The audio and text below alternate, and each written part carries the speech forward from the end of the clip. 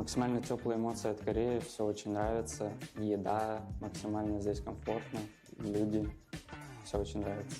На барбекю, не пробовал. ฤดูหนาวของเกาหลีก็รู้สึกตื่นเต้นมากครับเพราะว่ามีอากาศที่ค่อนข้างหนาวมากๆแล้วก็มีหิมะตกด้วยก็รู้สึกได้เล่นหิมะด้วยครับสนุกมากครับ心情比较激动吧，因为第一次参加类似于世界赛。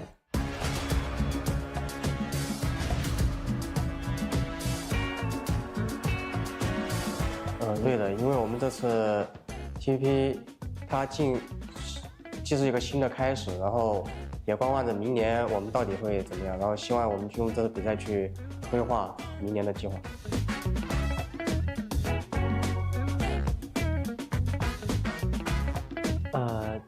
没有太多心情波澜吧，只是想拿一个更好的成绩，多拿点奖金。Thì bọn em cũng không có chiến thuật nào mặc định cả, bọn em sẽ chơi theo đa dạng và đối bắn phong phú, bởi vì đây là một chế độ hoàn toàn mới với bọn em. Взагалі, Esports, ФПП і ТПП не сильно відрізняються. У нас така сама тактика гри, загалом нічого не змінюється. Таких змін глобальних ніяких не було. Eu acho que vai ser muito importante, como ano que vem vai ser TPP, ter uma experiência com os melhores times do mundo, acho que vai ser um passo muito importante para o próximo ano. I think we just have to adapt with the third person, but no strategies. Yeah. We just have to adapt with the difference between the first person and third person.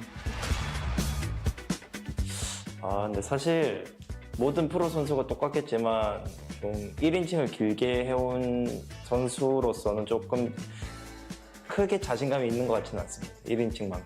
그래도 상위권을 유지하고 싶은 마음은 있는 것 같아요. 사실 뭐 DM프릭스가 잘하긴 하지만 저희 팀이 더 잘할 거라 생각하는데 그래도 DM프릭스보다는 T1이 조금 더 항상 잘했기 때문에 이번엔 잘할 거라고요? 그냥 라이벌 느낌? T1이 그냥 라이벌. 저는 3인칭을 잘한다고 생각해서 이번에도 열심히 하면 충분히 우승할 수 있다고 생각합니다. 아무래도 3인칭 잘하기도 하고 다들 이번에 3강도 하고 자신감이 좀 붙은 상태인 것 같습니다. 저희 T1의 예상 성적은 1등일 것 같습니다. 저희가 생각하는 성적은 무조건 우승이라고 생각하고 있고요. 저희가 지금까지 해왔던 3인칭 대회들을 거의 다 고성적으로 거뒀기 때문에 저희는 성적에 대한 두려움은 없다고 생각합니다. 저희 다 어리기 때문에 일단 다 피지컬이 좋기 때문에 오히려 3인칭에서 좀 더 빛을 볼 수 있을 것 같습니다.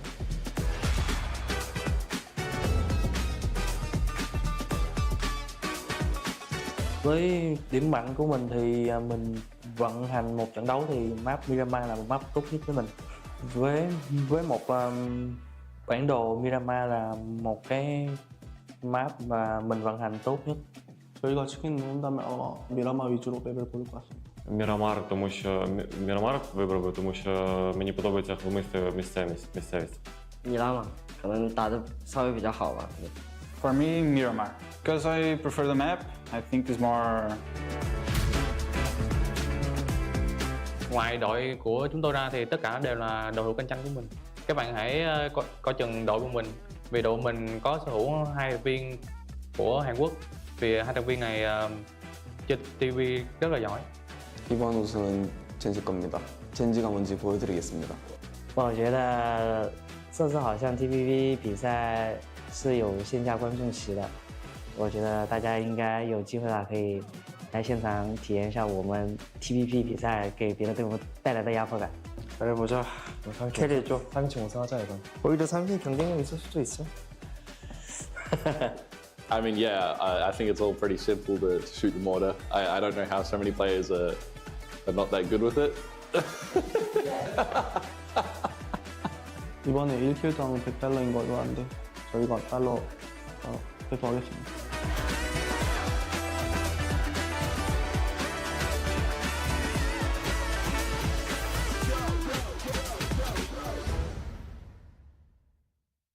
Wait, what's that sound? I've heard that sound before.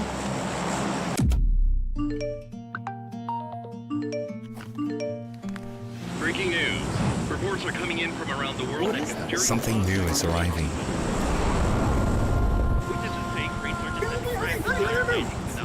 It's an airdrop!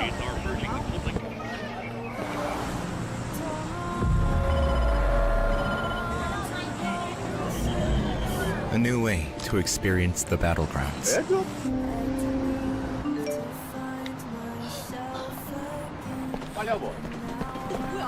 DPP.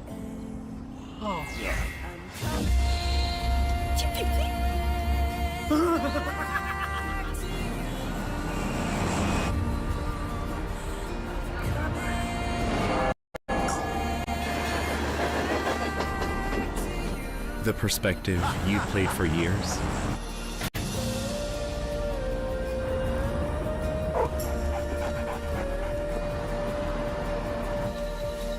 is now becoming the new way to watch PUBG Esports. PUBG Esports. Now TPP.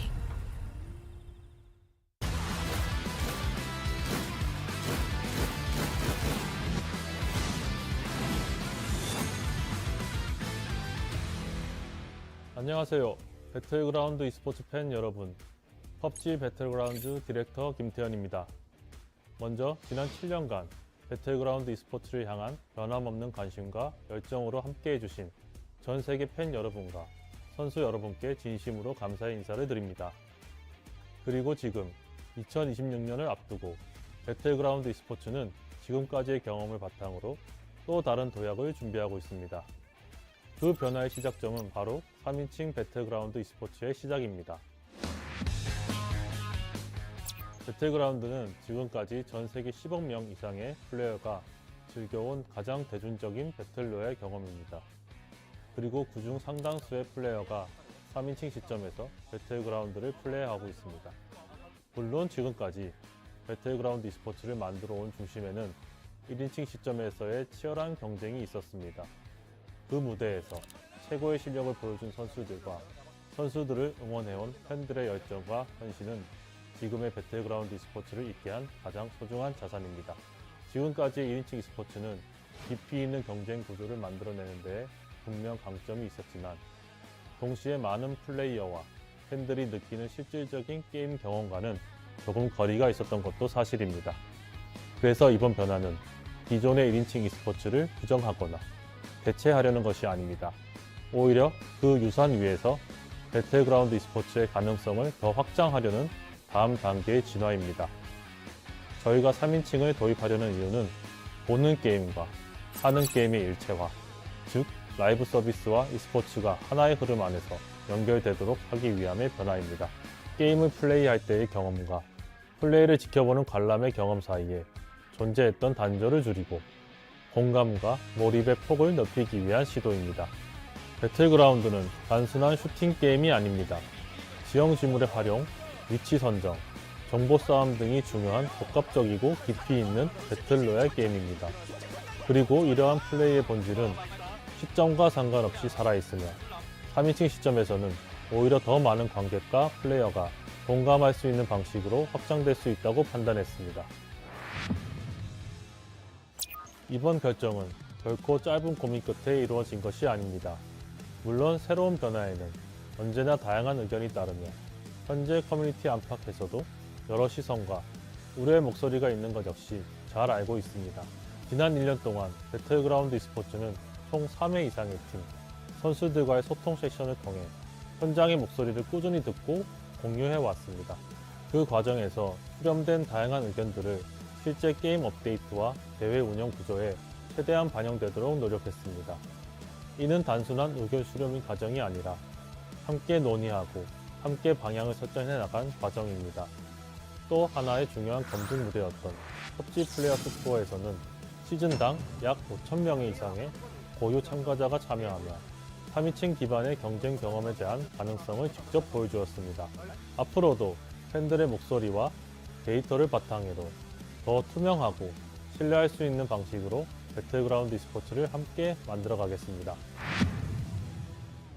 Switching to TPP hopefully should bring in more viewers because the casuals, we know that I think more than 80% of the players play TPP worldwide. 프로 선수들이 또 3인칭을 적응하면서 스크림을 많이 하다 보면은 똑같이 잘할 것 같아가지고 크게 걱정은 안 하고 있고요.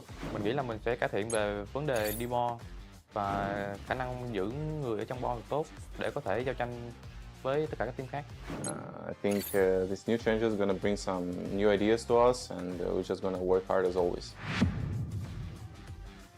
I'm excited about the transition to TPP in 2026 because it's going to give these players a new challenge to try and kind of figure out. And for us, as the talent, obviously we are going to be along for that ride to see how it's all going to work.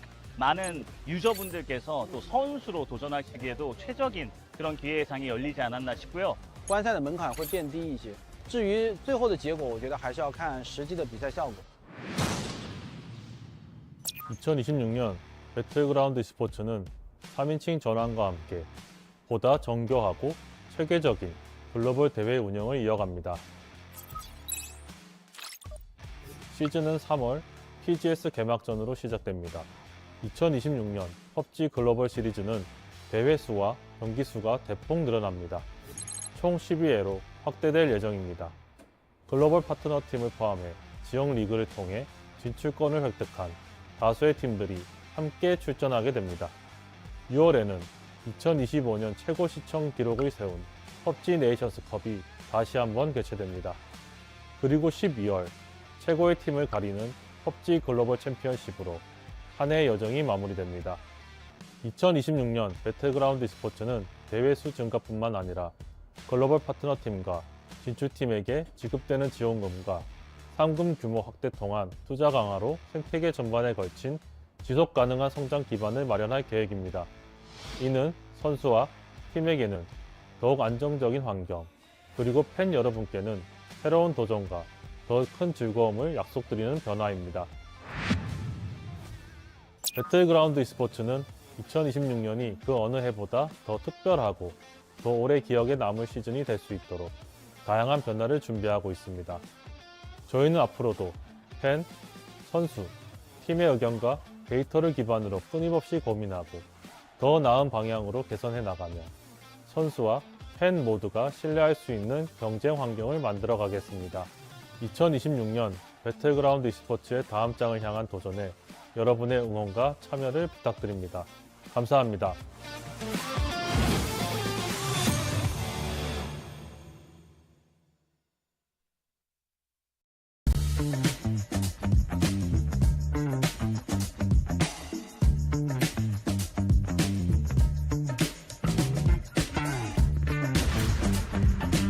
Максимально теплые эмоции от Кореи, все очень нравится. Еда максимально здесь комфортно, люди, все очень нравится.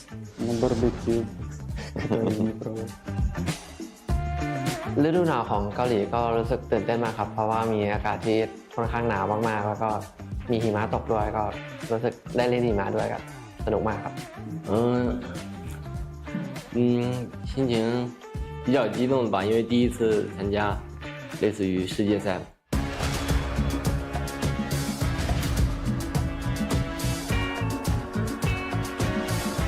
对的，因为我们这次 TPP 它既是一个新的开始，然后也观望着明年我们到底会怎么样，然后希望我们用这个比赛去规划明年的计划。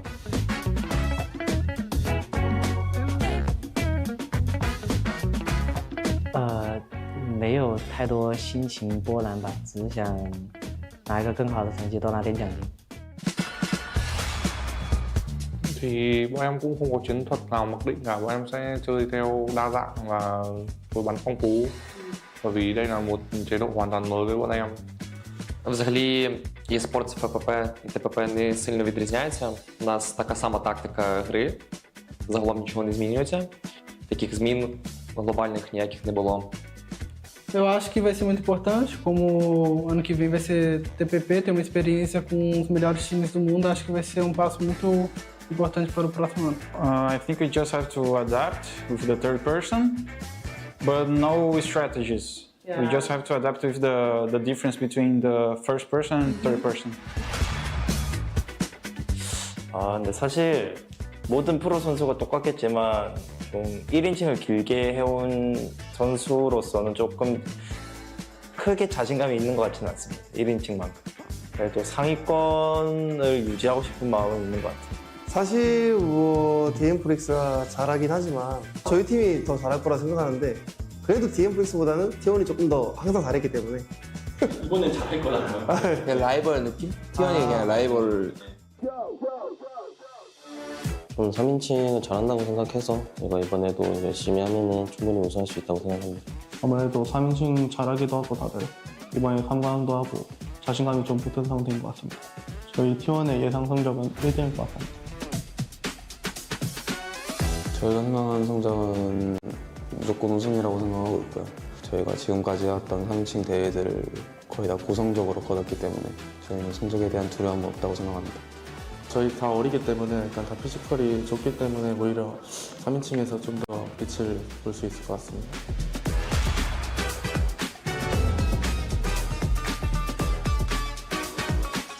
Với điểm mạnh của mình thì mình vận hành một trận đấu thì map Miramar là một map tốt nhất với mình. Với một bản đồ Miramar là một cái map mà mình vận hành tốt nhất. 저희가 치킨 먹는다면 아마 미라마 위주로 맵을 고를 것 같습니다. Мірамар, тому що Мірамар вибрав би, тому що мені подобається холмиста місцевість. Miramar 可能打得稍微比较好吧。 For me, Miramar. Because I prefer the map, I think it's more... Ngoài đội của chúng tôi ra thì tất cả đều là đội hữu cạnh tranh của mình. Các bạn hãy coi chừng đội của mình, vì đội mình có sở hữu 2 thành viên của Hàn Quốc. Vì 2 thành viên này chơi TV rất là giỏi. 이번 우승은 젠지 겁니다. 젠지가 뭔지 보여드리겠습니다.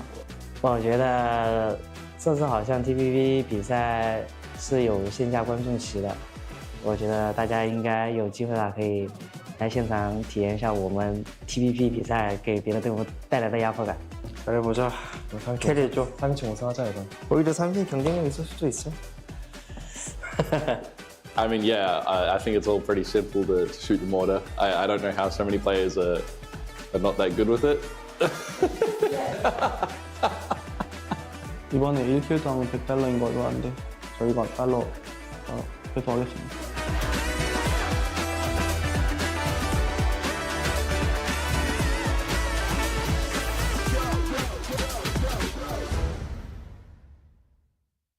Wait, what's that sound?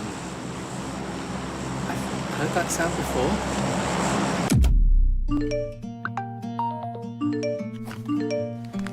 Breaking news.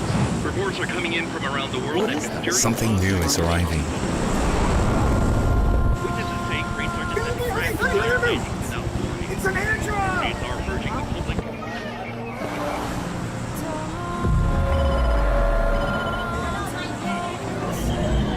A new way to experience the battlegrounds.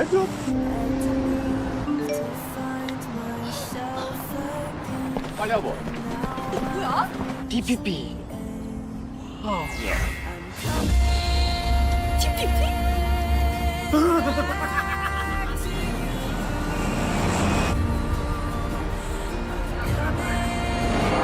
Now, the perspective you played for years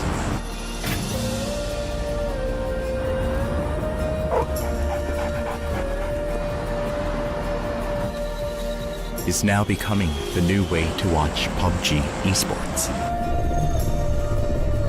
PUBG Esports. Now TPP.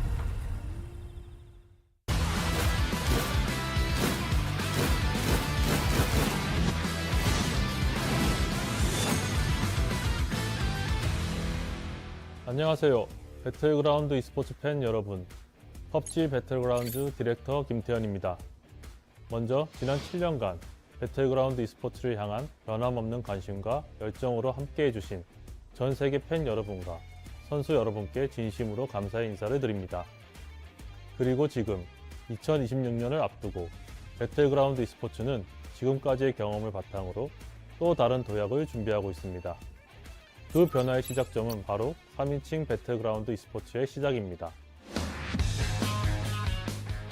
배틀그라운드는 지금까지 전 세계 10억 명 이상의 플레이어가 즐겨온 가장 대중적인 배틀로얄 경험입니다.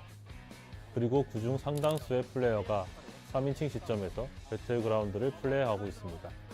물론 지금까지 배틀그라운드 e스포츠를 만들어 온 중심에는 1인칭 시점에서의 치열한 경쟁이 있었습니다.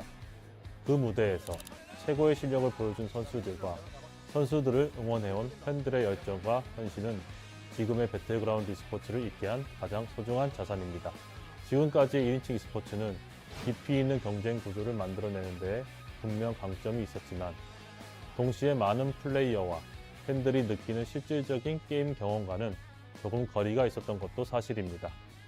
그래서 이번 변화는 기존의 1인칭 e스포츠를 부정하거나 대체하려는 것이 아닙니다. 오히려 그 유산 위에서 배틀그라운드 e스포츠의 가능성을 더 확장하려는 다음 단계의 진화입니다.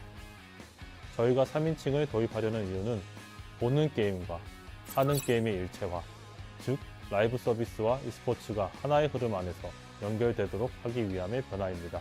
게임을 플레이할 때의 경험과 플레이를 지켜보는 관람의 경험 사이에 존재했던 단절을 줄이고 공감과 몰입의 폭을 넓히기 위한 시도입니다.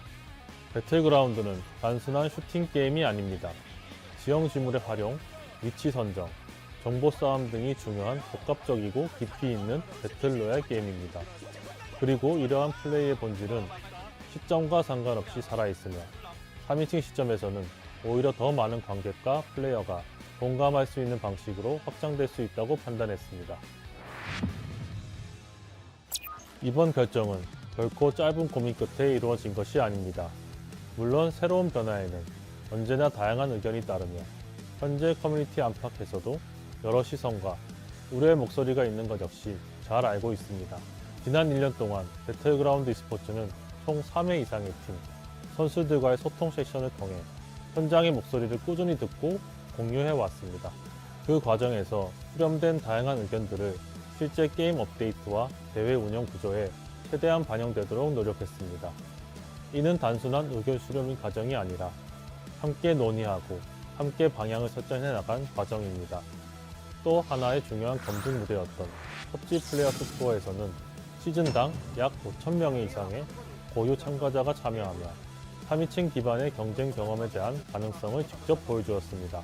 앞으로도 팬들의 목소리와 데이터를 바탕으로 더 투명하고 신뢰할 수 있는 방식으로 배틀그라운드 e스포츠를 함께 만들어 가겠습니다. So I think the TPP hopefully should bring in more viewers because the casuals, we know that I think more than 80% of the players play TPP worldwide. 프로 선수들이 또 3인칭을 적응하면서 스크림을 많이 하다 보면은 똑같이 잘할 것 같아가지고 크게 걱정은 안 하고 있고요. Mình nghĩ là mình sẽ cải thiện về vấn đề demo và khả năng giữ người ở trong bo tốt để có thể giao tranh với tất cả các team khác. I think this new change is going to bring some new ideas to us and we're just going to work hard as always. I'm excited about the transition to TPP in 2026 because it's going to give these players a new challenge to try and kind of figure out. And for us, as the talent, obviously we are going to be along for that ride to see how it's all going to work. 많은 유저분들께서 또 선수로 도전하시기에도 최적인 그런 기회의 장이 열리지 않았나 싶고요. 观赛的门槛会变低一些。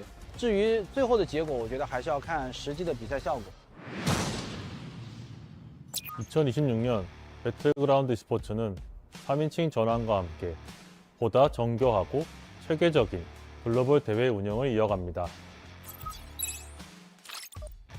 시즌은 3월 TGS 개막전으로 시작됩니다. 2026년 PUBG 글로벌 시리즈는 대회 수와 경기 수가 대폭 늘어납니다. 총 12회로 확대될 예정입니다. 글로벌 파트너 팀을 포함해 지역 리그를 통해 진출권을 획득한 다수의 팀들이 함께 출전하게 됩니다. 6월에는 2025년 최고 시청 기록을 세운 PUBG 네이션스컵이 다시 한번 개최됩니다. 그리고 12월 최고의 팀을 가리는 PUBG 글로벌 챔피언십으로 한 해의 여정이 마무리됩니다. 2026년 배틀그라운드 e스포츠는 대회 수 증가뿐만 아니라 글로벌 파트너 팀과 진출팀에게 지급되는 지원금과 상금 규모 확대 통한 투자 강화로 생태계 전반에 걸친 지속 가능한 성장 기반을 마련할 계획입니다. 이는 선수와 팀에게는 더욱 안정적인 환경, 그리고 팬 여러분께는 새로운 도전과 더 큰 즐거움을 약속드리는 변화입니다. 배틀그라운드 e스포츠는 2026년이 그 어느 해보다 더 특별하고 더 오래 기억에 남을 시즌이 될 수 있도록 다양한 변화를 준비하고 있습니다. 저희는 앞으로도 팬, 선수, 팀의 의견과 데이터를 기반으로 끊임없이 고민하고 더 나은 방향으로 개선해 나가며 선수와 팬 모두가 신뢰할 수 있는 경쟁 환경을 만들어 가겠습니다. 2026년 배틀그라운드 e스포츠의 다음 장을 향한 도전에 여러분의 응원과 참여를 부탁드립니다. 감사합니다.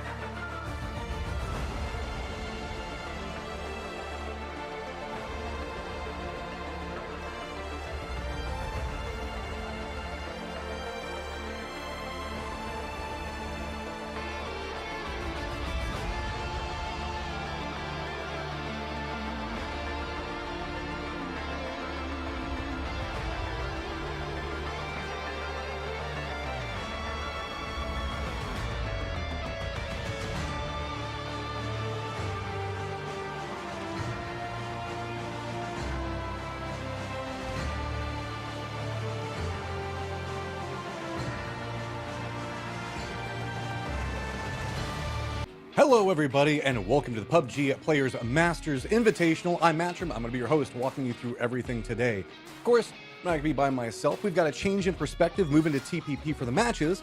We also have a little bit of a change of perspective as we're going to be looking into the games.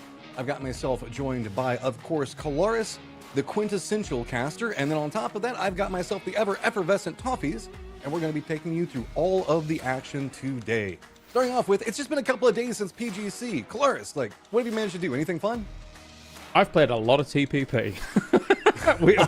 I've been driving around with BRDMs being Panzerfausted. It has been difficult, I'm going to be honest with you, because people have been rinsing me. There is a lot of strong players there, and I'm interested to see some better players throughout these next 3 days, let's be real. Yeah, I mean, I've been getting kind of hosed myself. Toffees, I know over at PGC you kept talking about the fact that you wanted to kick back and get some time, relax, and do some fishing on your pier. Did you manage to get any in yet? No, I have not been fishing. I've been trying to play TPP, and the only fishing I'm doing is with grenades, because apparently I'm not good enough with utility. I have learned that this week, and I think that that is probably the thing that stood out to me the most, is these guys use cars and utility in ways that I was not prepared for, and I can't wait to see what teams like T1 do now that they're cut open to do it however they like. I can put a smoke anywhere that I want, but it feels like whenever I'm trying to put like the flash in the place that I need to, I mess it up every single time. We've got a ton of other talent that are going to be assisting throughout the day. We've got a pro player and Michael we're going to tag in every once in a while in game to give some very specific breakdowns and instances. That way you provide more insight, things that you can take into your games. On top of that, we've also got Mark Power. It's going to be jumping around, talking to everybody, boots on the ground, trying to provide as much insights on what's going to be happening with the players throughout the entirety of the day and through the entirety of the weekend, actually. On top of that, we also have a couple of interesting situations where we've got Bella that's going to be doing the interviews, and we've got MC Paperthin that's going to be leading us through the entirety of all of this. So a lot of really cool stuff to try to bring you guys as much information as we can as we're making this jump into TPP. Guys, we're kind of talking about, this is a bit of like a return to roots, Kalaris, but it's also kind of like new, because we're going to have to try to figure out like, how are these players going to interact in a new environment? Because like some of the pushing, the aggression that we can see from squads like the Expendables and whatnot, that's going to be a little bit different in how they execute, you'd imagine, right? You'd imagine so. There's maybe a world, right, where teams like EMEA are able to deal with the slow style of some of these lobbies, or slower style for the most part. But I think the Eastern teams are going to come out fierce and strong, considering that there's a lot of prize pull for each kill that comes along. Looks like we've got ourselves a stack of teams getting ready. Opening ceremony should be starting off in just 1 second. So we'll try to prep that up as best as we can for you guys. Toffees, any final thoughts before we try to get everything set up? I just want to give a shout out to our drone pilot, all right? Between PGC's intro with the Bam Bam concert and this, like, this man's a legend. I tried to fly a drone last week and it was a disaster, so kudos to him. This is going to be an absolutely wild start to kick off everything. And yeah, I mean, you're nailing it. We are at the PUBG What's up, Players everyone? Masters Paperton Invitational. Here, and I'll be your captain for today. The 2025 PUBG Players Masters Invitational, where teams are competing to become the king of TPP, the new future of PUBG Esports. 16 teams and 64 players have flown in from all around the world to Seoul, South Korea. Now, let's begin the boarding for the TPP flight.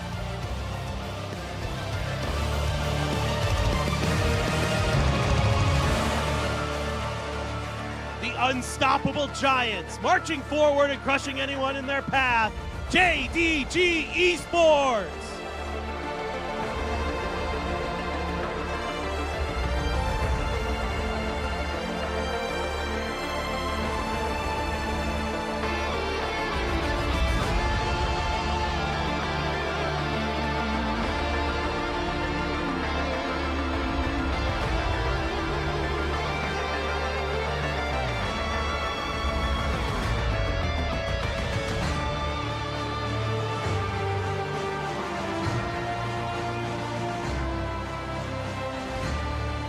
One for all for one goal, one destination, the championship, Navi!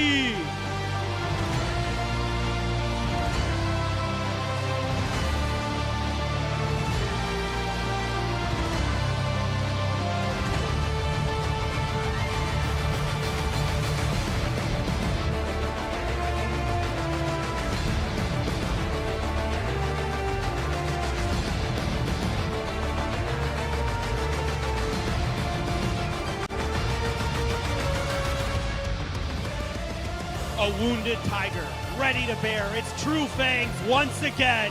It's Gen G!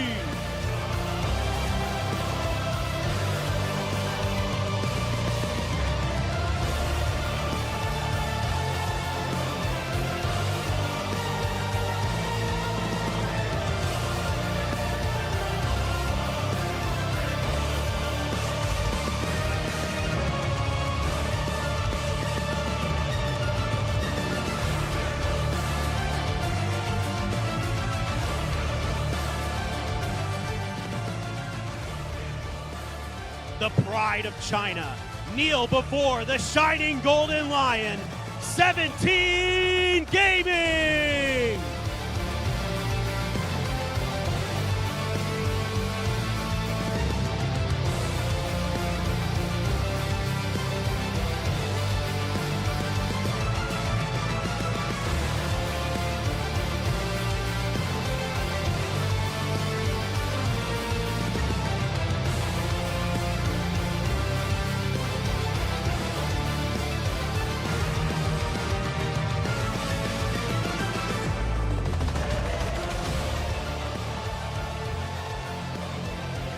The world's best players have united. Who can stop them now? Anyone's legend!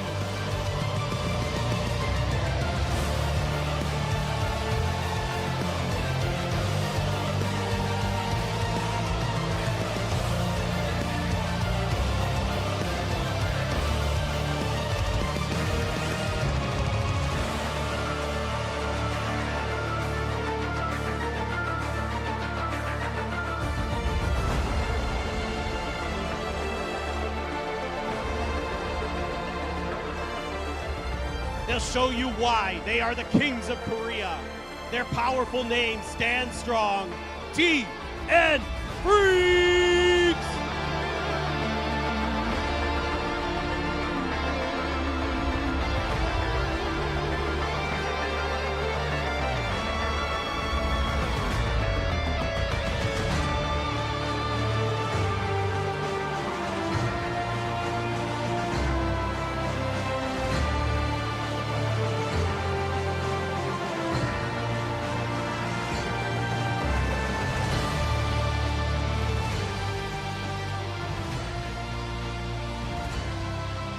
The final piece of the perfect victory puzzle is here.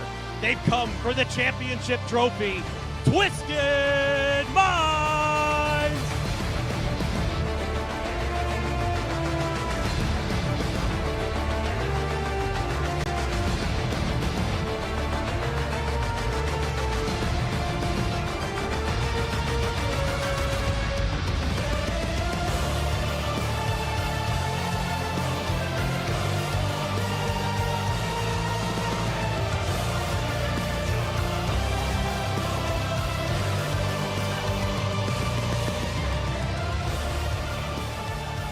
Their sights are locked on the trophy. Everyone else, step aside. Team Falcons!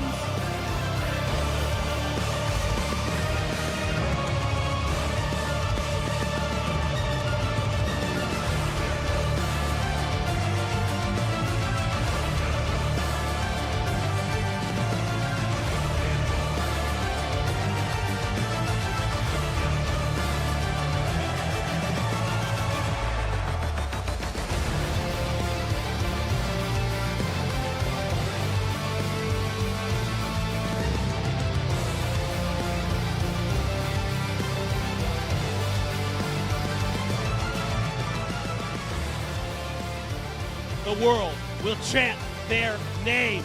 E-Arena!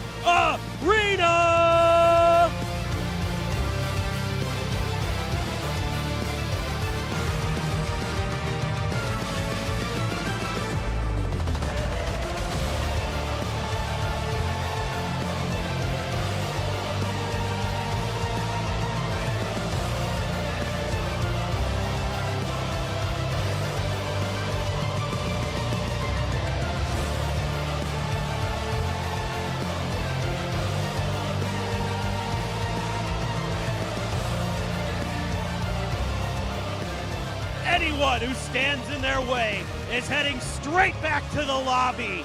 It's the Expendables!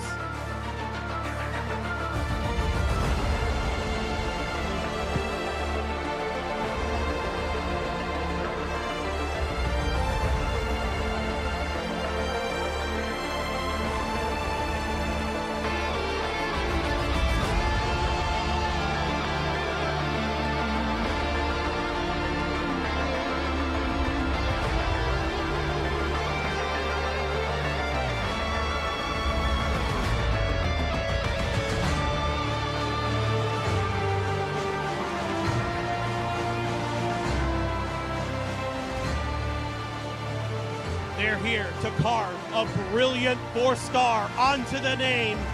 It's T1!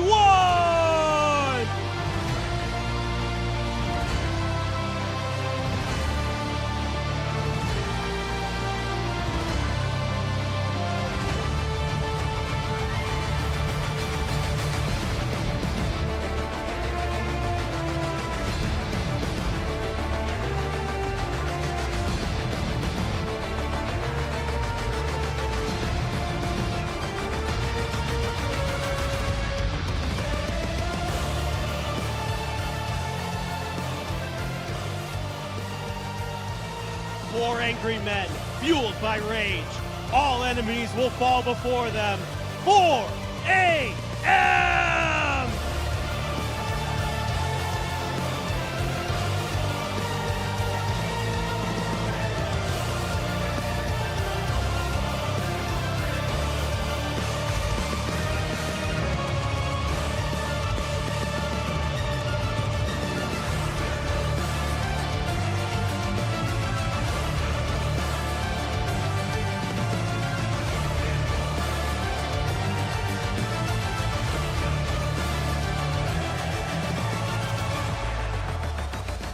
Fight your way up with everything you've got.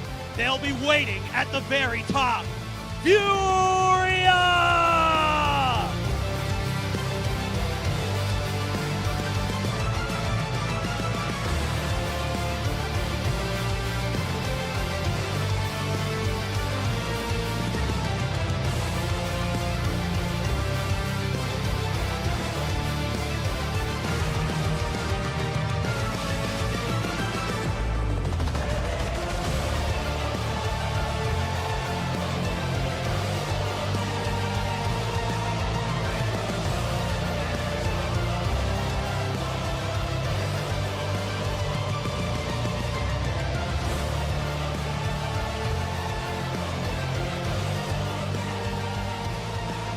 It's time to show the true power of the Orange Lions, FW Esports!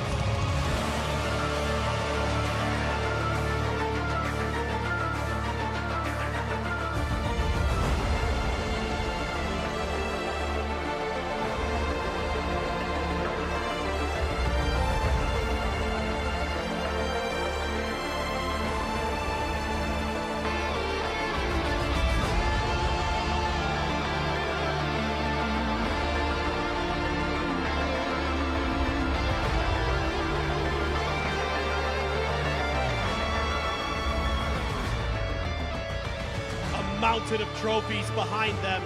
And tonight, they want to add one more. Petrichor Rose!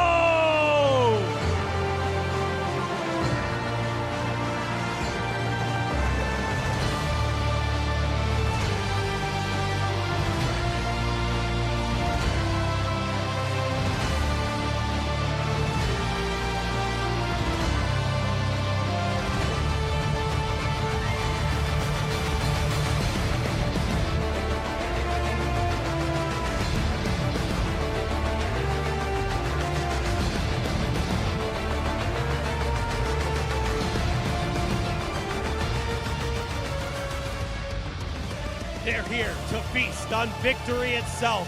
The beasts of TPP, they go pod!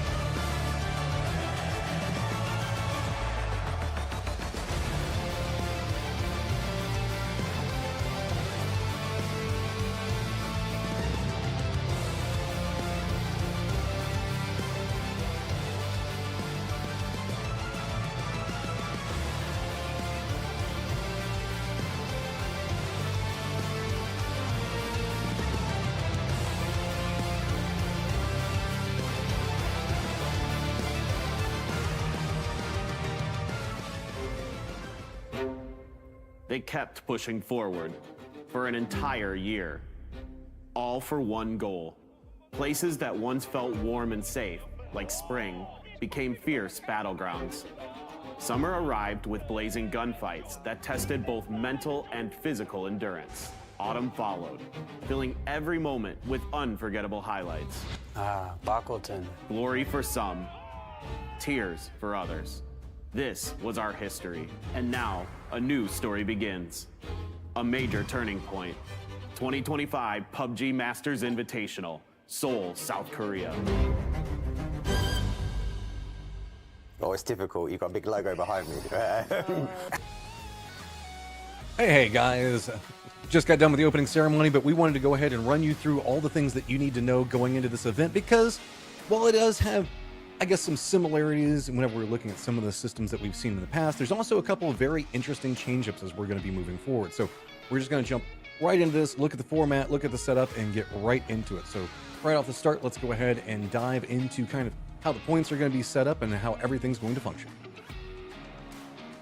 Oh, actually, no. First things first, we've got ourselves a little bit of an interview that's going to be set up. We've got Mark Power sitting down with, I believe, Gunnar from Falcons. Forget about the format, guys. I pulled Gunnar in with you. It's Mark with Gunnar. We're on the ground here. It's quite noisy in the background, but I think you guys have got some questions for Gunnar. So over to you. Are you eating the microphone? Yeah, why not? I just saw him chewing.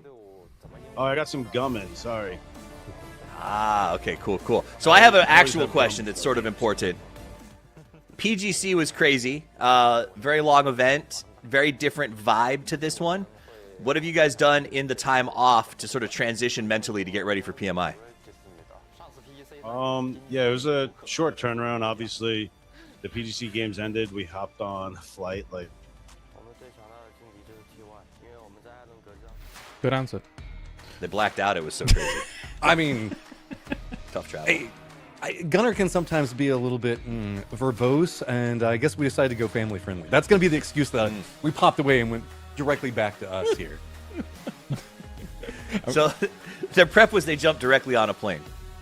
I think that, though, the fact they blacked out is fascinating, because I do think this is going to be a challenge for some of these teams, Matt. This idea of going from PGC, which is just intense, hyper-focused, to an event where it's like, it's still a big deal. There's a lot of money on the line, but they're streaming on different PCs. You can sort of watch their perspective other places. It's got more of a fun, lighthearted vibe. And personally, I think it would be really challenging to go from the pressure of PGC to an event like this in such a short time and make those adjustments. I think also knock on from that is you're going from Bangkok where it's like 30 degrees every single day, and currently in South Korea it's winter. All right, they had to provide them coats because like packing for all of that stuff, that's tough. So also being able to acclimatize quickly as well, I think that's going to be tough for some of these guys. The only guys that got Balenciaga coats aren't there. So true. I feel a little bit of that jumped right into like 30 degrees over here. So here's our format. You can see up at the top of it, we've got $50,000 for the tournament champion, but every single match is going to be worth $1,000 for daily winner, also getting $5,000 in total. But let's not also forget that there is $100 per kill. That's going to be really interesting as we start stacking in with revives and other things like that. So it gives us a grand total of $200,000. But Colaris, the way that map selection works in this is really interesting. Yeah, for sure. So anybody that wins a map, obviously, then they are going to be able to choose the next map with 5 games per day, right? What I find super interesting about this in particular is that there are some teams that are kind of embroiled in hot drops in like 3 of the 4 maps, right? So if you think about T1, who constantly has to go up against 4AM in Yasnaya, JDG and Chumacera, even Pero has like locked in Yulin on Ronda, right? So it makes me think, okay, a team like T1, if they get a win suddenly, they could just pivot to Tego, where they don't have a hot drop scenario. Likewise for JDG, where Fury is hot dropping them. They've got the T1 scenario on Miramar. They could just say, okay, well, we're going to be able to go to Ronda, where our drop spot's open. So I think there's some really cool dynamics that could occur here for these teams that are embroiled in some of this kind of stuff. I totally agree. It's pretty interesting, especially whenever we think about what T1 could do, because there's a world where they might actually just want to go for hot drops. But whenever we look at this, we've got our... Yeah, I know. I would lean into the hot drops. It seemed to work out for them. Whenever we look through the point system, it's pretty similar to everything else that we've been playing through. Of course, you get 10 points for first. There's going to be a stacking move forward. But on this, we've also got our participating regions with Twisted Minds and Falcons being a little bit interesting there, Toffees. Yeah, Twisted Minds and Falcons. Yeah, well, you know, as goes the org, so doth the players. And those are the teams that we have access to, which I'm pretty excited about. I think that we already got a chance to talk to Gunnar, really illuminating interview. But throughout this event, we get to talk to Twisted Minds as well, and some other teams. For me, I'm curious about this Molodoc situation, James. Setting example and putting Molodoc in could be actually really awesome or very confusing for the fans. Hey, BB team was amazing when it came to their kind of campaign when it came to TPP in Europe. They won that 5 out of 6 day games. So we could see something happen from Molodoc. I'm curious to see how the flow of the lobby is going to be, though. I mean, we even have anyone's legend that's have pretty much anybody on it, so the rosters are going to be very interesting on this. I believe that we do have Gunnar back, so let's see if we can bring Mark Power back in and get some of those insights, because I know, Toffees, you were kind of chomping on the bit to get some questions over to Gunnar. Yeah, sorry guys, it's a bit windy here in Seoul. That's why we've got a bit disconnected, but we've got Gunnar back with me before he run away. Don't laugh at my jokes. But yeah, Gunnar, obviously back over to you. The guys obviously asking what have you done to prepare since PGC, now going back into PMI. Yeah, so since PGC, you guys missed me, by the way. It was a short turnaround, so we didn't really have that much time to prepare. However, before coming, I knew like the teams that obviously were going to be playing, and at PGC, I knew the teams that were going to be playing. So we had a week off at PGC or in between because we qualified out of groups to the grand finals. So once I finished my grand finals prep, I just started working on prep for this event, which it was it's obviously a bit of an unorthodox event for us. I mean, obviously moving forward it won't be, but I just went back to like our first TPP event that we won, found out like what we did good, what we did bad, like how teams played, and then even though it was regional, I was able to get some good takeaways from that and give it to the boys. So hopefully that answers your question there, Toffees. I don't know if you got any more, Leo. I can see. I have a question. James is eager to ask. Don't know which map are you picking? David keep changing their minds. I'm going to caveat before he answers. They keep changing at the moment. So I think we'll probably go Erangel. But obviously, if Erangle's at cap, then we're more than likely going to go Miramar. Right, boys. One last question. Because Gunnar has to get back down to the coaches. I've just got to jump in. We don't ever get this information right before the broadcast. Who's the fantasy player that we should pick on Falcons today? Okay, well, I will warn everyone that we did have a little sickness. So Kick is getting over his sickness. I picked Kick because of the price. Don't tell the rest of my team that, but Shrimzy's like a tank and just never gets sick. So you're probably good with picking him for all 3 days because, I mean, he like eats dirt or something and gets his like constitution up. So, yeah, you could probably go with him. H1 went crazy in finals for us. So, but and he's not sick either. He got over it. So you're probably safe picking everyone. Tig is sick right now, but he's Tiggleton, so you could expect him to perform, adapt and overcome, and embrace the suck. That's what we say in the Marine Corps. That's what I tell them. Unless they're missing an arm, they're going to be sitting at that desk playing. I don't really care. Well, there you go. You hear it from him. It's either Kick or Shrimzy. Well, Shrimzy's been walking around in shorts today, and it is cold here, guys. So maybe I'll be hitting the Shrimzy. He seems to be built a little bit different. Pardon me. I may or may not have had Tiggleton on my fantasy roster, and I'm doing some slight adjustments off the conversation. Thank you so much, guys, for your insights. Appreciate it. Hopefully we'll be able to get in and talk to you guys a bit more. So, right out of this, things that we have learned, Claris, is the fact that Gunner force feeds Shrimzy dirt. Apparently. I'm keeping Tig, just so you know. I'm keeping I can't Tig. believe how fickle Matt is. I'm The keeping it as a betrayal. joke. I don't even have it up. He had like Okay. he had a shank ready. The second you had info, you just stabbed that man. I respect it.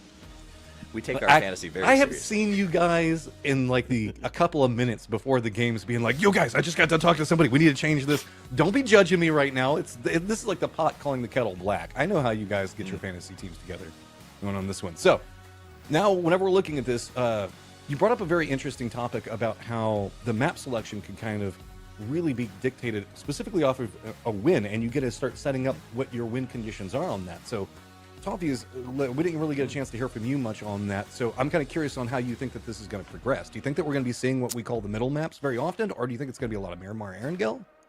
If I had to predict it, it's going to be, we're going to start in Erangel because we have to, and then it's going to go Miramar, Erangel, and then if Twisted Mind wins, a Rondo in there somewhere.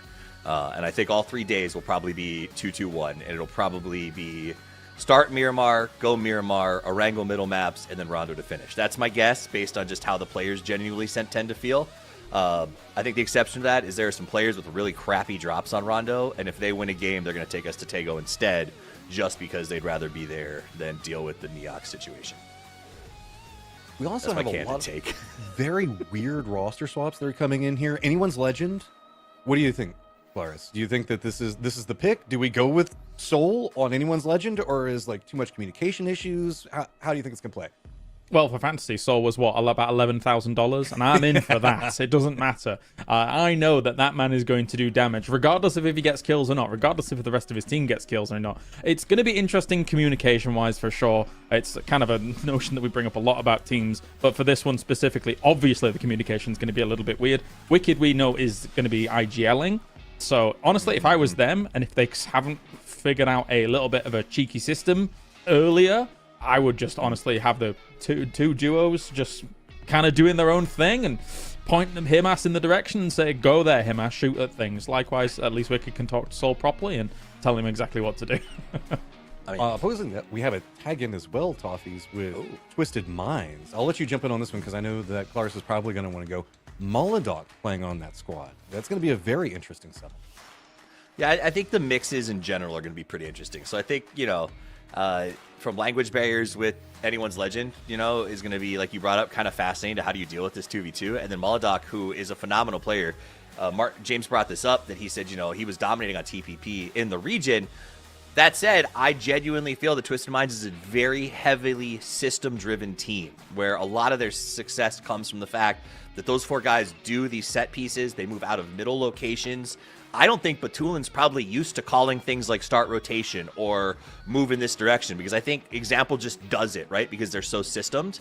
So I think that could be a little bit of a spur in their side at the start, is Molodok isn't going to be into the system. So he's going to have to remember to make micro calls throughout the start of the game, which I don't know that I would remember to do necessarily when I'm used to running 4 guys who already know everything about the start of the game, the timing, and what we're usually going to do, right? Because like that first rotation, they all know where they're going. The second that circle pops, like, okay, this is our first 3 rotations. They have to explain that to Molodok as the game goes on, and if they don't remember to do that, they could slow him down.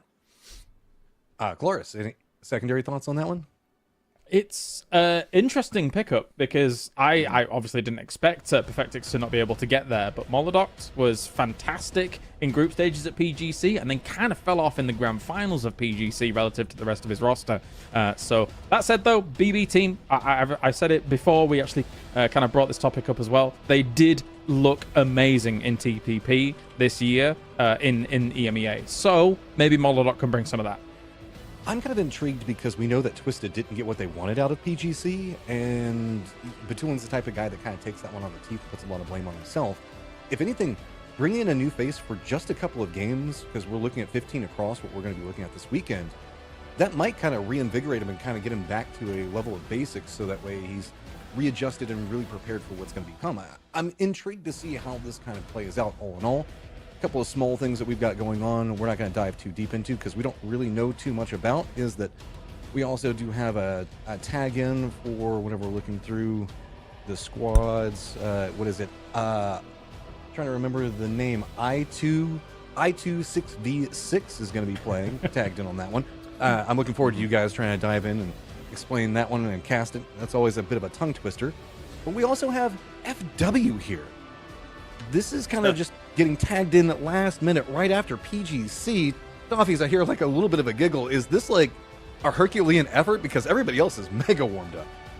Yeah, I mean, I honestly, I would have said the same thing about Full Sense at PGC, though. So I'm going to go ahead and suspend disbelief on a team that's, maybe not warmed up or sort of out of practice, because while everyone else has been grinding it out, these guys have actually had the last couple of weeks, if not months, to just focus on the format and the changes and prep for this tournament. So that could benefit them. I don't really see them winning this event, but I think it could help them a lot. Any takes on that one, Cloris? Not too much on FW. I think they're a bit of an unknown commodity relative to everything we've seen internationally, right? Of course, we have seen these guys in the past at LANs and stuff, but nowhere near to the level of what we've seen just at the recent PGC. Well, we got a chance to hear from Mark Powers, so let's also get a chance to get an idea on what it's like to be a pro player in recent events, trying to get everything established, get your mindset right, get the warming up. We've got Michael, so it would be remiss to not get a little bit of information with him right before we jump into game. So Michael, like whenever you're just like a couple of minutes before that first match, like is it nerves, is it energy, is it silence? What is it that is kind of happening? I think this tournament might be a bit different because a lot of teams are just going to be feeling it out. They don't really know what to expect. There's a lot of IGL changes, game style changes. Now people are getting prize money for winning games and killing people. So I don't know, it could be a bit different to a regular LAN, but usually most players are feeling a lot of excitement rather than nerves, unless it's a first time player on a LAN, which none of these players should be, except for maybe one of Pero's players.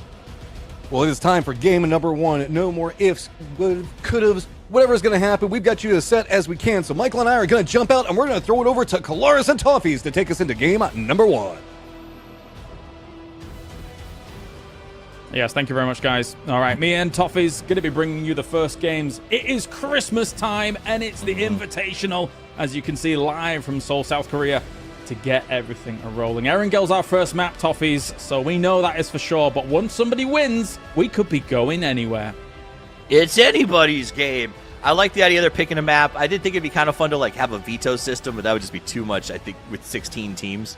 This is a fun new thing to try. Also, Michael, you're not off the hook. We're calling you back at some point here to talk about the early game and how important it can be in these tournaments. But I'm very excited, James. I think this is a fun opportunity, as I don't think you and I have been on the mic together in years in this capacity, so it's going to be a good one. And two, it's just unexpecteds across the board. How do BRDMs come into play? I guarantee you we're going to see 2 on every map. The ability to drive a BRDM and collect information is going to be absolutely incredible in this one, right? The way that people are breaching compounds. I think cars are going to have such a higher prio, and they're already super prioritized, as already we'd see 4AM and Tiggleton, or as Shrimsy, go early into this one. Oh, come on, Shrimsy, dodge, baby. That was close indeed. Obviously, they were just kind of cutting off their parachutes a little early to try and be down on the ground as quickly as possible, but both players are very adept at doing that, so Shrimps is going to have to tuck his tail between his legs and run away. I will say, looking at that initial perspective, he was a little bit higher than Longs, But at the same time, as we take a look across the map now, we are seeing that T1 as well as 4AM are in the same spot, Yasnaya. However, T1 does have End separated up at no lean. So maybe the propensity to actually go for this kind of extremely aggressive hot drop is less likely, especially also with Longs trying to get some cars from other locations.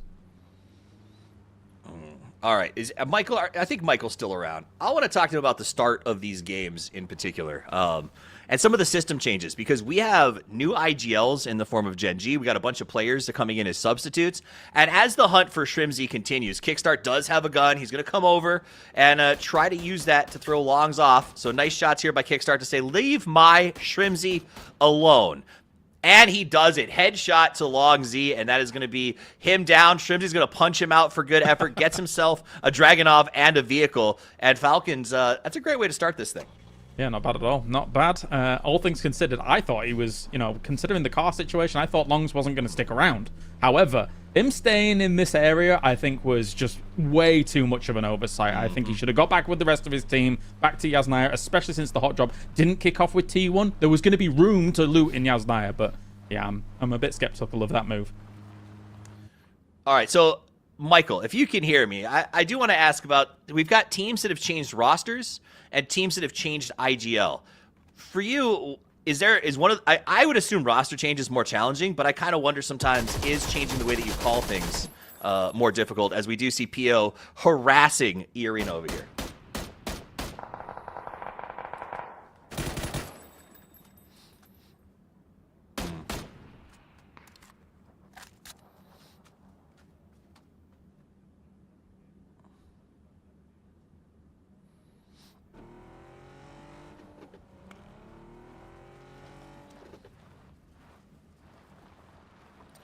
Do you think these early fights are a symptom of the $100 per kill, or is this something you'd normally see?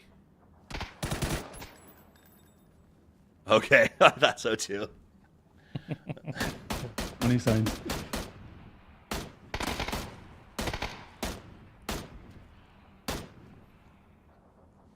I believe Park Pro really rotated this. So the M16, we've already seen it used twice here. Park Pro rotated in with the M16 to cause some trouble. Opon's in the distance with the M24.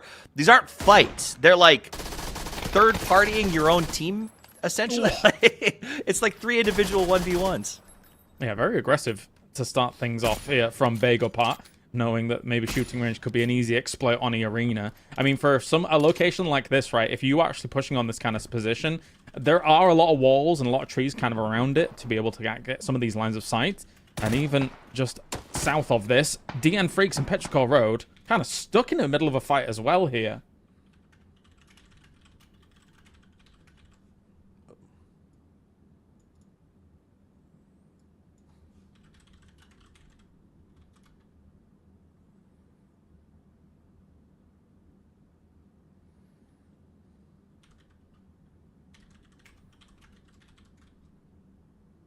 Oh, Ian's scouting out. Can you hear me, Toffees? Yes, I do. Good stuff, good stuff. We're here together. It was an intense moment, and I really wanted to make sure that we were able to put that pressure into the moment here, as it has been a fascinating sort of group fight situation. A lot of individual drops, which I don't know if that's a symptom of being able to sort of visually scout more effectively. But the circle up here at firing range, already these teams mixing it up pretty aggressively. E-Arena down to just Larix.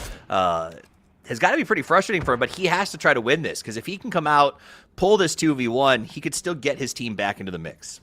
I'm watching on the map as well, and also seeing some of these kills early, and I don't think it's just the fact that it's 100 per kill. I do think that there's probably a little bit of these teams not actually knowing where a lot of these teams would go in this kind of mode, right? Like, we're seeing how many teams are already centered up. Admittedly, like where this is a circle way north of the river, right? So they're trying to kind of scramble for those high-value positions, but they're running into each other quite a lot already here, with already more kills than I was expecting. Mm-hmm. Yeah, I'm actually, it almost feels like a Game 6 situation with how quickly our teams have gotten into this fight. Akon Bagopah has been honestly just hunting out here for a minute. Hakatori, the king of damage himself, opens up and gets that knock on 7-7-0. And it's just Hakatori things, right? I don't care what the perspective is. The only perspective that matters with him is murder. Yeah, he's very good at that. That is for sure. And this is Na'Vi just rotating past 17. He's just come out of Pachinki. This is on the west side of that. Na'Vi's going to be completely content with that and then get moving on up. And I think for both teams here, there is a onus to not get bogged down in a fight like this when a circle's like this, right? You don't really want to be on the south side of that river. And now, as Na'Vi, you're moving, thinking to yourself, okay, well, surely there's somebody in Cube. Surely there might be people near those bridges near the east side of George. So you've got to be very careful about your movement here. I think you hit the nail on the head. The biggest issue for me, especially with this transition, we talk about PMI, is that this is a mode where it's very important to get to those strategic locations early, right? Defense is everything in this game. This fight is cool, but unless that circle keeps moving towards firing range, every team that's involved in this is going to win a couple $100, but not be on the slate to take home the 50,000, as you need to sort of, I think, get those early rotations. For me, PGC was a very edge-heavy meta, and I think that's probably going to shift pretty dramatically over the next 3 days here. Yeah, people want those prime spots, as you're saying, and for a north position like this, obviously you've got Plane Crash, you've got some of the compounds that DNF as well as Bagel Power are already kind of sitting in.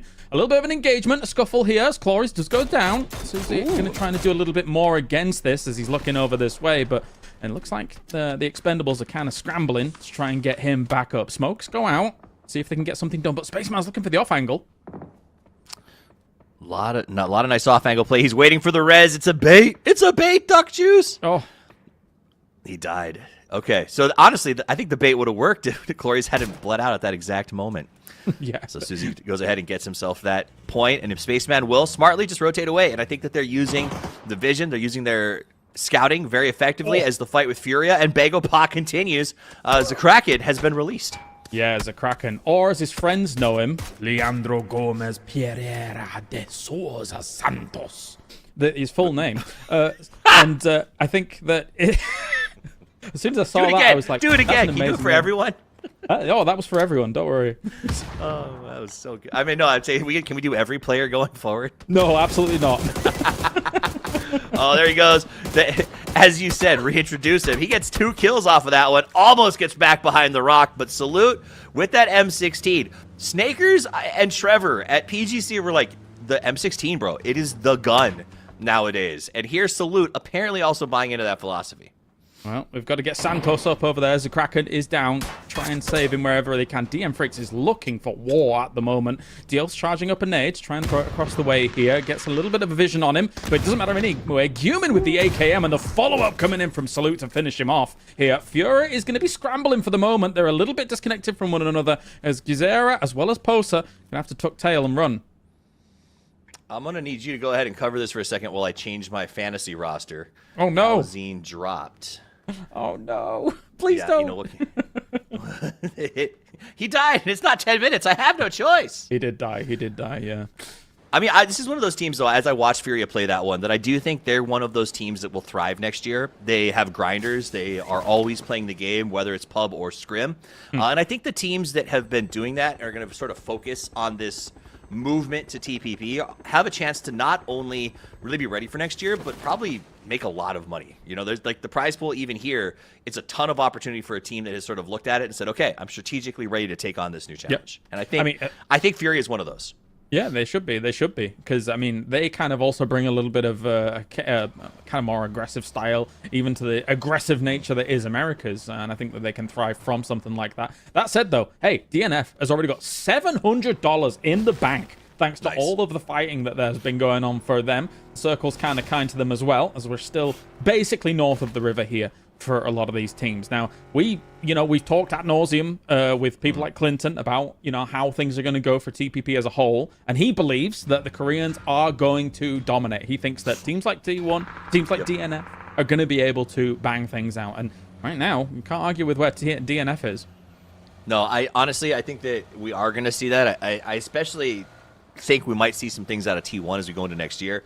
DNF starting strong, having Salute big on a day one is not something that I'm used to seeing. So if this is working and this is their future strategy, I'm on board with that. I love seeing Salute come out strong on the first day. Yeah, there was a little bit of a moment, right, at PGC where we're like, okay, has the rest of Korea just taken over where Salute is? Is Salute old news for DN Freaks? And yeah, maybe this is his calling for all intents and purposes. But Falcons is now on the move as well. They are currently situated in the circle. Likewise for Na'Vi. They did manage to get over those problem bridges that we were mentioning earlier. I think that came at the behest, though, of the fact that the Expendables had to move away after their fight with JDG, which allowed them a nice little opening to be able to cut across here scot-free. Yeah, I think a lot of our teams who didn't land right here at shooting range benefited from that weird little 4 or 5-way fight because there was a shocking amount of space on the fringes. And if any of those teams get the shift, if Falcons pulls something strong, never eat shredded wheat, to the southwest here or east, like they can win this game. So I do think the fact that we fought so early in the middle opened the door to what is traditionally a very tough rotation at this stage. Orango doesn't have a lot of additional cover, right? Especially here, you have to get those early movements in, and you got to find those compounds quickly. For Baker Park, good to get Park Pro back in because they were saying that Park Pro feels very confident in TPP. So let's see if that can actually work out in their favor. Of course, they've got themselves a few kills, but they lost 2 to 3 at the entering of it. But let's see what FW wants to do, because where are they going? This is a big send. They're walking straight into the killers of DM Freaks here if they're not careful. Human's got the grenade trapped up, cooks it, tosses it, has to run. Nice dodge. Good grenade, but not enough, and he is going to get roasted. So he goes down. Meanwhile, Deal is fighting FW elsewhere, trying to hold them off. If FW does stuff like this, Toffees, I think teams like DM Freaks holding a bit of a wider split, because FW is really kind of the truly unknown commodity of this lobby right now. Everybody else has been playing with each other at PGC. They're the one team that could cause some and sow some problems for the rest of them. That said, though, Salute is still on it here with the M4, is able to take down Banana 1. Can he deal with Konaxi here? Lying down behind the UAZ, try and throw down some smokes here for a little bit of extra cover, but more shots come in and Heaven will deal with him.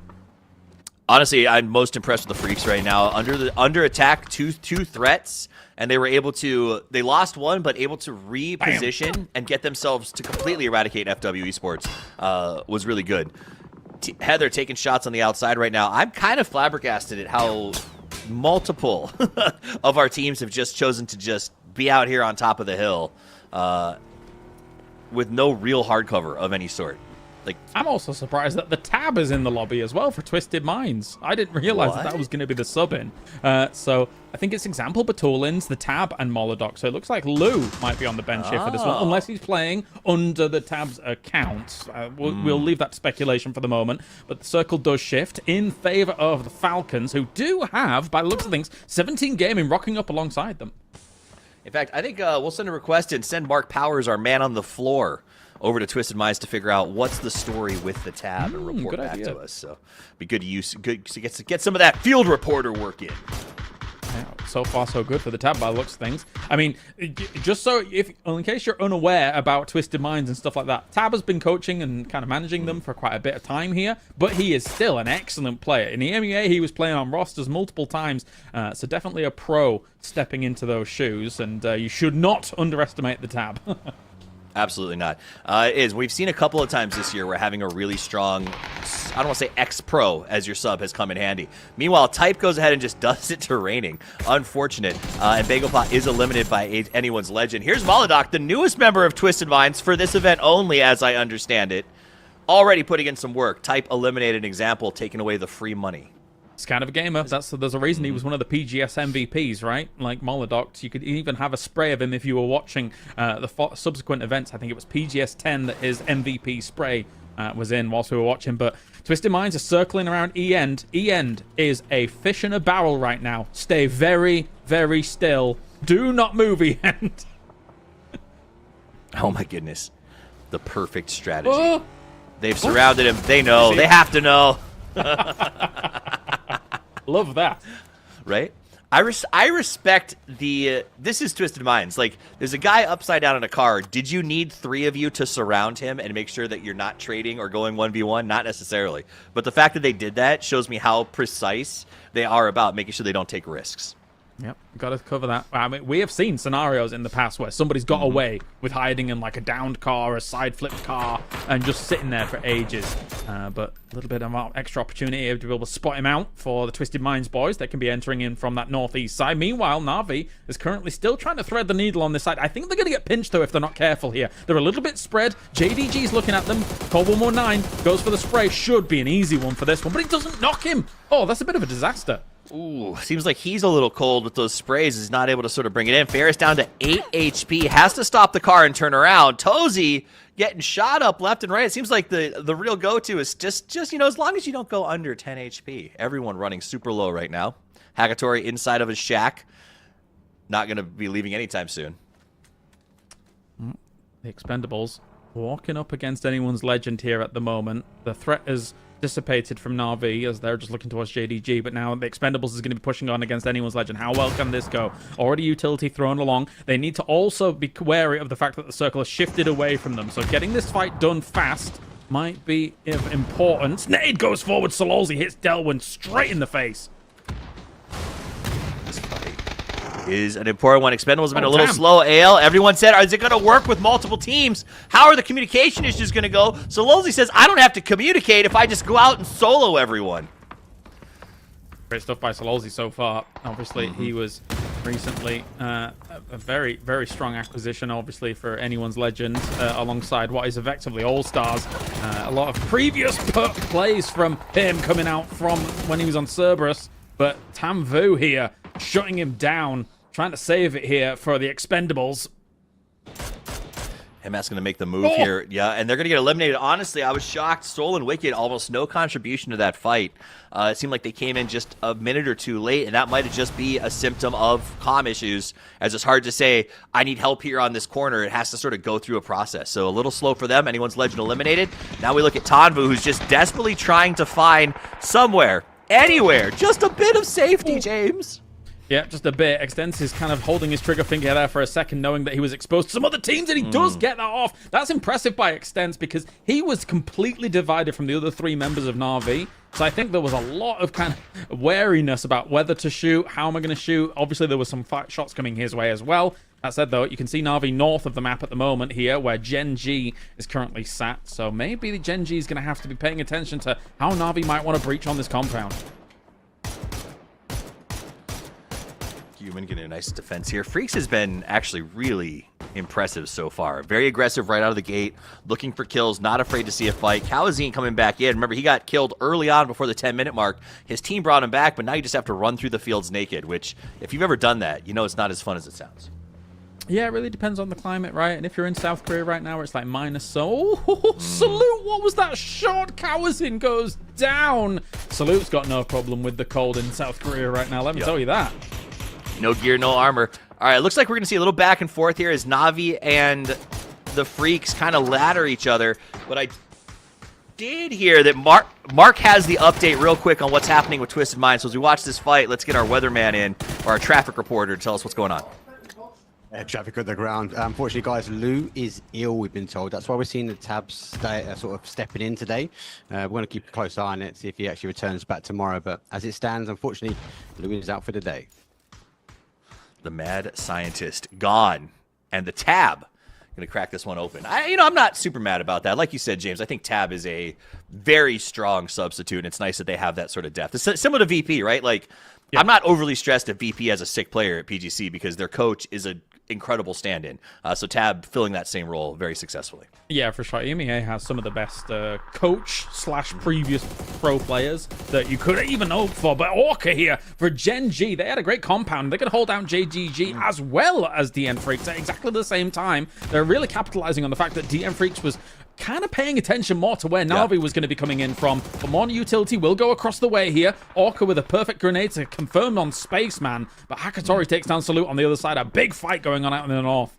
I do like the aggression of that push, though. Na'Vi eliminated in the meantime, but Genji got aggressive and now is falling back. Big change here. Orca is now the IGL after their PGC performance, and that seemed like an Orca kind of play. He likes to be a little more aggressive. He likes to get in there and throw some fisticuffs, and you could see that as they came out of the compound to look to clean up a few extra kills and then slide back. So expect that from this Genji. I think a little more aggression than we're used to. It looks like DNF does finally get Salute back up on his feet after now Na'Vi has been completely eliminated from the game. Only 3 kills going the way of Na'Vi. Now we're getting into placement points, though.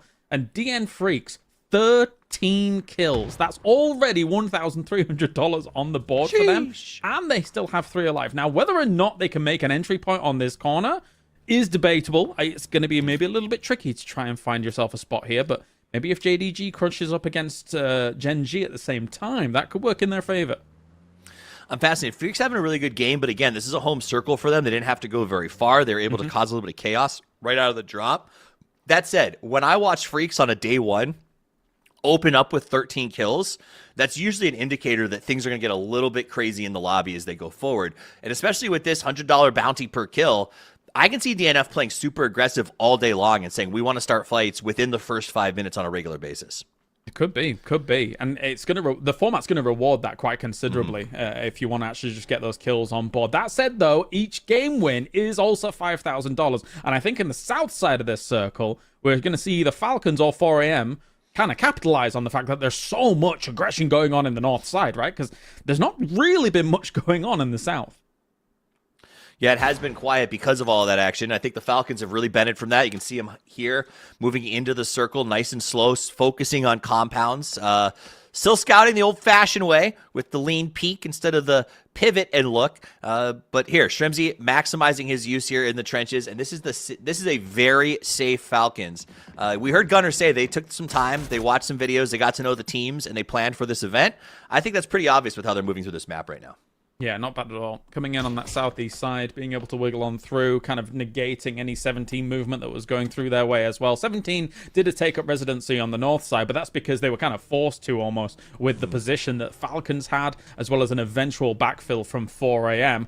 And the circle does go the way of Falcons to a degree. They're doing all right. We take those. We take those. Yep. We don't have a lot of America's teams here, so we're gonna enjoy that shift on game one. I'm not surprised. It's going to look good for them so far. And it also, what has happened here is because Falcons have controlled their area so well in the south, this has forced 4AM to look elsewhere. And forcing them into the north is like corralling the sheep into the meat grinder at this point. This is... Falcons should be laughing if they had full knowledge of the map. Obviously, it's difficult from this compound. There's a lot of foliage coverage up toward the north. But if they know where everybody is soon, they are going to be in a very happy spot. Yeah, I like this 2-2 split by them. They're going to go out and get themselves a nice little box here with some tier 3 gear. And I do think that we're going to see more 2-2s today. I think the ability to gather information is going to be paramount for our teams, especially from these defensive postures.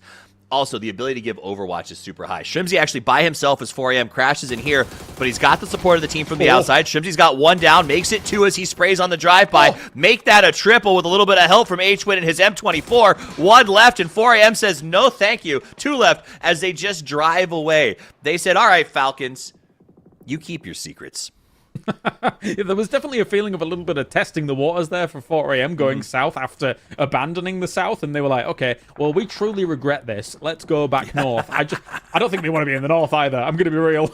This is going to be problematic for them. That said, though, DNF as well as Twisted Minds is also crashing on this position here to try and dislodge Genji where they are. Bean is already down. H-Win take down Tongmu as well. So 4AM currently down to 1, at least standing. Batulins instantly takes down Salute. Heaven's gone as well. So this is all falling apart here for DM Freaks.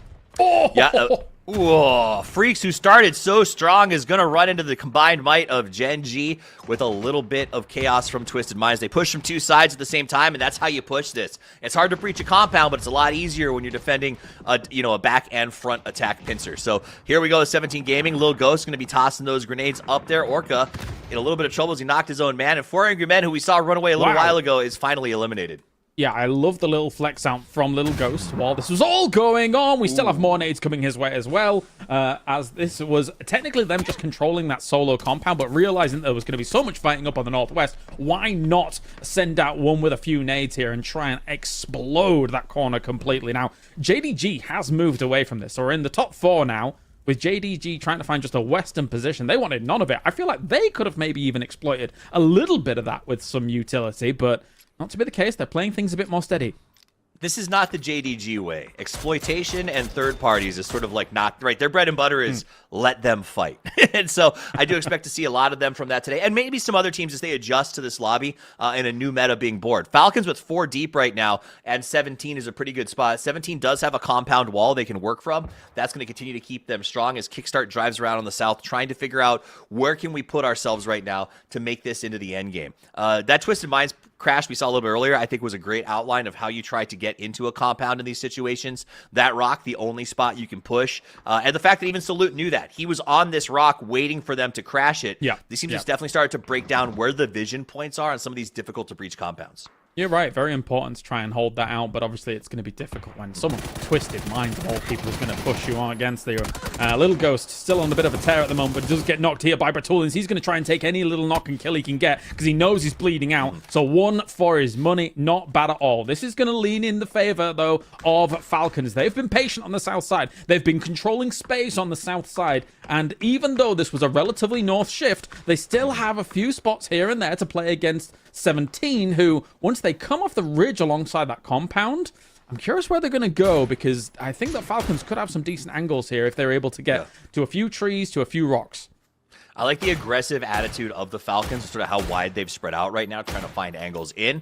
17 is committed to, we have some cover and we have some vision. The problem is that's not going to last forever, right? So if Falcons can take these risks, grab themselves some berms, utilize the smokes effectively, then it puts 17 on the back foot, which is frustrating, I think, because 17 at the start of this, before the Falcons spread out of their compound, I think was in a better position coming out of this north spot. They've just waited too long. And like where you see Tiggleton right now, in the circle, decent cover, and still a little more functional rotation out of where they are than 17, who even getting the cars out of here is going to be a pain in the butt. Yes, it will be.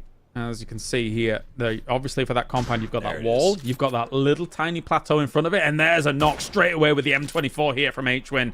Again, I feel like as soon as 17 has to come off this ridge, they are gonna be in trouble. They already lost Little Ghost. Little Ghost, yes, had his kind of aggression on that northwest side, that northwest corner, where he did get a few kills. But is it worth it if you lose out on $5,000 and not have an off angle to try and shut down where Falcons is going to be able to constrict this circle against you? I agree with you. I think with Little Ghost, that's just what he does. He's a risk taker. He goes out there and he wants to sort of play these solo positions. It has been an off and on. Yes, it works. Sometimes it doesn't. But I think 17's a high risk, high reward kind of team. They just go out there and say, we're going to play however we feel like it. And if we win the tournament, that's cool. That said, they pulled the first circle in this game. They don't pull this one, however, as the shift goes south. With the BRDM, Kickstart is able to really do a lot of scouting, feed a lot of information back to his team, and because of this circle, he doesn't have to get into Panzerfaust range to do it, and that is the most crucial part. And also, it's very healthy still, the BRDM, so even if they wanted to spray into it, look how much ammo some of these members on 17 have. I saw like 70 shots just then on one of the guns for 17. So if they all start lathering into it and then they have to move, they could easily be killed off by Falcons if they try and move forwards. Nays go forwards though. You do know where Falcons has moved for the off angle here, but Tiggleton hits him on the side of the smoke. Oh, I love this 2v2. They've created a V pattern where they own the entire slice of the pie. Kickstart's just driving around. I think he's figured out the ammunition situation. Panzerfaust lob? No way. It's too long, I think. Yeah. Oh no, too short. Anyway. Not bad, Tiggleton. a nice try, but I know that they know that 17 is dead to rights right now. Once these smokes dissipate, that's a good name though from Xiaowu against Shrimsy, but still, I don't know whether or not 17 can break out of this. Again, Ooh is down. This monster with a bolt. I told you, they spun the cars out trying to get that Dacia out. They're now down to a 3v2. Sure, Shrimsy's knocked, but Kickstart with a strong forward position is going to give them absolute dominance over this dot. 17 has nowhere to go. You just deny at this point. Easy. Yeah, Falcons takes it, controls the south side. 17, as soon as they try and come off that ridgeline, it is almost impossible. So Falcons gets the win. And hey, we interviewed Gunnar before. We suspect we know where they're going to choose. You know, because this is a team that preps, right? They're a team that takes the strategies like very seriously. They have some of the most strict rules I've ever heard in terms of how you handle yourself pre, post, and during a tournament. These guys are made to win. That's what they want to do. Doesn't matter the format, doesn't matter the place. They're going to take the flag, go to select a map, and this is the selection ceremony. They choose Erangel as map number 2. Not too much of a surprise for us here, taking out Erangel. I think that they feel very confident when it comes to Erangel. In the grand finals of PGC, their average points on Erangel was 13.2. That's the grand finals of the World Championship. So not only were they amazing there, they're also amazing to start things off for our first Erangel of PPMI. Absolutely. Not shocking. Not shocking that they made that choice. Not shocking that we're going to bring Matchroom back in to hang out with us. Are you shocked that the Falcons got the first win of the day, Matt? I had faith, even though you guys called me out. I had Tiggleton on my squad before we even kicked off everything. I was a bit shocked, though, by the Freaks at the start. Those guys were just absolutely ferocious. I know, I think it was Claris, you were talking about it. That paper kept saying, dude, the Freaks, they've been playing so much TPP. They're going to be dominant whenever we see them in action on TPP. And he was not lying. These guys just came out swinging in a big way. Yeah, I think the question is how they're going to convert these kills. Because, yes, you can go out and get 13 kills and stuff like that for a game like this. But if you're not getting the win off the back of it, we'll see how that kind of shapes and molds the lobbies overall. That said, though, whenever you see a team going super kill heavy, eventually the wins should come their way, right? Oh, yeah. Poor Ian, just trapped inside the car. Twisted did get a bit of an update. Boots on the ground people let us know the fact that Lou was feeling a little bit under the weather at the start of game number 1. That's how come Tab played. But rumor is that Lou should be back for game number 2. Poor Michael actually had Lou on his fantasy squad, was just having to sit back and watch. Oh, no.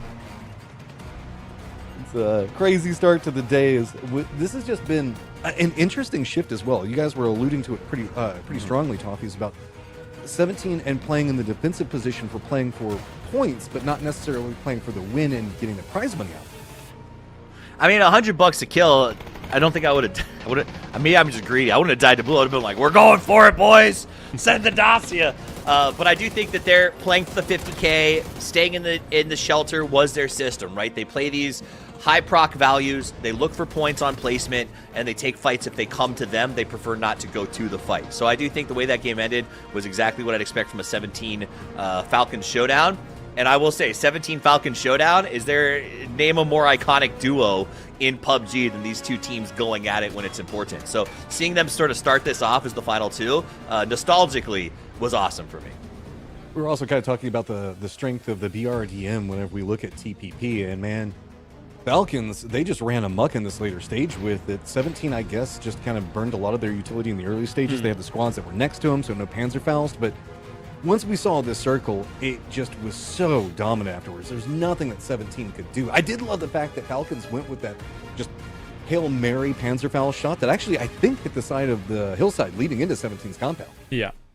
I think if roles were reversed in positions, right, where Falcons is suddenly having to deal with a lot of teams shooting at their BRDM, then obviously it could be completely different. Because there was no one challenging them in the south, they went into that late game with such a healthy BRDM that what are you supposed to do with 17? What are you supposed to do? I mean, it was crazy play. Kickstart was just bouncing back and forth from both sides of the circle with it, keeping so much control and forcing everybody pinned up to the top. We're going to take a quick break to try to make sure we get everything set up for game number 2. We will be right back in just a second. A new way to experience the battlegrounds.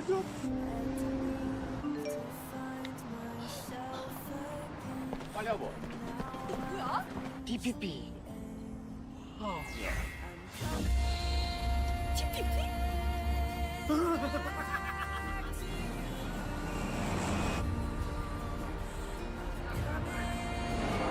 Now, the perspective you played for years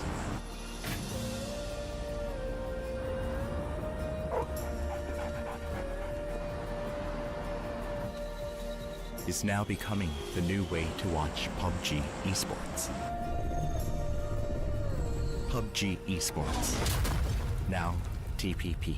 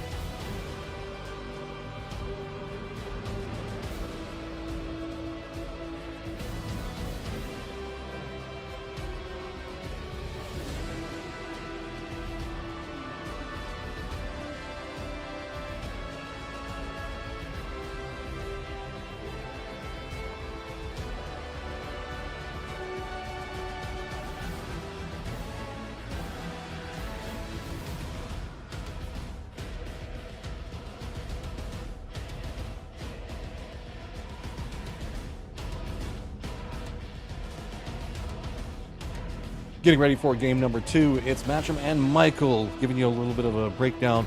Michael, what was your takes coming away from that last game? I think Twisted Minds, Falcons, a lot of the teams that made it a late game, they all seem to avoid a lot of the early fighting. I think a lot of teams are seeing a lot of early fights happening that all going to third party. And then another team goes to third party, and all of a sudden there's 40 people alive. And the teams that are playing slow and playing the same style as FFP are making late game, getting the kill counts that they actually need, and making more money overall to win the tournament. Yeah, because yes, there are points for kills, but you also have to propel that into getting the victory, because there are still points being tracked, and there's a reward for overall winners. So there's a lot of different elements of ways that you can look at this. So trying to get kills early can net you a couple points, but the survival stage, like you're talking about, it feels like everybody is using just the information they've got ready to pounce, but also a lot more, I guess, vehicle aggression coming in. We saw a lot of vehicle pushes in Circle 2 than I think that we saw through most of PGC. Yeah, I think that you saw Falcons using BRDM like correctly for the win, and it's a lot of time is like, I think you're going to see it as the tournament goes on. Everyone wants to fight, but you don't want to be the first person to fight, because then another team will come flying in at you so fast. I saw Navi played a really slow game, and as soon as they felt the right time to fight, they gone up to the planes to fight, they instantly got third partied and got cut out of the game. So they thought it was right, but now like everyone is looking for that opening time to fight, and it's just like it can never be right in this tournament. It's going to be hard to find the timings.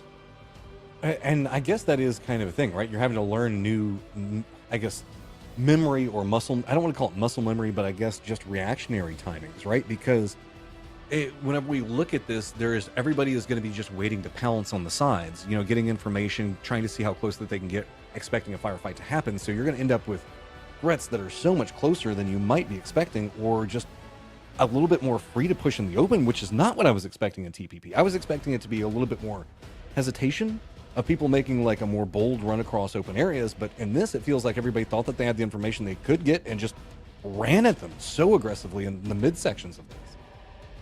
Yeah, I'm expecting a lot of teething problems for people that can't adapt as fast in this tournament, and I'm curious to see how long it's going to last before people start slowing down the fighting and we start seeing a little bit less fighting in the early game. See, we've got a bit of a technical issue, so we're doing a bit of a fill to get everything set, move forward. We'll get you a little bit more information as we get that going forward. Aaron Gill to follow up again. And Kalaris and Toffees were talking about this as it was a very strong showing at PGC for them on Aaron Gill. No surprise that they're going to be picking it right off the get-go to try to follow up after getting that good victory on it. It feels like there's so much more comfort for the Falcons on Aaron Gill. Do you have any insights on what you've kind of noticed about their play styles and why it feels like they are so much more, I guess, efficient on Aaron Gill than on Miramar? You said who? Sorry, which team? Sorry, Falcons. Yeah, I don't know. I think especially here, they're getting a BRDM. I think they're just playing the same player style, honestly. They're just a team that they don't take early fights too often. They keep 4 alive. They let Hatering go do a lot of scouting. The other 3 stays a 3-man. And I think they honestly overall will do really well this tournament. They don't mess around. They have really good structure. I think even in Miramar as well, they're going to be gathering a lot of points. I think they could be a real threat to this tournament to win it all. Well, there's something to be said about, like, I guess, slowing back down the pacing in this, right? Sure, they did get a compound. They got a little bit of positioning favor with the circles. But also, it was a bit wild at the start, right? With Freaks kind of popping off. They got a lot of kills out of it. But at the same time, we also did see T1 kind of fall down. Squads that were kind of known for manipulating FPP to get that early aggression, such as, like, the Expendables, did find some kills, but not, like, I would say the reach into the later stages that they wanted. So do you think that that's going to be kind of the nature of the beast as we move forward with this, or do you think that there is still a place for that early game aggression that those squads really seem to like? I think honestly, like, DNF is often a team that also is a bit like Falcons. They don't like to fight early too much, but then you have a crazy team like Pero who don't care at all, come flying at you, and you kind of just need to deal with it as it comes. Like, you might have a team talk before, let's just avoid the fights, let's just keep 4 alive, control our space, and play for the late game. And then it all gets thrown out the window when a 4-man Pero come flying at you full speed, and then all of a sudden you're getting third-partied again. They got in a fight with FW and then T1. It all kind of ripple affected, but they're just a crazy team with crazy mechanical skills, so they got so many points out of it. Do a quick listen in on to the video real quick, and so we try to get everything ready for game number 2. That tested both mental and physical endurance. Autumn followed, filling every moment with unforgettable highlights. Battlegrounds. Glory for some, tears for others. This was our history, and now a new story begins. A major turning point. 2025 PUBG Masters Invitational, Seoul, South Korea. Oh, it's difficult. You've got a big logo behind me. Hackatory, yeah! 我说实话，兄弟们，如果这次 4M 能拿冠军，我从首尔走回深圳。Guys, you have to support Twisted Minds because we will the tournament. Let's go. Let's go, Twisted Minds. We are going to win the tournament. 배고파. 우리가 3인칭 치킨은 진짜 맛집이거든요. 다른 팀들은 ก็เก่งดีครับผม แต่ว่าเจอหน้าผมก็โดนผมยิงหัวแตกไป Хороший гравець. Раз на 60 ігор може щось видати, показати гру. ก็ขอบคุณที่ให้คิว 4 คิวใน PDS 10 บ่อยๆนะครับ Це була просто стратегія пропустити складну команду в фінал. Та й все. іชนะทัวร์นี้ไหมไม่รู้ แต่ชนะนาวีแน่นอน Перемога буде за Наві. Ми його не будемо давати дихати. 17게이밍이 중국에 타다라고 들었는데 가볍게 물어 죽여버리겠습니다. 我觉得经济连 PGC 决赛小组赛都打得不太好的队伍，怎么赢我们呢？有点太可笑了啊！ 어려운데? 선수끼리 얘기하는데 구단주분이 오셨네. 좀 빠져주시면 좋을 것 같아요. 꼭 우승해가지고 2025년 꼭 웃으면서 아름답게 마무리해보고 싶습니다. 而且我们会好好教一下经济，我们这次会怎么夺冠的。 상처 입은 호랑이는 적을 찢습니다. 上次 PGC 呢，你们经济只是一个游客，我觉得这次你们也一样。我们最强大的劲敌就是 T1， 因为我们在艾伦格这张地图上跟他们有跳点冲突。 에이, 4AM은 저희 라이벌 아닙니다. 기억 속엔 그냥 플러스 4점밖에 없어가지고. 我们一定会有的，因为外城是我们的地方，不允许其他队跳进来。 에이, 집주인 바뀌었어요. 从我家滚出去 T1。 T1의 전통이 하나 있는데요. 저희도 이어나가 보려고 합니다. T1은 PCL에게 지지 않습니다. 虽然他们看得像豹子一样很凶，但是终归结底还只是一个动物。 Sabe aquele time que foi pra casa logo depois da PGC começar? Então, a JDG. 我并不认为他们的说法很有说服力，因为他们是16支队伍最菜的。 JDG, vocês são tão fracos. Tu vai pra casa cedo de novo. ค่อนข้างมั่นใจเลยครับว่าทีมเราจะทำได้ครับเพราะว่าเราจบท็อป 2 มาเรากลับไปแก้ไขข้อผิดพลาดมาค่อนข้างดีเลยครับมั่นใจมากครับ 우승을 말로 하는 건 쉽죠. 근데 우리는 우승자 출신이라 가능할 것 같아요. Nhất định bọn mình sẽ vô địch giải đấu lần này. รู้จักครับค่อนข้างดังในเกาหลีเลยครับแต่ผมก็ไม่รู้ว่าไปอยู่เวียดนามได้ไงผมก็คิดว่าน่าเปลี่ยนชื่อโซเป็นฮานอยหรืออะไรสักอย่างของเวียดนามเนี่ยครับคุยกันให้รู้เรื่องก่อนไหมครับแล้วค่อยมาเล่นแบบเป็นทีม Không cần lời nói, chỉ cần nhìn vào ánh mắt là đủ hiểu rồi.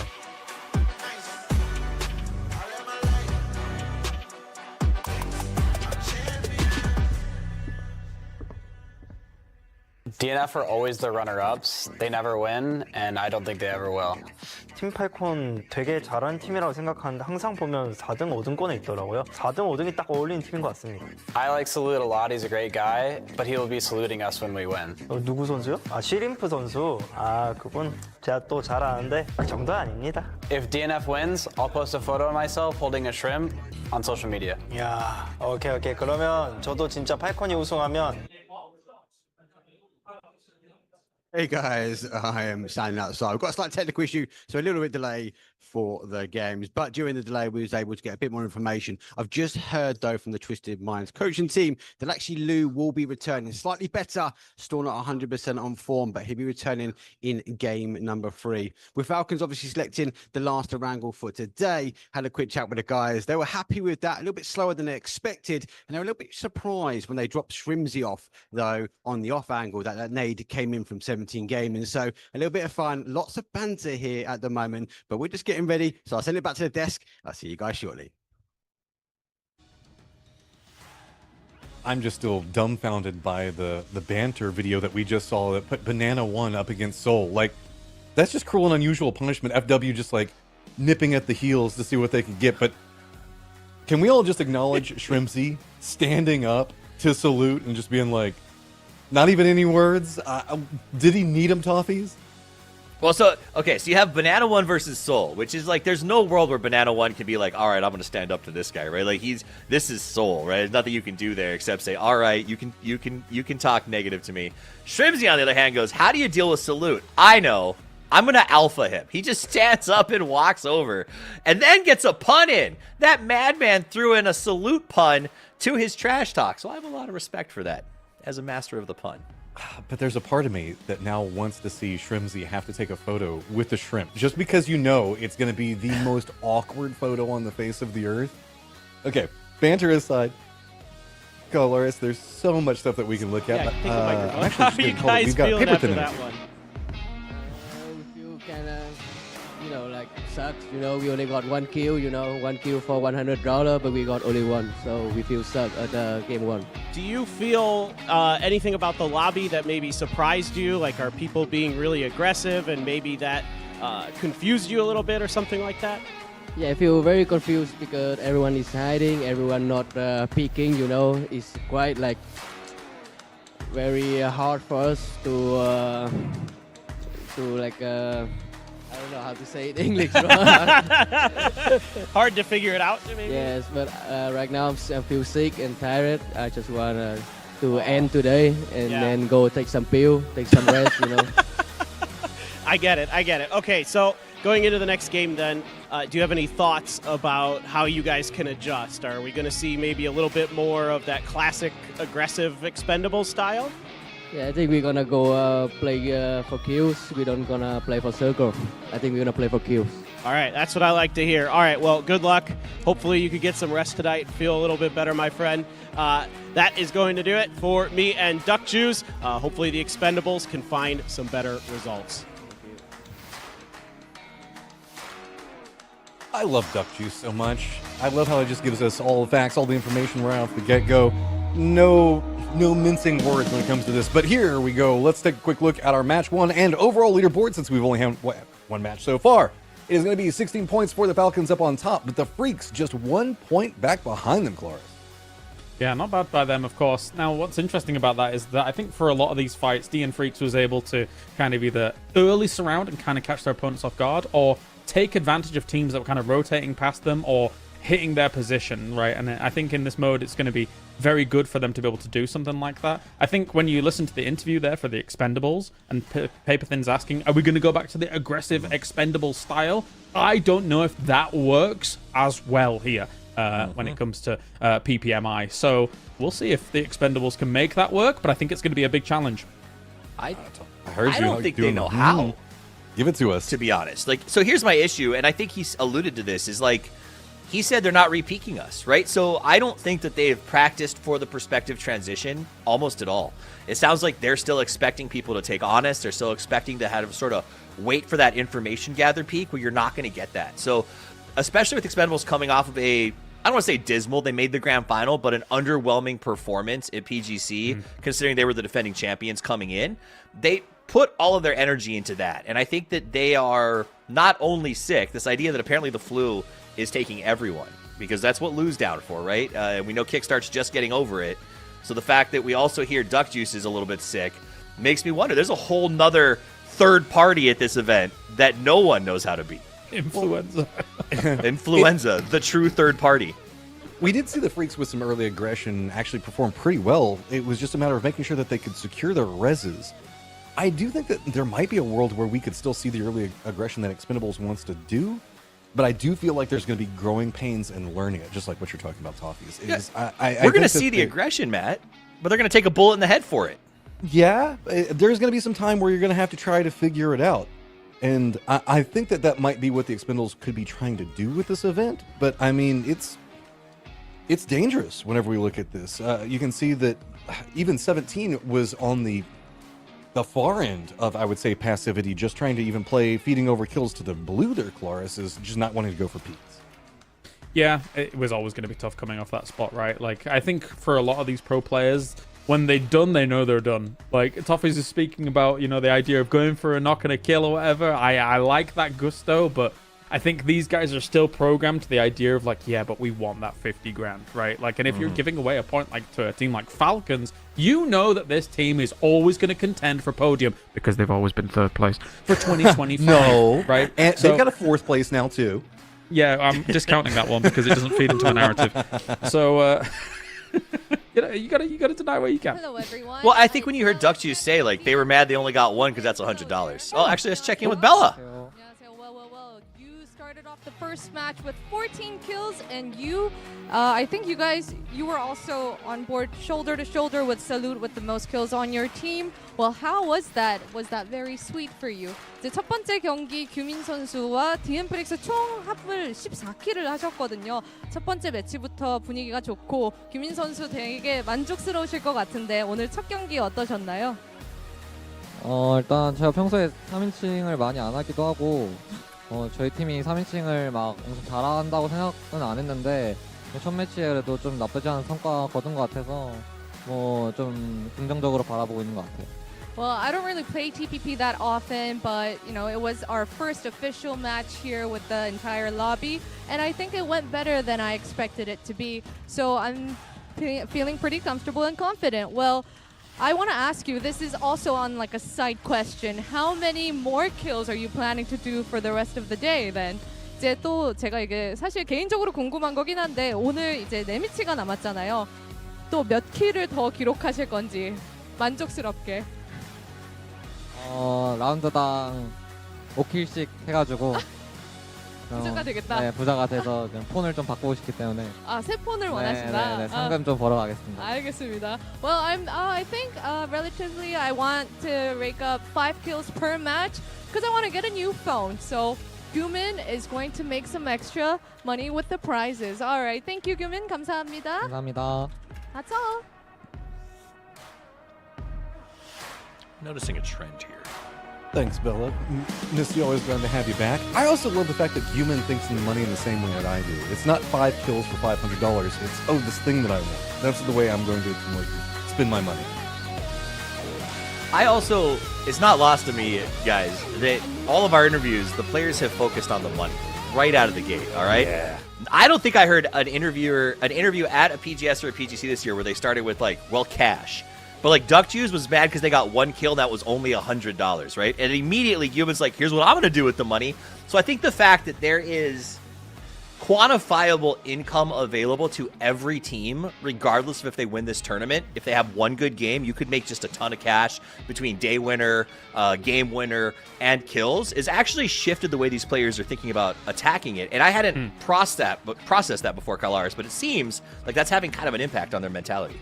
Yeah, it kind of makes sense, right? There's close to, let's call it almost 1,000 kills across 15 games, right? If you've got, let's say, yes, there's 64 players in a lobby or something like that. If you're adding a few more here and there for, some res backs and stuff like that, you're getting towards 990. So, like, that's a lot of money that you could potentially be getting if you're being very aggressive. The only thing that's going to be working against you is, again, these teams are world class, and some of them have been practicing for PPMI to the point where they're going to be able to exploit some of these terrain differences that we're seeing relative to, a PGC and the tournaments of the like PGSs, etc. So for Falcons, I think that they were totally happy. I think looking at how they played this out, obviously the South, there was no real aggression going on. I won't be surprised if the Falcons says, that 50 grand, that's ours. Anything that comes alongside the kills may be good for us, but I think they were looking for the win here.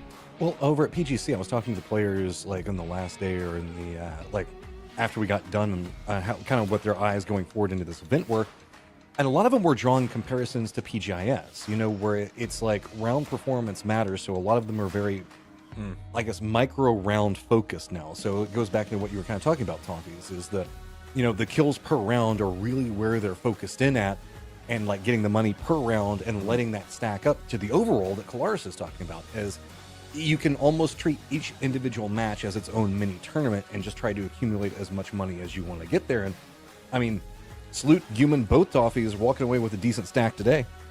I mean, so I agree with that. And I think it's interesting to look at the two of those. We saw DNF versus Falcons there for a second. Now, the kill count was huge on DNF, right? So they made up, I think it was $1,500 on that match because of their kill count. The Falcons got 6 kills, so they made $1,600 on that map because they won the match dinner $1,000 reward.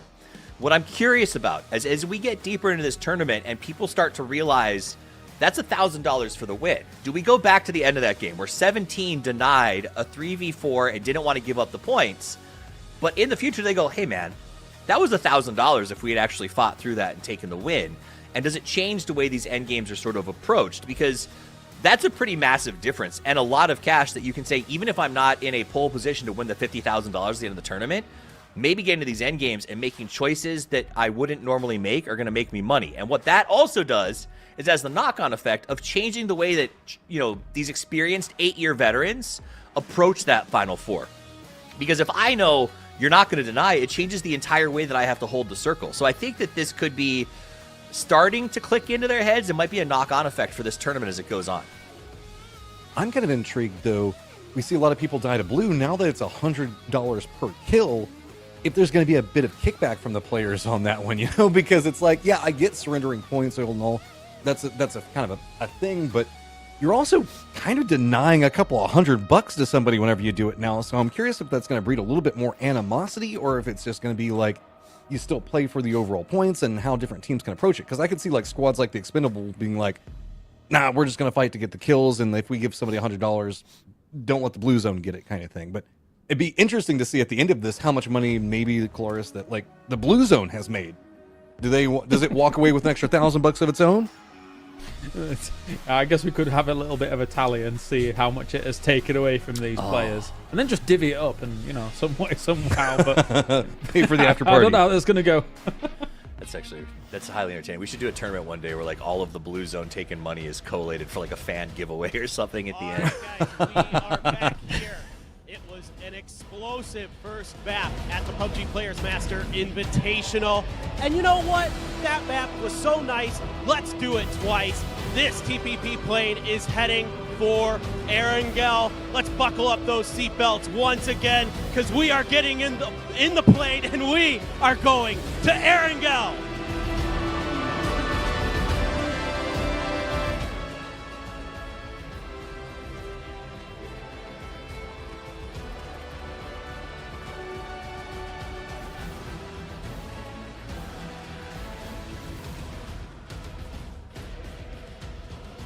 But are we going to Erangel? Because the timer on the map feed is back to 66 minutes. Ooh, it's a cliffhanger. Gen G. Take a look at these boys. IGL shift for this event, taking it away from the little bean and putting it on the giant orca, who was an absolute whale when it came to lobbies at PGC, specifically in the group stages, Kylaris. He was one of those players that it felt like we've had a lot of questions about Gen G this year in general, I think. They had this big surgence where they came back at EWC, put up some numbers at PGS, and a lot of that I felt like revolved around Orca sort of combined with this addition to Flame this year. It seems like they have a good combination, understand each other, but I did not expect Orca to take over the IGL. But I think it's a good time to do that, right? Before this tournament, before next year kicks off, maybe try it out live, put it on its feet. Well, I mean, a tournament like this is going to be the best kind of practice you have going into 2026. There is going to be a lot of focus from these teams to try and perform as well as they possibly can here. They're going to be playing to their peak performance as a whole, and just in general, this is always going to beat out your regional scrims in terms of the actual full intensity of them as a whole. But yeah, what my question was about Gen G was, I wonder how the pressure really got to them as the year went on, right? Because as soon as PGS 10 came around and they had to perform, like, not even like amazingly, it was kind of like they needed a middling performance to get some PGS points on the board. They flubbed it, man. It was like 16th, and then we came to PGC and they kind of flubbed it again to a certain degree, right? Like after EWC and PGS 9, I had some high hopes. I really did, and I had high hopes because I think that I can say that I've been the hardest on them, or one of the hardest, for a while now. This idea of like, how do you maintain a GPT status when you're consistently getting knocked out in the group stages is enraging. And I think for everybody, from a fan base idea, from a organizational idea, Gen G, one of the most storied organizations in PUBG's 8-year history as we go towards 9, you want to see them thrive. And so having that breath of life at the start, at the mid-tier of the year, was awesome. I just don't think they were ready for just how freaking hard PGC was. And that, to me, was the story of PGC. A lot of teams who just, I don't think we're ready for that group stages, right? Like, you even heard Namiga come out and say, we're going to be awesome as an edge team. And then day one, we're like, whoa, that was not what we expected out there. So I do think they got caught a little bit in that, the craziness that is PGC. And until you've done multiples of those as a roster, it is something that is almost impossible to prepare for. Yeah, definitely. I mean, with the tweaks in the roster and stuff like that, that will have taken a little bit of time to really get things going. Or you capitalize on the honeymoon period that some teams have in esports across a lot of disciplines. In many esports, that can be a thing for a while. And a great example of that was Geek in the EMEA that got together, won PEC, and then just never really hit the next stride again, right? But it looks like we will be getting into the game here soon, Toffees. Another Erangel on the card. Yeah, no, it was good. I liked it. Quite southern.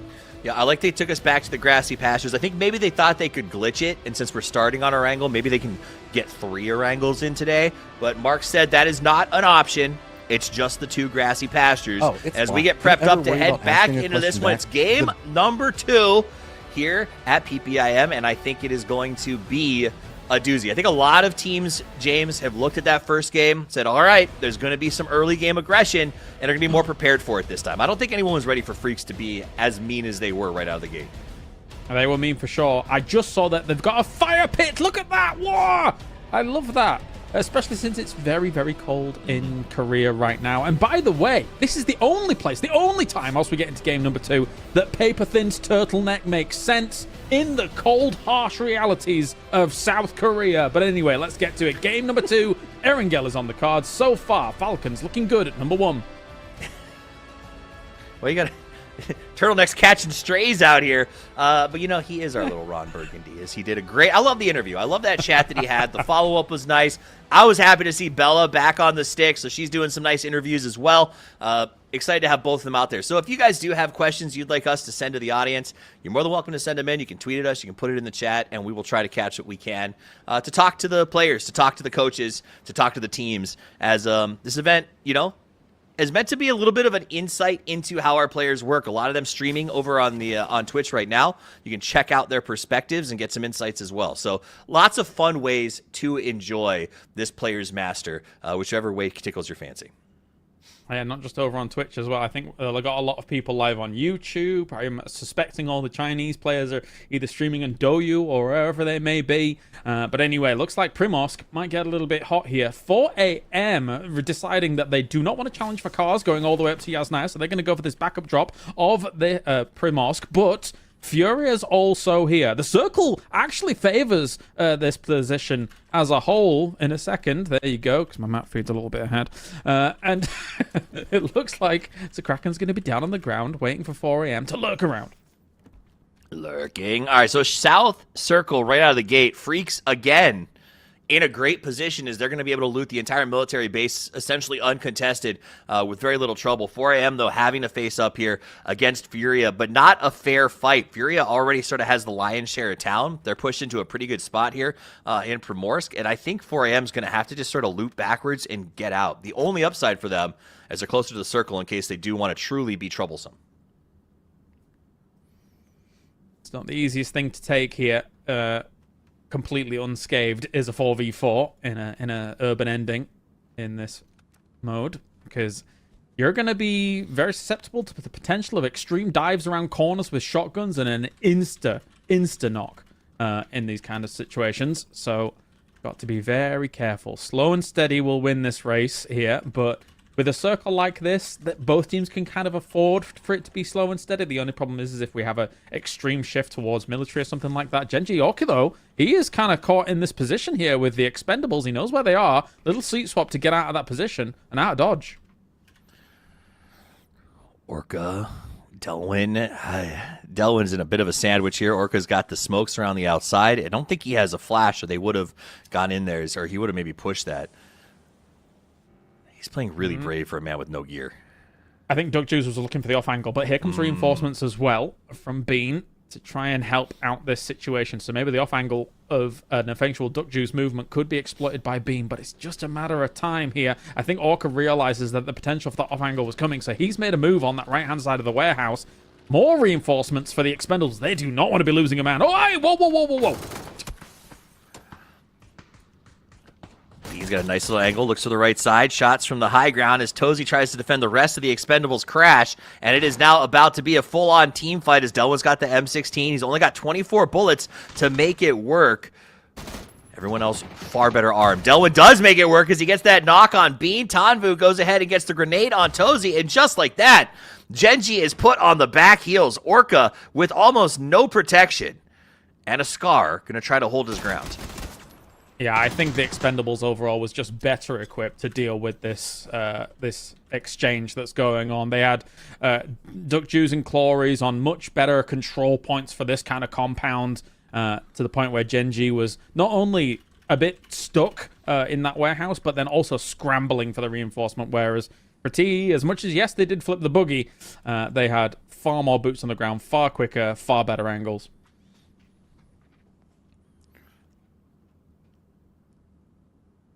Expendables doing it very systematically, moving up here, making their push on both sides. Not much that Orca's going to be able to do about this, as he's just holding his spot, waiting for it. But if they're smart, they'll do a double up. They throw the grenade first to slow him down, followed by the flash. And here's the first peek. They know where he is. He turns and hightails it out of town. But it only takes 3 grenades to get him down. As Flame is just still stuck on the edge, and he's gone as well. That's Genji Dome. We were just talking about them, and that is a kick back to the lobby. Those nades were funny. I was about to make like a Dota 2 reference. You know, a Shadow Fiend, he like has the like little short range, medium range, and long range abilities. It's as if they did a medium range nade and a long range nade, and I was like, oh, that was well done there by them to finish him off. You tap off all 3 one after another if they're running away. It was beautiful. Perfect. I love a good Dota reference. I won't argue it. There you go. All right, Baglepaw and the rest of the lobby making a massive shift down towards that south side. So far, only 3 teams have made the cross to military, while everyone else is just smushed up against that center line.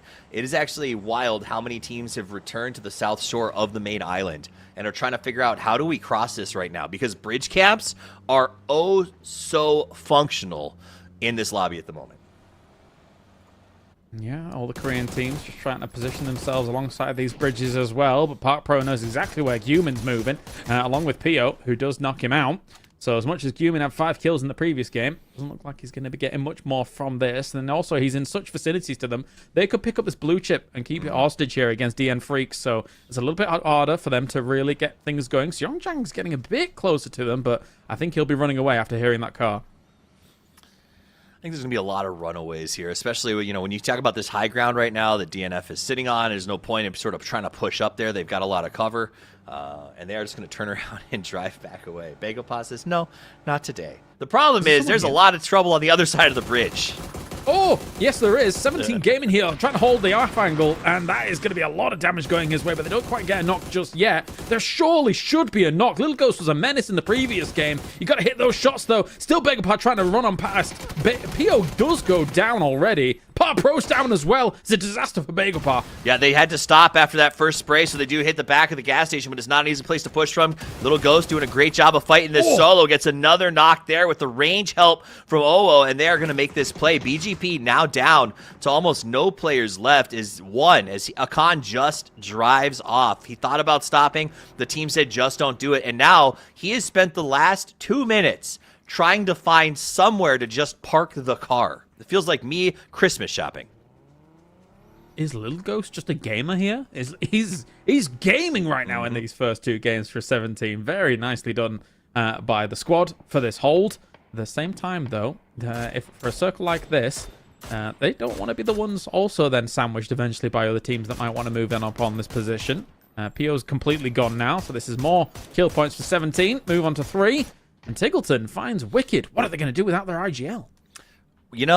Probably exactly the same as the last game. It does feel like the calls are not super crisp. We joked at the start, maybe they're going to be giving each other SEAL Team 6 hand signals while they play, because I do think that there is that challenge of the need to communicate on the fly, especially with shifts like this to the south. It's not going to be easy to sort of make those moves. So this is a fascinating super team that's going to be a case study in how to bring regions together. I completely agree. I'm thinking to myself, the call's coming from inside the house. Like, they might actually sabotage each other a little bit in some of the comms. Who knows? Like, we don't know. I'd love to kind of get some kind of inside perspective on that. But anyway, that's regardless. There's JDG here and is watching 4 a.m. or just mosey on past them. There will be no knocking here, it looks like. An attempt at a spray, but that's a hard angle to really hit all the bullets on as he runs away. Love this little compound for 4 a.m. I do think that what we're seeing here is 17 in particular is doing it, that we're going to see a insane amount of camps, particularly for large crosses to military. I think military has traditionally been a tough place to get to. I think it's a whole load harder here at this event. It's the not just perspective related. I think this is also related to the fact that you get $100 per kill. And there is now a very strong impetus to saying, man, if I cross that bridge, I may not make it into the late game. But if I sit here, I might make $500. Does make me think if DM Freaks had 4 up, like how much of a success would this game be to them, right? Like if they're currently the ones really truly on that bridge camp potential right now alongside 17, but again, even they're 3 men alive. I guess for someone like E-Arena or Twisted Minds, 2 teams that are kind of prioritizing that western bridge as opposed to all the other teams that are kind of angling for the eastern bridge. I wonder if it kind of works out in their favor if they can get across if we get a bit of a harder shift. How do you cross this? Never have I wanted a frozen or angle so much in my life because, like, even on the other side, E-Arena is on the king of all camps for the East Bridge. And Twisted Minds is like, well, we don't know how to cross that either. Oof. It is a very tough thing to do. And now, James, no one has to cross. Yeah.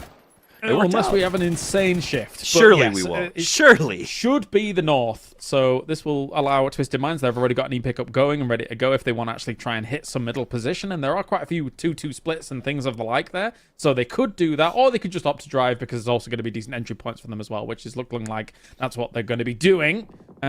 Poser, though, is still stuck a little bit here against Petrichor Road. Got to be very careful. That's a great start here against Ming Ming. One of the big heavy hitters here from Petrichor Road, as he does go down. And also, I-26v6 has been taken out by Type, so unfortunately, Petrichor's bleeding out. Bangopot, Akon, remember the last man standing from the escape at the bridge. He's gone up to the Harry Potter Tower and is actually putting 4Ams back against the wall. This is a great grenade. It doesn't get inside. That actually was cooked perfectly if he had gotten the bounce right. But he's going to buy a little bit of space, call in. That's a very dangerous emergency cover, for the record. Blinded at the moment. Here is Shen, but he knows exactly where he is. He hits some of those shots through the top side of that smoke. That's crazy stuff, because you just get a little whiff of exactly where his head was because of the angle he's looking down on that smoke with. So not bad by Shen at all. Doesn't quite get the full confirm on it, though. Flashed again, delaying him a little bit. It's going to put Shen on edge here for a moment, but there's not too much of a threat moving just yet. It allowed Akan to reposition. That's the big thing. I find it fascinating that he's not getting any help from his teammates. They've said this is a 2-2 split, and you are on it. You're on your own, buddy. There's been no reaction. In fact, Akon is going to just go ahead and move to another position here. But I think if he had known that 4AM wasn't getting any backup, he might have been a little more aggressive there. Though he's out of utility, not a lot of options left, so survival is everything at this point. Hakatori, we take a look at him. This has been an absolute player. He's going to go to the high ground off the back of the car. A man who knows how to get damage. Whether or not his team is winning a tournament is irrelevant to Hakatori. This is a guy who, even if they lose in 15th place, could still make an insane amount of money off of this format. Yes, he could. Nice cheeky little bullet drop there to be able to pop some of those tires. He knows people are over there. There's no reason the vehicles would be there otherwise. Kizera does go for a res. So they have all 4 back alive, technically, with only one having gone down. Poser, though, is going to be very careful. The T1 is moving in on his territory pretty rapidly. So that will be a total bail here from Poser. Smart moves. Mature. Very smart. Very smart. I do like you. Earlier, we were like, well, Poser's stuck here with 4AM, but he was like, I think you're stuck here with me. Yeah. Poser's aggression and willingness to take those fights has been pretty good. I do think Furia is one of those teams that has been strongish in the Americas region. I think they've been sort of figuring out where they fit into the whole scheme of things. They were a little bit out of sorts at PGC. I think as we move into the next year, though, they have a very good mental place where they're looking to get stronger and better. So I think next year is one of those years that I'm tuned into to Furia to see how much they grow. And they had a great start to the Masters, right, at the start of the year. So, I mean, they won out some of the Masters, which was impressive over in that region as a whole. So they definitely know what they're doing here. for PPMI, as now Salute is also trying to show us he knows what he's doing, and getting a few shots off on show. The good old owner of 17 back on the field again, filling on in. We should be going north here, we assume. We do. We do. Maybe. There it is. It just, there's no way it could have gone. I mean, I guess it could have, but I don't buy that. I will say this. The Freaks were in the best position in this game until a couple of minutes ago. And now they are in quantifiably the worst possible position, having to come back across that bridge with more than 2 teams waiting for them to do so. Meanwhile, Cold 119 is going to go pre-fire a little bit. The double barrel coming around, but that's how you trick a double. He goes ahead of Molly, so he knows he can't get flanked out the window. Cold 119 trying to figure out how do you fight a man in a maze. Yeah, I can. Jumping on out, getting off the little ledge there as well. Very well done by him. He still survives. That said, though, Shen was watching some of that. Could have been quicker on it. He might have taken him down, but Na'Vi finishes off Petrichor Road. They are gone. Only 2 points so far in 13th place here for Petrichor. I am very impressed with the slippery nature of Akon. That has been his ability to get out of 3 different fights. Okay, I take it all back. Well, he was slippery for a while, but the grease doesn't last forever. And Lou is going to go ahead and pick him off from a distance. Yeah, tough stuff for them. Having the casualties as early as they did, and it being so congested in this area was always going to be difficult for him. But you're right, he did survive for a little bit longer than I was expecting as well. As Shen now charging up an aid, knows Gold's up there somewhere, but didn't post it through the... I was about to say letterbox. Didn't post it through the window. So won't be able to get that knock just yet. Still, all of these Chinese teams just kind of stuck against one another on this western side, trying to get on in, but these shifts have not been kind to them starting on the west. Absolutely not. I am enjoying the amount of bolties that we've been seeing in this event so far. Long Z hits a nice drive-by there on Suze as he gets knocked out and drilled down. JDG having a bit of a hard time so far getting things going in this match, as again, we see another go down. Spaceman drilled from a distance. DNF just farming cash. Dragunov doing a lot. He only has 20 shots left with that, though, so he wants to be a bit careful about how he's using that. December 12th watching as DNF's going to try and drive on past. Good old spray. Gets a little 20 damage on him, but not enough to continue that on. Didn't realize he was stopping, though, and he does go down to the blue. He was so low. He didn't realize he was going to be so low, but regardless, that should be an easy confirm here for December 12th, unless Deal has something to say about it. Shots coming in from the off angle. Can he do more with it? Again, only 14 bullets left in this Dragunov. Perfect range for it. Taps off 3. He's looking for those peak shots. This is a tough one. Good usage by December 12th. He's smoking down and saying, I just want out of this. I don't want to be involved. Now, only 3 shots left. That means Deal's going to try and close the gap a little bit, use some of his utility to flush this guy out. December the 12th, causing so many problems, really delaying this. Heaven goes for the off position as well. Does spray him down after the reinforcement came back. Heaven was looking for other things on Sosnovka Military Island, which is why he was so disconnected from that fight for a long time. But the reinforcements come in just at the right time. I love that we're using bolts for flushes nowadays. This is an evolution I am behind. Furia looks like they're going to have to face off with T1. Gizera goes through the blue to try to find an outside position here. You can see that grenade already getting prepped up. Meanwhile, elsewhere, JDG is eliminated. T1 on the other side of this berm. It's a berm fight as EN starts to cook. Gizera goes into the ditch, trying to find an angle from here. Goes in and gets those painkillers maxed out. Good choice right now. The problem here is neither of these two teams want to kick off the chaos because they know that E-Arena is not far away and would love to get involved. So T1 decides that sometimes it's better to be careful.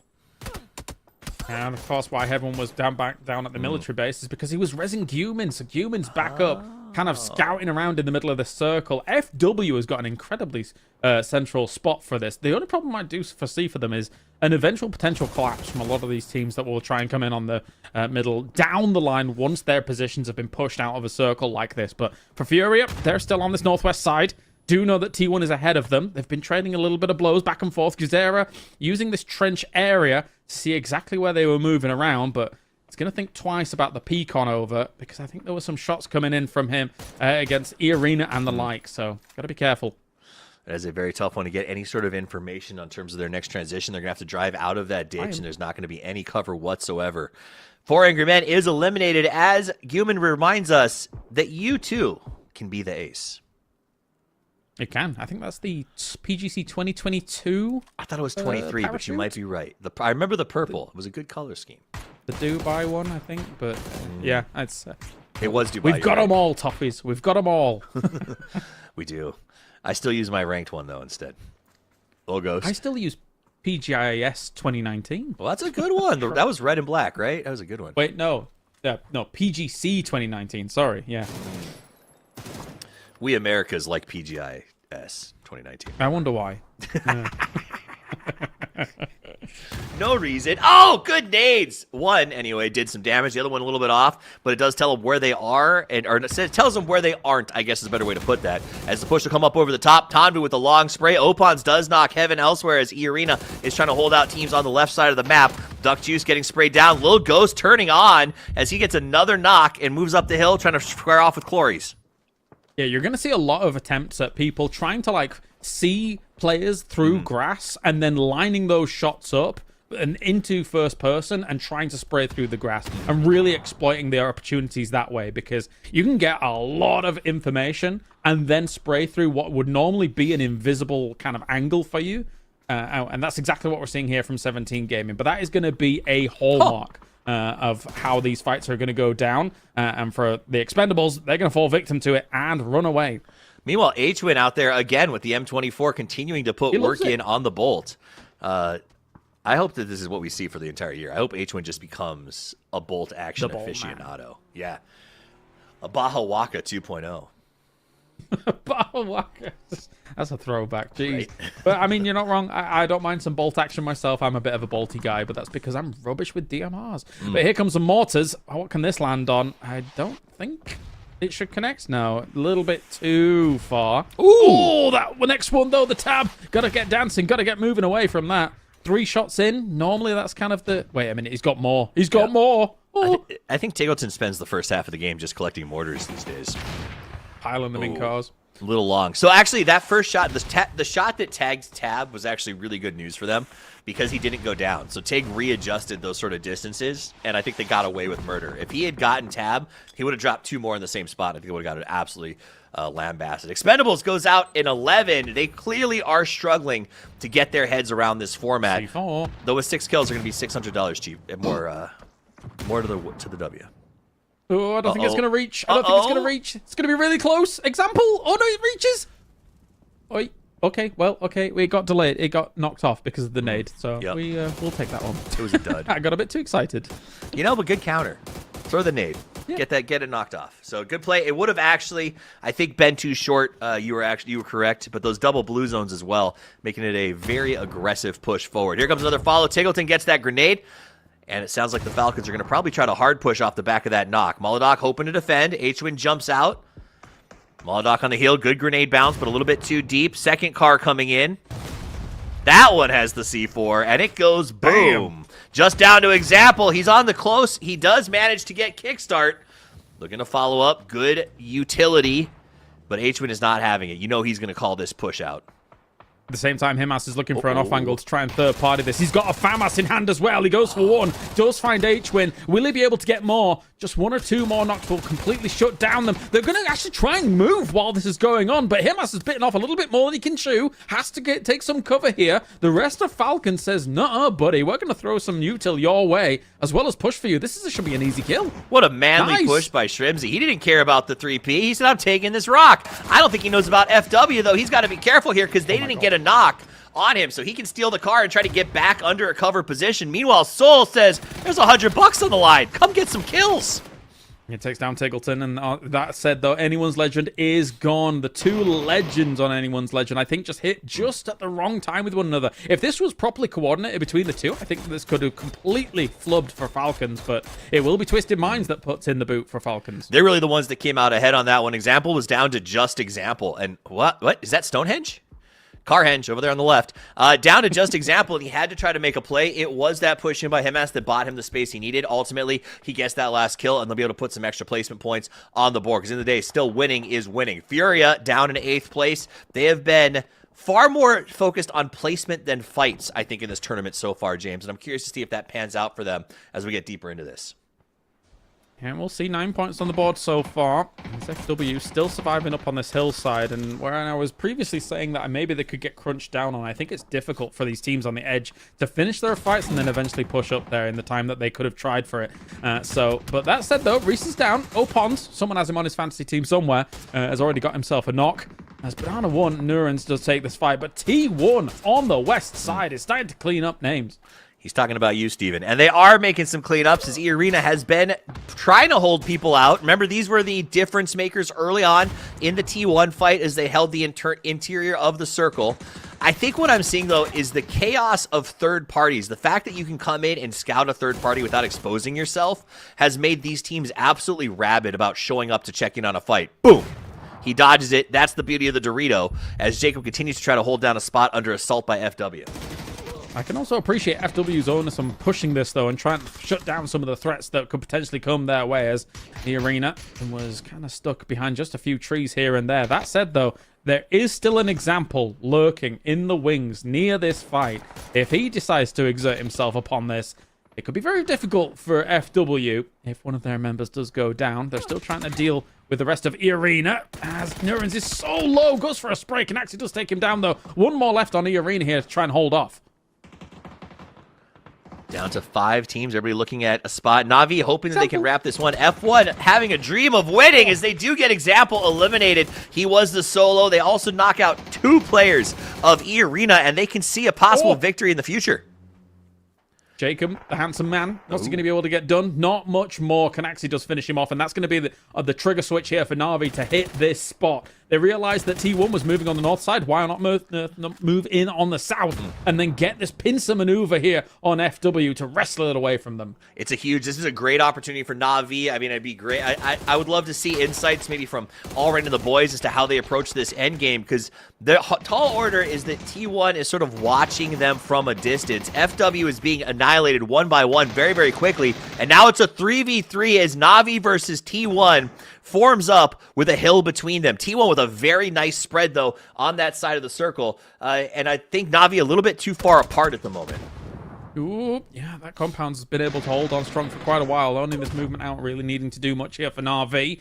Type with 600 damage almost to his name. 4 kills going the way of him too. A bit disappointing in the finals of PGC, but here starting to turn on alongside the rest of his team. These hillsides, if there's any more nades in hand, you've got to use them soon. Try and get an eye on someone. Cook it to perfection, which is a little bit easier here at PPMI. And see if you can hit home against Type. If you can bring him down here as Na'Vi, that's going to be huge.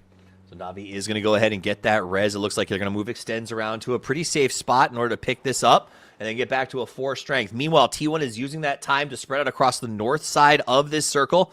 They are, instead of stopping the res, they've decided to use the delay to set up a defensive position on the high ground. And I'm actually on board with that. It does put you to 3v4, but being able to play from that high ground with a berm is incredibly powerful considering the layout of the map right here.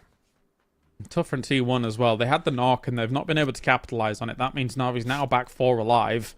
So we'll see, though. It looks like, if you were watching the map as well, that maybe Na'Vi doesn't have that much of an advantageous position, but with Ferris and Extents, they can easily wrap around to where Hakatori is or try and join Sussed's position and really start reinforcing those spots. As much as T1 does have kind of the strength of the middle circle spot, the numbers will count for something here.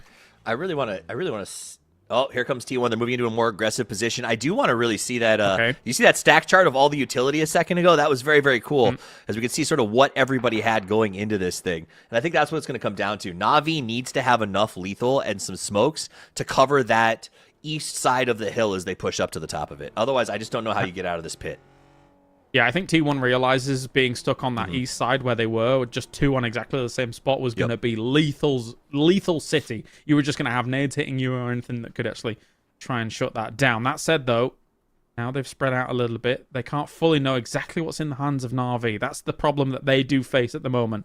So they're still spread out. The drop-off of Heather on that far west side might be a game changer here for T1 if they can get a first knock.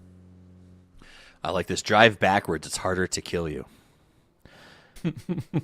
Now, I think what T1 did here is they made a really good shift. They actually drove back and forth trying to find where the terrain sort of favored their perspective the most, and they put themselves in a pretty good defensible position. Now, the reason we're driving backward from Na'Vi is because of the visual changes to driving.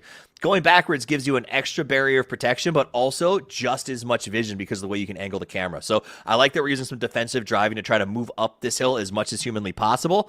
Na'Vi trying to figure out, we don't have land advantage, but we have to maximize man advantage, right? This is a chess game at the end. They have to figure out, where do we put our queen to force a sacrifice?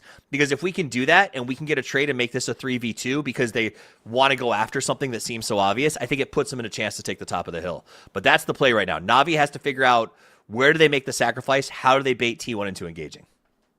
And how will Ferris move from the spot that he's in? Because currently Heather knows that he's down there. He was able to see him via crawling where he was. Oh, at least he has a car available, so that is going to make things a little bit easier, along with the smoke path as well. So they've already preempted the problem that could arise. Some shots go his way, but nothing connects. So that's good here to get this going. But it's nice that Ferris was down there before anyway, just to make sure there wasn't going to be some extreme counter wrap coming out from T1 on that west side. I also like that they did a really good job of moving a player up to the top of that hill so that if he did decide to try to shoot at the car, they weren't going to be able to get away with it. That's the one thing we talked about with perspective, right? Sure, you can see more, but the transition to be able to maximize and put damage out still means you have to be exposed yourself. So Na'Vi doing a very good job of cutting down the ability for T1 to sort of get anything out of this information gathering. They can't peek. They haven't looked over the top of the hill once as the circle continues to close. Because they know once a peek comes in, that gives away a lot of information here. Heather's Heather is the one that's being the sneakiest, being the kind of like the X factor here for T1, because they know as a man down, they kind of need that, and they don't know he's here. They don't know at all. They're trying to cover the angle, but yeah, the info's obscured to them. I think this is a genius idea. This is him maximizing the format. Going to go ahead and crawl up as close as he can. Na'Vi has no idea just yet because they're not over peaking here, and he will be able to play this backstab. You can see right there he does have a visual on our anchor here for Na'Vi. This could open the door. Nothing is going to strike there. I think that was a distraction shot. I noticed that he switched helmet as well. So he also, I think, FAMAS in hand. Was that really not looted? But I mean, by the by, regardless of if it was or wasn't, I don't think it was. FAMAS in hand plus the helmet switch is incredibly important. Yeah, he's got his level 3 on now. I can't believe it. That's very, very impressive. He does manage to grab some supplies out of there and has a flank position. They're exposed. He opens up. That's what the FAMAS is great for. Heather goes wild on that opening spray. Ferris is down, and that's $100, and now a 3v3. It's go time now as well. Goes for another spray as well. That gets traded against, though. And gotta be careful. Gotta stay back and hide as much as you can. Nades should be able to connect with this if Na'Vi's on point with it. But at the same time, this is gonna trigger a response from Raining. Gets Hakatori. Gets Extends. Gets a third. That's Raining. Absolutely going ballistic here for T1. T1 and done. The sneaky play around the outside gets the FAMAS that was unlooted. The 3x spray to open the fight, and that's all they needed. The second that knock happened on Ferris, T1 said the fairest thing we can do is push over this hill all at the same time. And that's the beauty. They knew where Na'Vi was. They knew that if they triple peaked all at the same moment, Na'Vi would spend too much time trying to track them down. And now they get to lift the flag. They get to walk to the draft. They get to choose the next match. Do they go Tego? That's my question, considering the hot drop scenarios we outlined earlier on. But what a play from them. Smells like Miramar. Down. There it is. You're right. It is. Well done. Well done.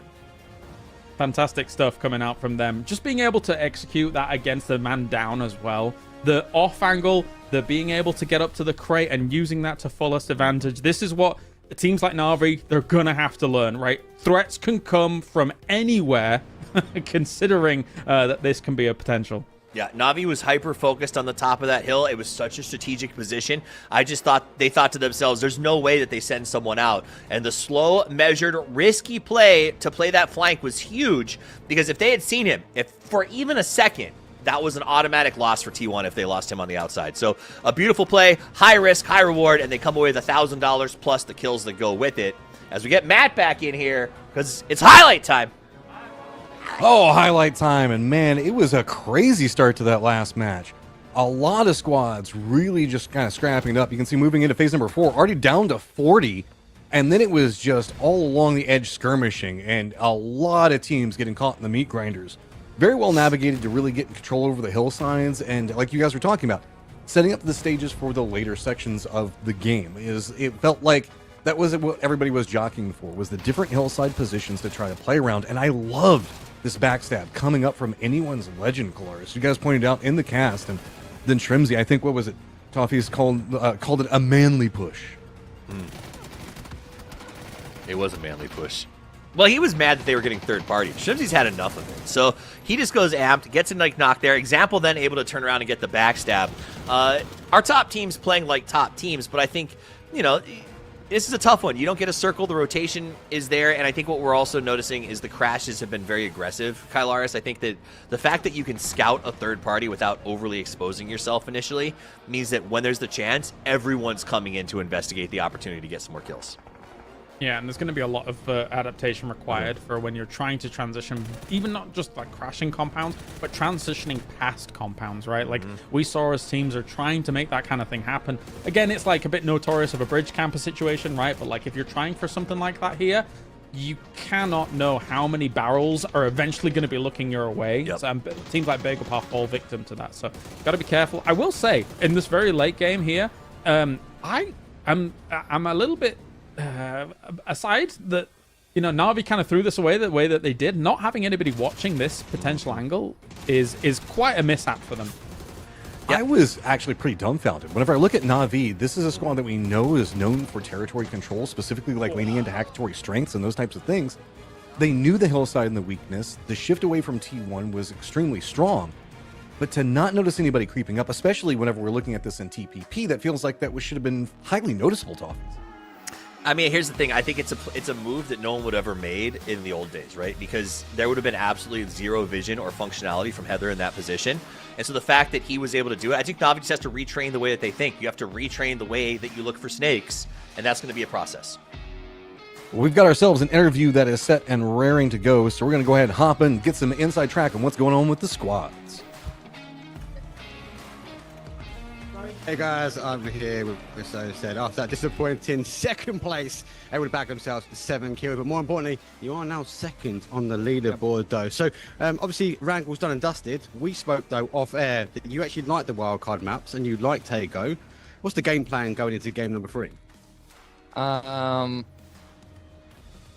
We lose this game because we lose our space, lose our death angle, and TPP is hard to play. So we'll think about like our angles for TPP, you know, like for the next games. Yes, and probably we win. We will choose the Tayego, yeah, 100%, or Miramar. But not Rondo. Okay. Yeah. So we're happy with the pick. We're happy with the pick of Tego. Obviously, Desk, I don't know if you guys got any questions though, Deserves Lead or Na'Vi in general. Obviously, I need to repeat them, so over to you guys for a moment. I mean, why weren't you guys watching that box? Heather seemed to crawl up to a spot that was very dangerous. Oh, never mind. Has it been like? Was there anything special that caught you off guard? In these games, honestly, just kind of how much people are sending it. I think people are playing less to fight and more for positions, so it's been a lot of driving and just chaos with the vehicles.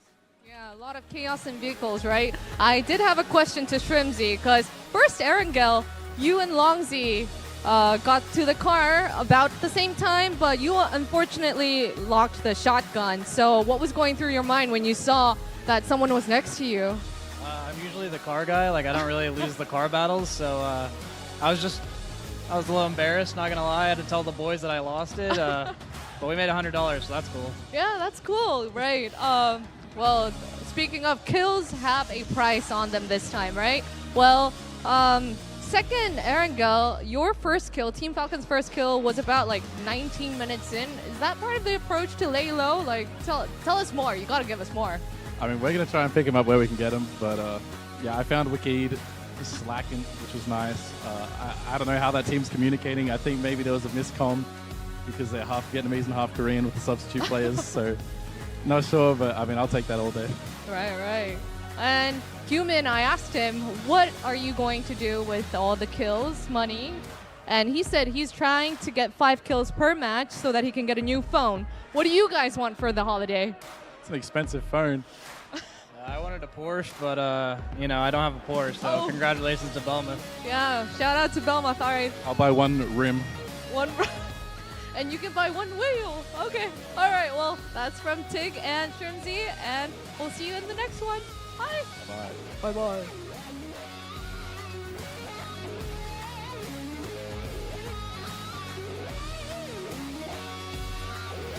Michael, let's get Mike.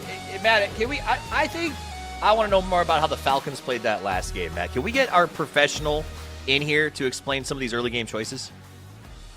Yeah, Michael, come on, jump in and get involved, and let's try to figure out a little bit what's going on as we're going to be looking at stats from the last game.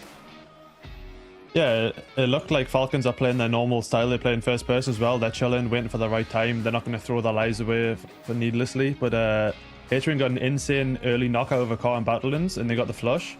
And then later, they actually had 2 C4s to bomb Twisted Mind's dip and Tiggled in our mortars as well. It just seemed like they couldn't connect the C4s and mortars as well as they should have, because then Himas just comes flying out of the compound, takes a really aggressive angle, and it seemed to really cripple Falcons' game and just kill their game right there. Interesting to see, like, the counterbalance between the mortars being a double-edged sword there. The game itself was just overall very, very intriguing as we're looking through, Michael. I know that in the earlier sections of it, you and I were talking, and really a certain section of the aggression that came out really caught your attention. Like, was what you were kind of expecting to be happening in that game? Like, we just got done talking about that Erangel can sometimes maybe be a bit slow and in TPP, but it feels like the wheels just kind of came off. Yeah, like I said last game as well, there's teams that plan on playing slow and plan to play for the $1,000 win, and then there's also teams that are playing for $100 and get the big buckaroos for each kill. I think TE definitely want those kill points, to kill the money for the kills as well. They just came flying at Genji, took Genji's prio off them, and completely sent them back to the lobby early. Yeah, I think ending up with 6 kills overall, so kind of spread across as I think several of them got picked up, but we've got ourselves marked with another interview that we're going to do a quick check-in with. Hey guys, as we lost a player, what a better person to get than the coach. Apologies, someone walks across the camera, but we're in an open area here. So let's talk a bit about that game too, right? I agree. I think Na'Vi should have won that game. What was going through your mind sitting in the coach room? Yeah, the game was ours, but we needed to make a proactive move. The proactive move should be done there because we didn't have the terrain on our side. Basically, T1 there's 3 players, but they still hold the high ground, and the only play was through the right wing. We needed to utilize the advantage of numbers and just push right away the right flank, and that's it. And we are not actually ready, and no one thought about that in TPP the guy can prone to the airdrop and just see everyone, because it's bigger FOV at that moment. And yeah, so a little bit outplayed, but boys keep it up, and I think they will make it better in the future games. Well, I believe Matt has got a question. So now I'm fighting people off. They're trying to cut across our camera. Matt Trim, you obviously let me know what the question is, and I will fire it over. So I can't hear you. Whenever we got into Paul? the later stages Okay, of that game, I'm a bit intrigued on how it flowed out. How did you guys just miss the angle off to the side, or what was inherently happening? Was it just the crate was just blocking the view on creeping in perfectly? How did that all kind of balance out? So Matt's talking about the angle. He's basically asking, did that crate block off the view? Do you think the players were unable to see where the angle and obviously how they had to rotate their way in? It was completely unseen. We knew the guy could peek from the ridge, but we didn't know that he can prone over there and go right to the crate. So yeah, it was unseen. It could have been predicted only by thinking a little bit more, overthinking stuff, and that's it. Like focusing on threats at that moment. Yeah. Well, thank you very much. First look, though, obviously TPP, the angles causing some of these teams some issues. I'll throw it back to you guys. I'll see you in the next one. It seems like we were on the right track, where I think when we talk about the need to adjust your mental space approaching those fights, is exactly what a lot of these teams are going to do, right? Na'Vi, one of the top performing teams in terms of the new roster since they put it together, didn't think about the fact that you can crawl up on that box. Erangel is removed from the pool, so we are ready for our next map. T1 gets to choose it. Our plane is up in the air. We're ready for some more TPP action. It's time to Tago!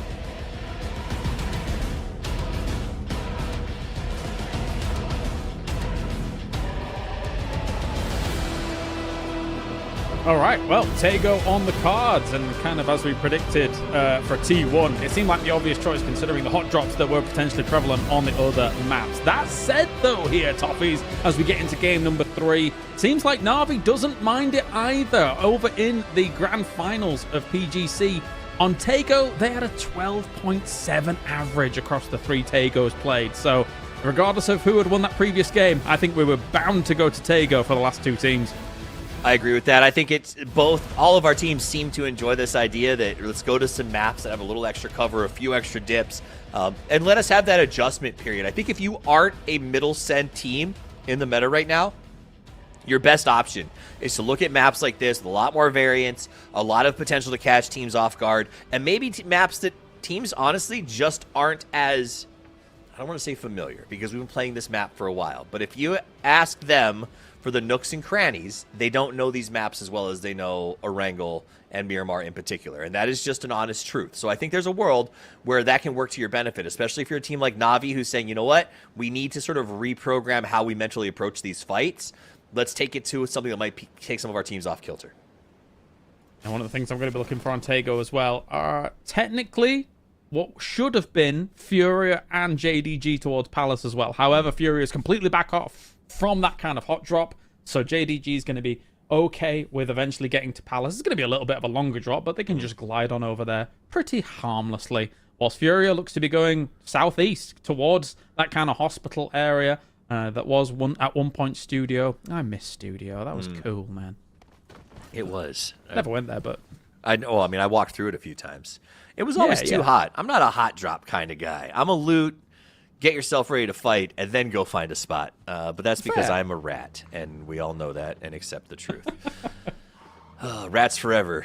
Chads can die. All right, so I do like that the teams are starting to maybe, I think, move away from this idea of there's $100 for kills. Let's go to war early, and realize that you would need to get 500 kills to make as much money as winning the tournament. So maybe it's a nice bonus, but in the early game, we still need to look at how do we progress into the late game. Definitely a lot of money available to you. Get your wins, get your 50,000 for the win overall. That would be awesome. Of course, T1 had a brilliant second Erangel here with, it looks like, Heather as well as Raining getting 5 apiece. End not having much impact on that, but of course they were 3 for a long time. Good to see Type up there as well, because again, I was really disappointed that in PGC finals, Type was just not keeping up with End, Raining, Heather. They were really standing above Type as a whole, which is a bit uncharacteristic for the roster, because I think for us, when we kind of looked at some of those bigger moments for T1 throughout the year, Type was one of the guys that was really doing a lot, so good to see him back on board.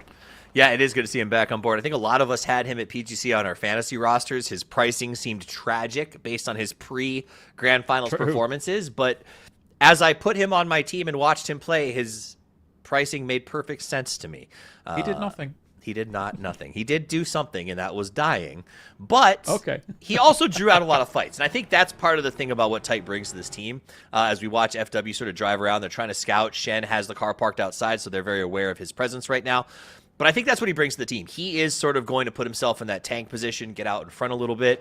And so I feel like he's traded, particularly at PGC, more than I like to see from someone on my fantasy roster. But it works for them. It's a way that they can sort of breach, move deeper into compounds. And if they're not looking for the chicken, it's a great way to sort of scout placement points. 2 ways of scouting out a compound or from the compound there. Sixax just driving past, seeing if you could see anybody in the windows or on the angles. Whilst the 4am member was just could hear the car, so he knew what was going on to a certain degree. Sixax was hoping that he could see something, but didn't see too much. A few shots went his way, so that kind of really alerted him to what was happening. And Shen's going to get completely unscathed, get on out of there if he needs it. But this, for now, this spot is theirs. All right, nice wide circle that takes up the entire middle of the map. So this is going to be, if the last games were about some early fighting and jockeying for prime positions, I think this is going to be a very different map for a little while. There's lots of decent spots here for teams to sort of set themselves up. What we're going to see is a lot of driving, probably in twos, to find the optimal position, right? Because the prio compounds that you sought out at FPP are not going to be the prio compounds that you consistently search out in TPP. So a lot of these players, you can see them moving up and down hills, saying, okay, is this the spot that I want? How do I want to utilize this area? And what I'm excited about in the transition is that I think we're going to start to see locations, spots, compounds that were not as heavily utilized in first-person perspective become significantly stronger as we get more and more accustomed to TPP. Well, you can work with some crazy dips, like, because you can see 360 around you. Wicked takes down Ferris very quickly and swiftly here. Some reinforcing shots did come in from Hakatora to see if they could get a little bit of a knock on him ass, but he moves on away from that. Looks like Anyone's Legend was totally okay with the knock, and then the straight retreat, or at least towards this hill line. They knew that being out in the open of these fields was just going to be too much of a potential threat. But I think as we talk about, like, I think even stuff in the future where we talk about the incoming premise of, like, destructible terrain on all maps, the ability to dig a small hole with a grenade on the top of these hilltops becomes so much more powerful when you talk about third-person perspective versus traditional our FPP that we're used to. So I think a lot of teams are going to be exploring, how do we crack open the strategy? How do we make this more of a chess game instead of a blunt force trauma? And we're starting to see that develop a little bit here at this event. But I think over the next year, it's going to become even more of sort of that mental match in the mid-game. Are you advocating for the pickaxe? No, God, no. It's way too slow. If they made it bigger and badder, yes. I dig all of my holes exclusively with grenades. Like, it just is a more effective way to dig a hole, right?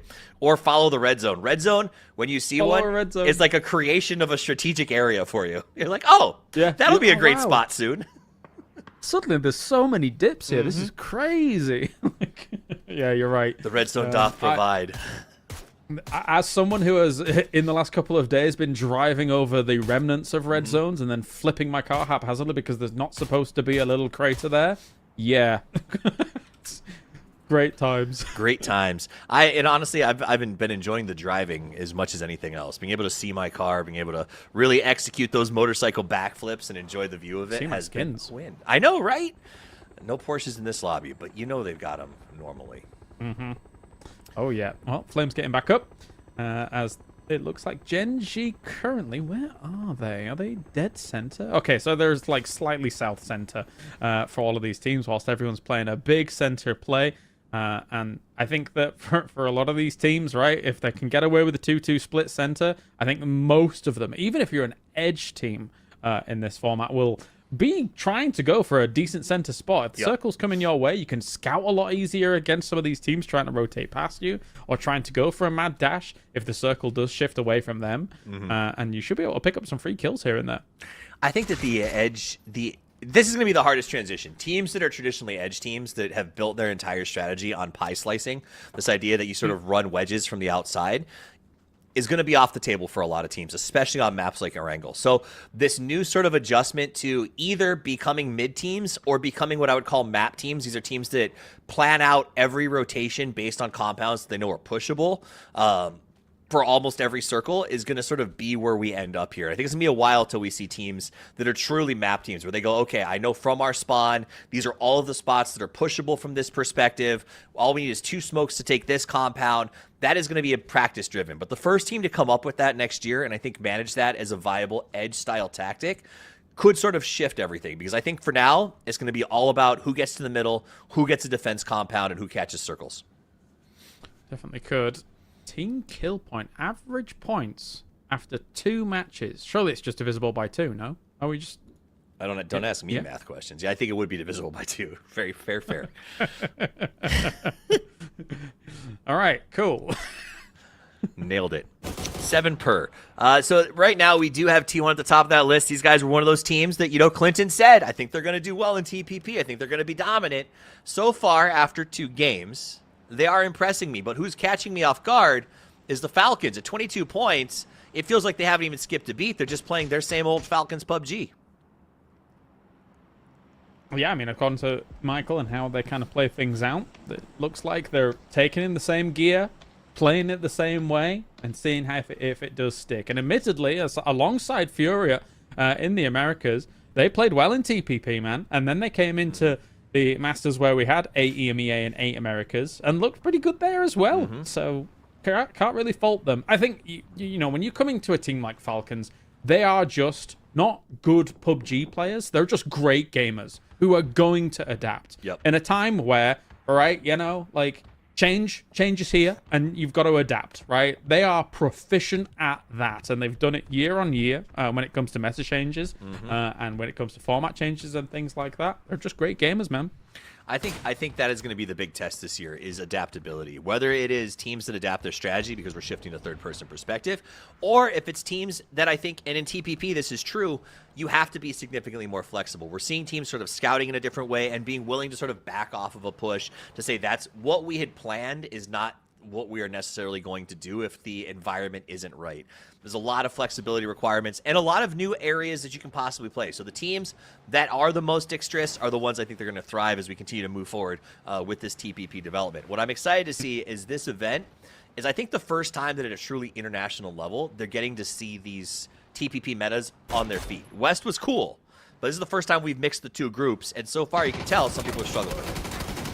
And that said, now some of those teams in the north become edge teams. Oh, Pons takes down Flame. That's a nice freebie for him as he just rotate past. But watching these teams on the north side become edge teams, what are they going to do? Because Falcons is one of the only teams here that is heading far north. I wonder if they're going to try and go for an insane wrap all the way to the west side. But if they do that, by the time they get there, I suspect it potentially would have been filled up a little bit if some other teams are going to be moving in. Like T1, for example, if we're watching the map, can effectively come in much earlier on the northwest side and then find themselves a playable spot. I don't know if it's going to be playable-ish circle shift.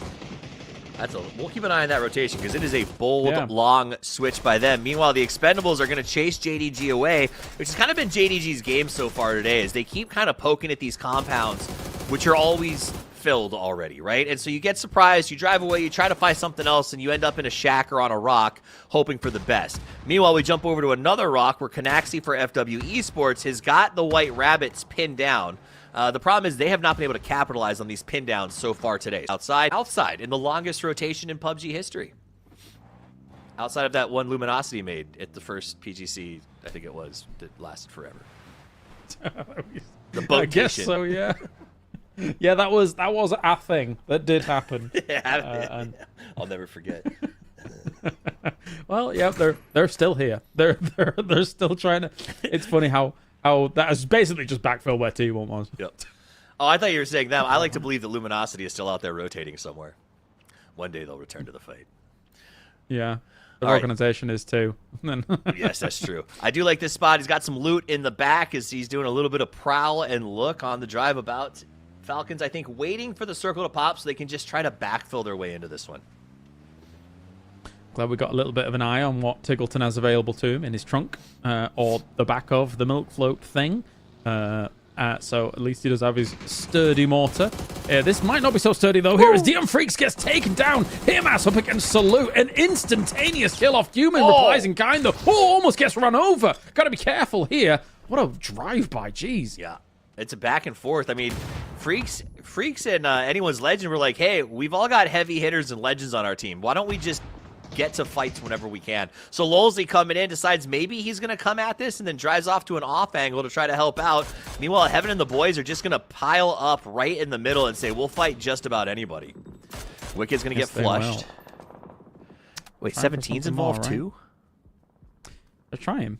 They a are bit of poking here and there. There's still other teams lurking around them as well. Nades forwards, but he's in the shack. He's okay. He's not in there, though. That goes right through the middle of those two vehicles. Deal down. Imas is trying to finish this off.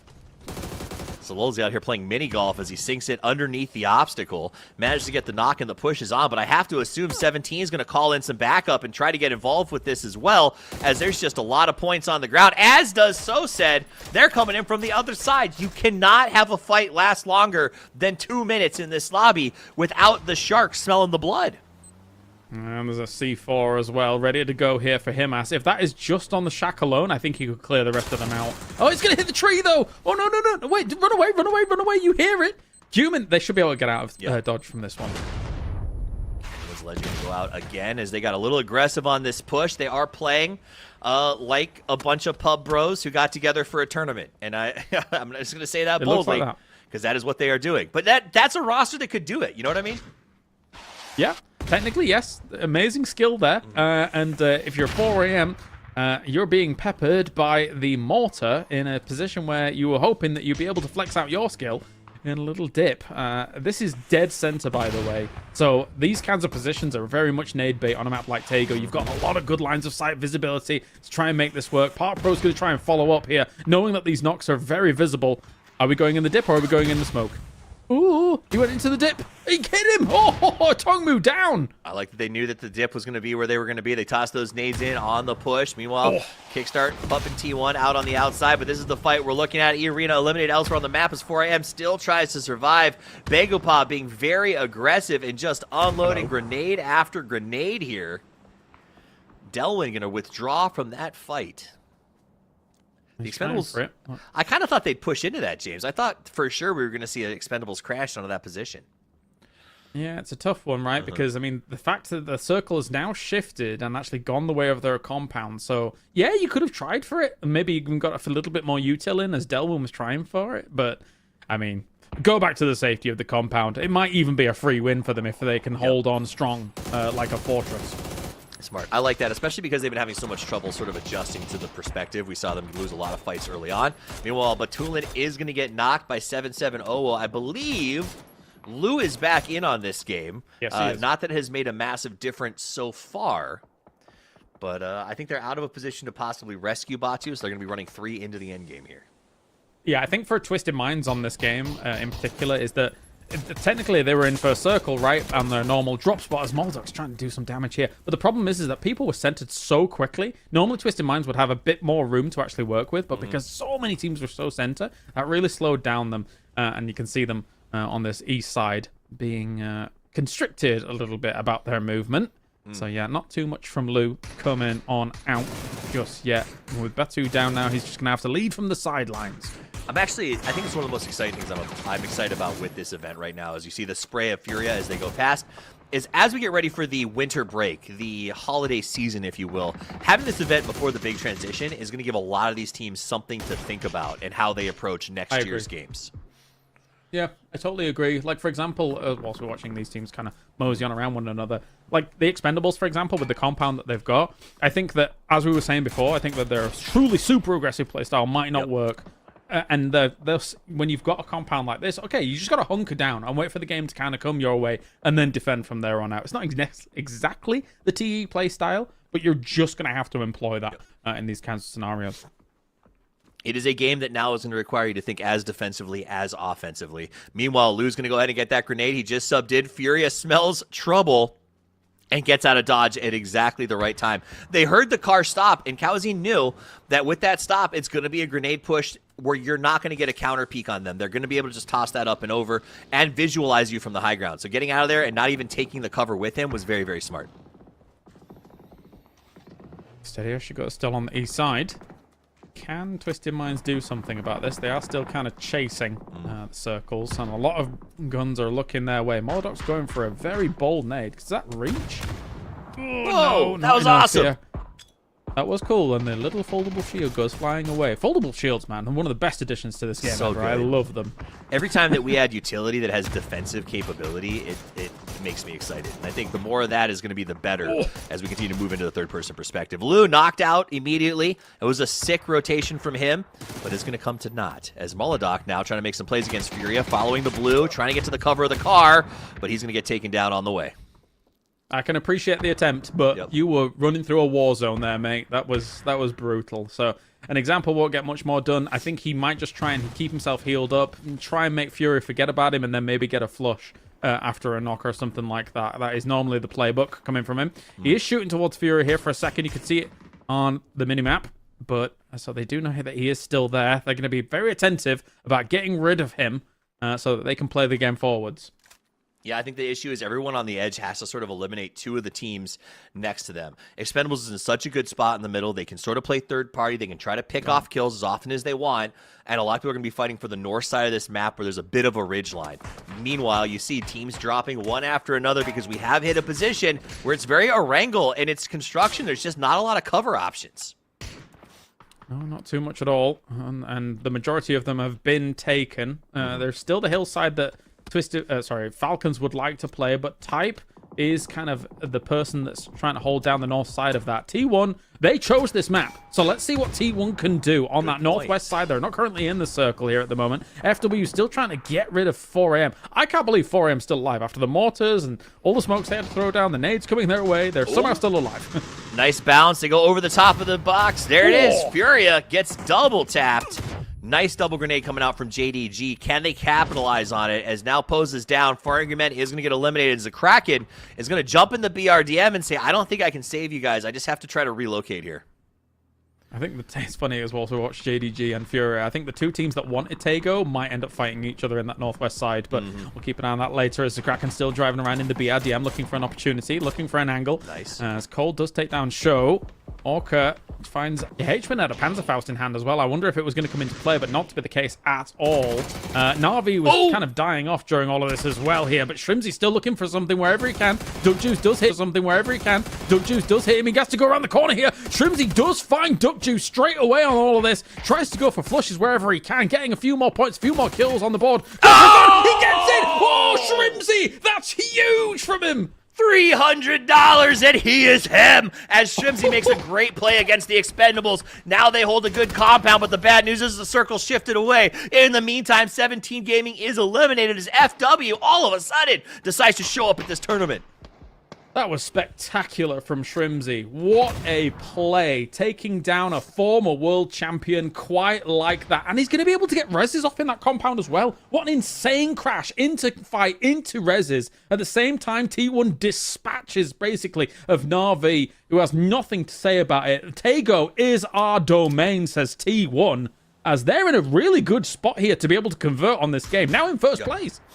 T1 used that Expendables Falcons kerfuffle because the Expendables were watching them out of the north side of that compound, and when they had to fall back to three-man defend against that Falcons push, T1 was able to close that gap. Falcons is going to get back up to 3 strong here after what was a very difficult fight. Crazy. But there's nowhere for them to really lock in except that one last building on the north of their compound. Huge! Oh my gosh! Huge drop for T1. They just got a kerfuffle. All of the care packages waiting for them to get looted up while Kickstart peppers FW so they can't come in and backstab DNF. The fact that there are 4 alive and the rest are only 3s or 1s is nuts because T1 can easily make this completely work on that north side of things. Ignore the Anyone's Legends, they are not alive on that, on the left side. But anyway, Orca here now crashed into what might be the jaws of Shrimzy. I don't want to be here, Orca. Well, after what Shrimzy just did, get on out of there, mate. Right? Never shall a whale fight with a shrimp because the little one wins, or so it seems. Nice gonna go throw some grenades, a few lethal coming out at FW. That's a good Molotov to try to make sure they can't push around that right side. DNF playing very aggressively. They need to eliminate FW so they can turn their sights on T1. Being in that sandwich for DNF is almost impossible to deal with right now. Honestly, I think we might get back-to-back Tagos here, because if T1 keeps controlling that high spot on this circle and is able to deal with DNF, I don't know how anybody else deals with T1 in this game. That said, though, Falcons is still getting some great points here, trying to get rid of Orca, sending in all of the util, despite him already moving away from that building. They're not quite aware of exactly where he is, but End now has mortar in hand. Where is that? It's about 130 meters to where DNF is here from where he is, so let's see if that hits. There's the mortar coming in. It looks like he's playing a little bit of golf, trying to make a move here. If he can land it in that spot, ooh, inching. I think he was on the very shortest range, like 121 is the shortest range on the mortar. I think that's what he might have committed to there.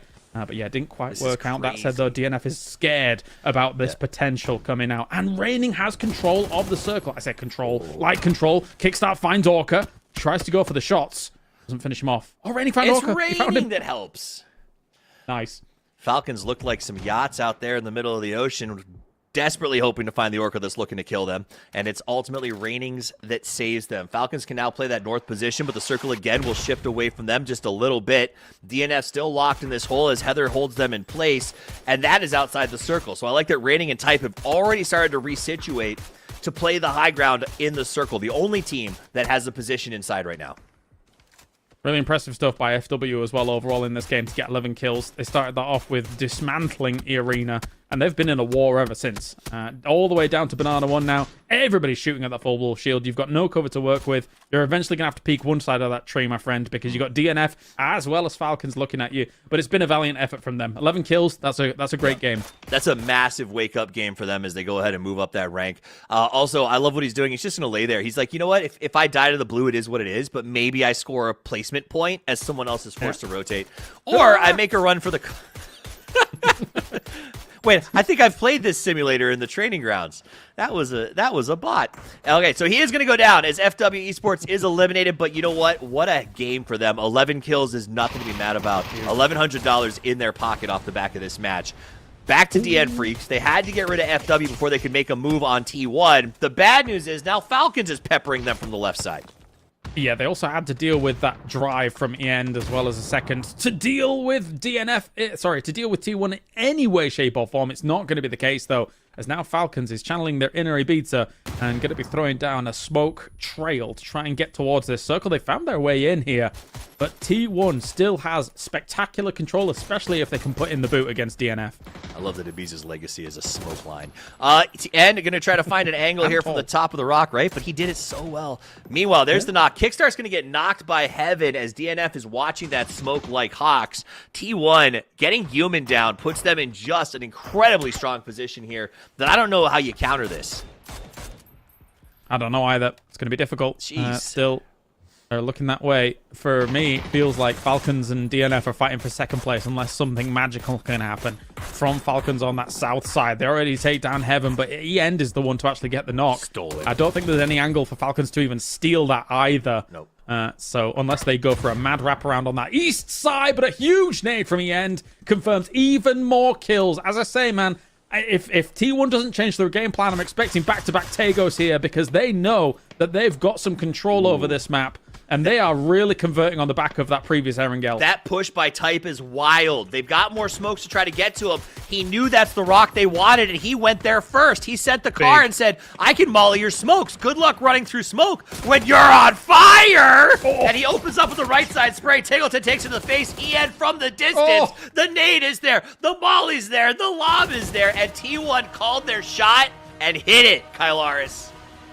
Gosh, what a convert on our first ever hugely impactful map choice by a team winning out a previous game. T1, I love what I just saw here. They knew that they are good on Tago. They knew they don't have any hot drop scenarios having to deal with. And from there, they get a back-to-back. I wouldn't be surprised if we go here again, Toffees, because they looked really good on Tago. There was no discussion. Type didn't look back at his teammates. He grabbed the flag, put his jacket on, and they're all walking like they just know. This screams Tago, and I think it's time for everyone to dance as they place the flag, turn around. You can see the two that are there's some knockdown there, but they're going to go ahead and grab it, and they say, time to Tago. It's like first ever back-to-back Tagos in proper international play as well, because of the way in which that they know they do not have true strong rivals in a hot drop scenario, and then they can control it in a masterful way. I'm kind of blown away by the developments that we're having here right now. It was awesome, and honestly, the way that they played that end game, I mean, at some point, I think we pull Michael back in here to give us a perspective, because it felt like that push to the rock to predict the win condition that the Falcons needed was really bold, but also just such a good decision. Yeah, I mean, they had a man advantage, right? They knew that they had terrain advantage overall. They knew that they could afford some kind of risks like that. Why not take it? Why not be the opportunistic players and team that you need to be able to shut down a team like Falcons? Great stuff from game number 3. All right, so as we bring back Michael and Matcham, I'm going to open with Michael now that we've finally got you back on the mic, my brother. That was a great play for the push, but it seems like that's a really hard, bold call to make. What is a strong decision like that like for you when you're in a game? Is it hard to make that kind of bold, send one and hope for the best situation? Yeah, I mean, Type is the player on T1 that he's just like their power player. He does all their big plays, and if he's feeling it, I have Snakers on my team, and he's that guy on my team. If he's feeling it and he wants to run across the whole zone and completely deny Falcons any entry, you let him do it, because he's literally going to wipe the whole team himself. Like, he just is that guy. Very nice. Is it so you have one of those guys on your team? Is there a modicum of like, is it hard to trust them, or have they built themselves to a position where when they say I've got an idea, you just buy into it?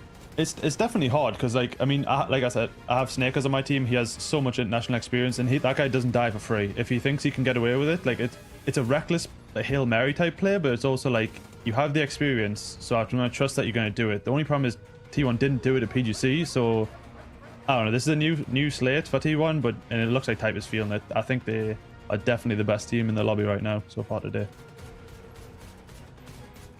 Agree.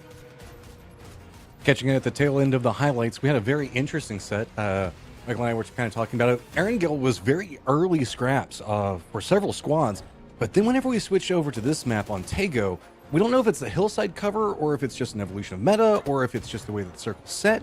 It was so much slower. It led to a circle 3 pop-off, most notably whenever we had the southwest shrink that came into effect, and then the death funnel on the sides that just made these hillsides absolutely explosives. T1 just racking up so much on this Glarus. It's not lost on me that the two teams wrapping in from the north side and going west, the Falcons, extremely late west, mind you, are able to kind of win out on this Kansas circles, right? 20 points going the way of T1. I think it's a really cool dynamic. Obviously, we've never played with it, right? This kind of map selection thing. And if you have something that I'm going to admit was very easily identifiable by me, because, you know, obviously of the 3 hot drop scenarios on all the other 3 maps, of course T1 would want to go here, and of course if they can convert, they will go here again. And I think that's an awesome dynamic, which won't happen too often, because there's not actually that many hot drop scenarios we have across pro play at this international level. But for T1 to have this happen, I think it's like picture perfect. Well, there's a meritable strength now that you get from victory. Sure, you get points, and that's always been a big factor that we've looked at whenever we talked about like how that propels you through the day and momentum. But now you have the capabilities, Toffees, to make your own momentum. You get to, off of a victory, kind of decide your own fate and really just lean into whatever works for you. This is a really intriguing premise that we're going to see continue to develop out. Like, the future impacts of this are kind of unparalleled, wouldn't you think? So I think it's a good story. So Type, I think in that particular instance, was like, as you're talking about momentum, he created inertia for this team, right? He tied him to his ankles and said, I'm dragging you into this end game, and forced it. That said, I think it's 2 stories of strategy when you talk about first place and second place from that as they stand right now. T1 picked a good spot in the middle, they defended it, and they didn't have to work that hard to bring in that excessive amount of kills. By the contrary, Falcons hustled that entire game. Huge outside rotations, big crashes, and they barely got anything out of it except 6 points. Back to Korea for their map choice once again. Guys, buckle up. It has been explosive here today. We are ready. Once again, the TPP plane is up in the air. It's time to Tego once again.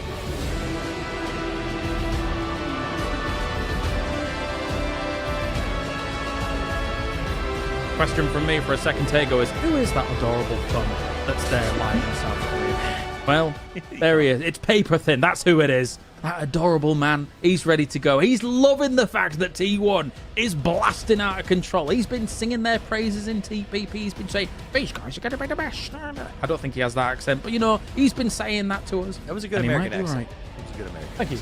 Yeah, thank you. I think you might be right, and I think to kind of double back to what we said there is T1 has a good understanding of how to hold position in TPP, and so while we saw Falcons hustle beyond measure, they only walked away with 6 kills, and they had to fight their way through the expendables and what was as close to a first-person perspective fight as you're going to get inside of that house.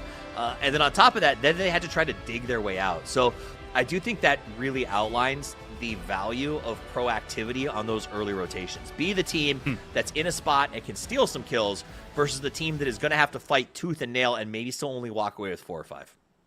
Yeah, there's going to be, as we get into game number 4 here, Tego once again chosen by T1, who is currently in number 1. I think that there's going to be some getting used to on which perspective to be in when you're in a compound breach or a compound high intensity scenario, because in a lot of those situations, if people are running around heads loose and everything like that in those compounds, straight into FPP and being in FPP in some of those moments is like way quicker than you just trying to be in TPP, trying to find someone around a corner and then switching into FPP. And I think that's exactly what Shrimzy did to a T perfectly, because they've been kind of on that learning curve for a little while now, trying to figure out exactly how to do that. So we're going to probably see more of that from these teams eventually. So as we talk about them, yeah, so we're going to get Michael back here. And I will say, this is the West stream. This is the English stream. We're trying to talk about some of our Western teams a little bit more. So, Michael, I think you kind of have been watching the Falcons. We got a little bit of a breakdown on them earlier in the first game.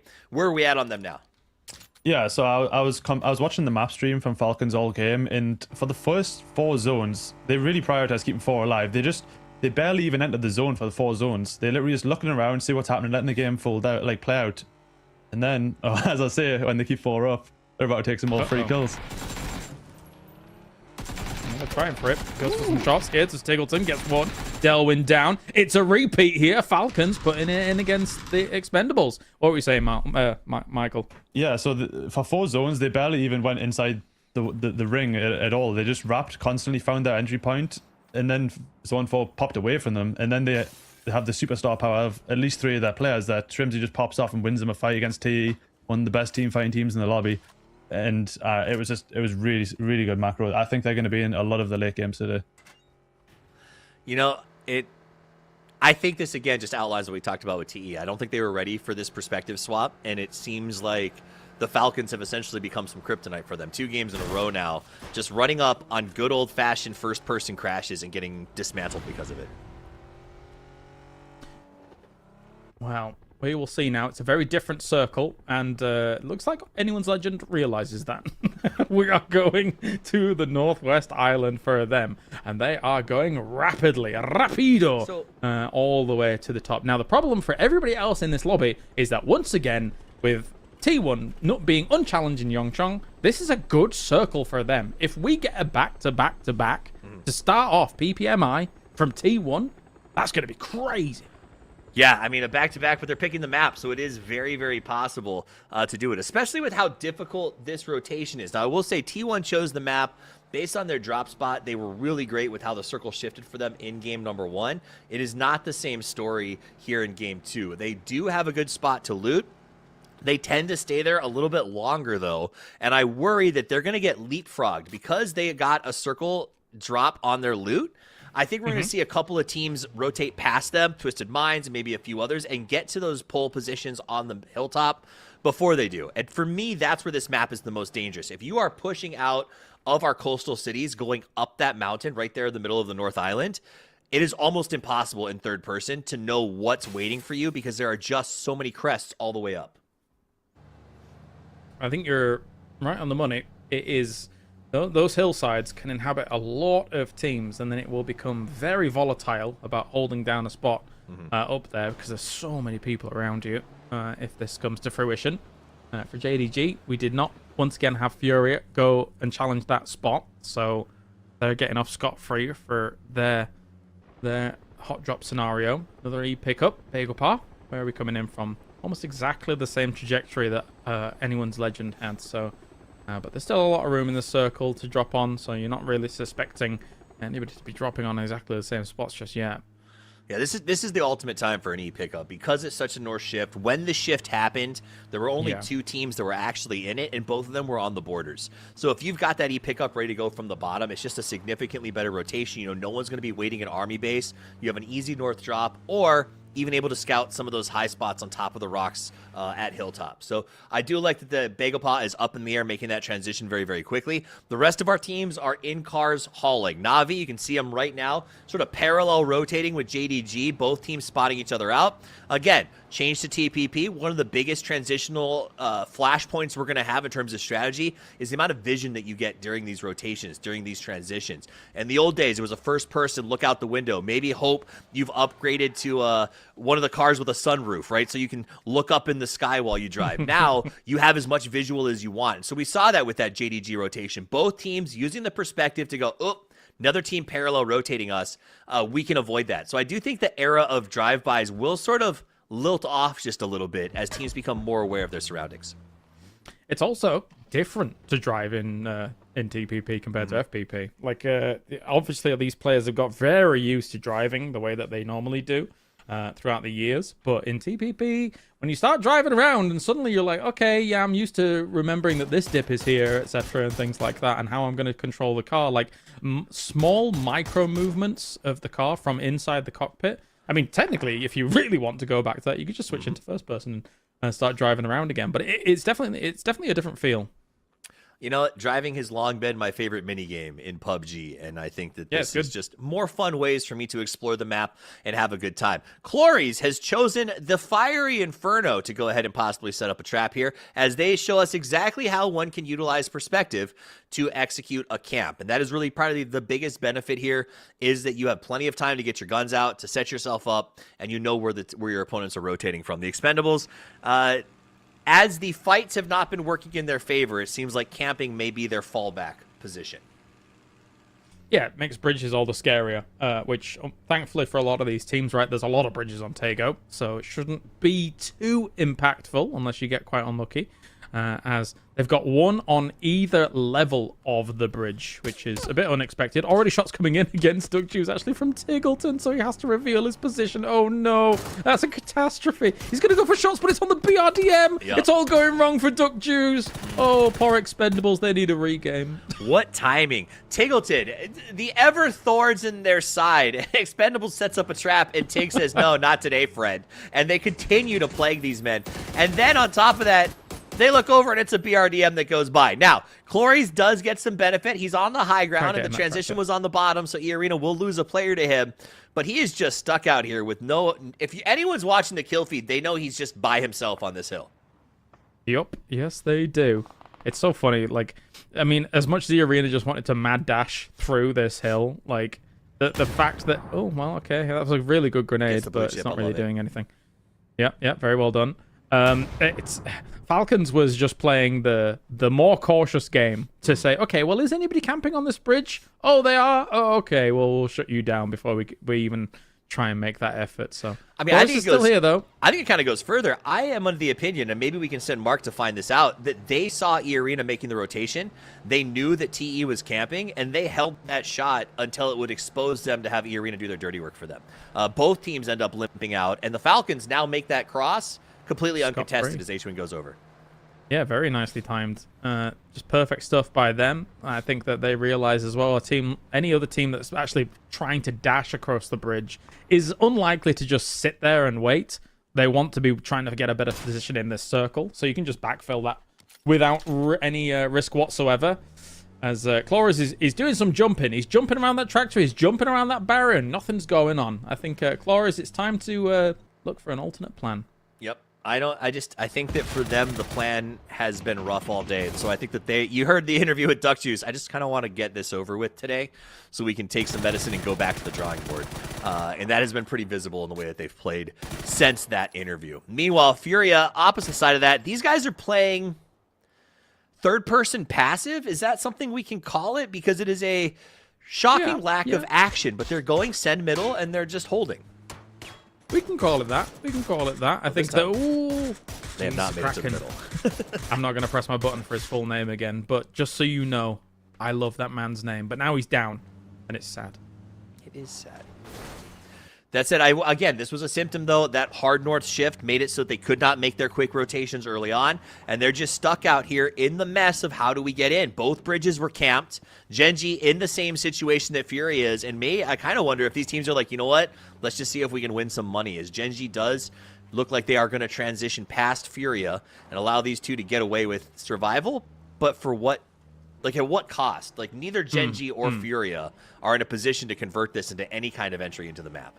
Not currently, no. I want to go back on what you were saying, though, about T1 and Yongchong being their drop spot and then a circle like this, because you were totally right about them lingering there for so long to the point where now it feels like so many teams have gotten ahead of them.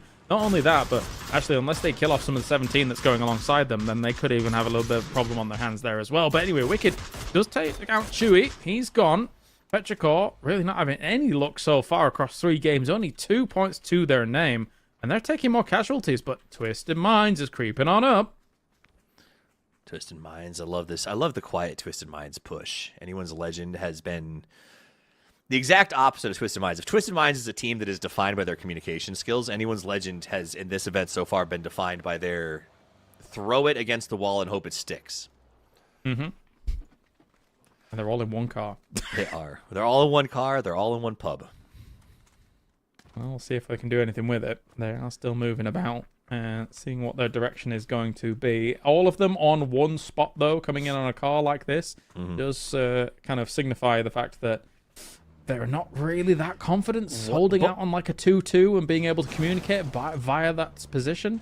What if this is just 20D chess, though? They drove it in one car knowing that no one would think that they were in one car, right? They're like, okay, where's the rest of the team? That's just their scout. And then there's 4 of them. It's like a surprise. Yeah. Yeah. Yeah. Anyone's Legend, 6 billion IQ. I like the 4 cars of Gen G right now. Even I though, do too. You know, the only 13 points. You know, I'll take the 4 cars. I will too. But I want some Anyone's Legend copium. I mean, this is a roster that looks like so much fun on paper and has just been about as much fun as a turtleneck on paper.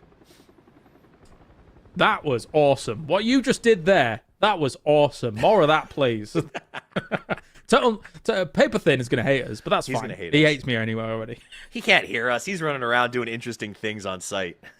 Oh, he can. He called me something funny for my first turtleneck thing. He can hear us. I look forward to the DM.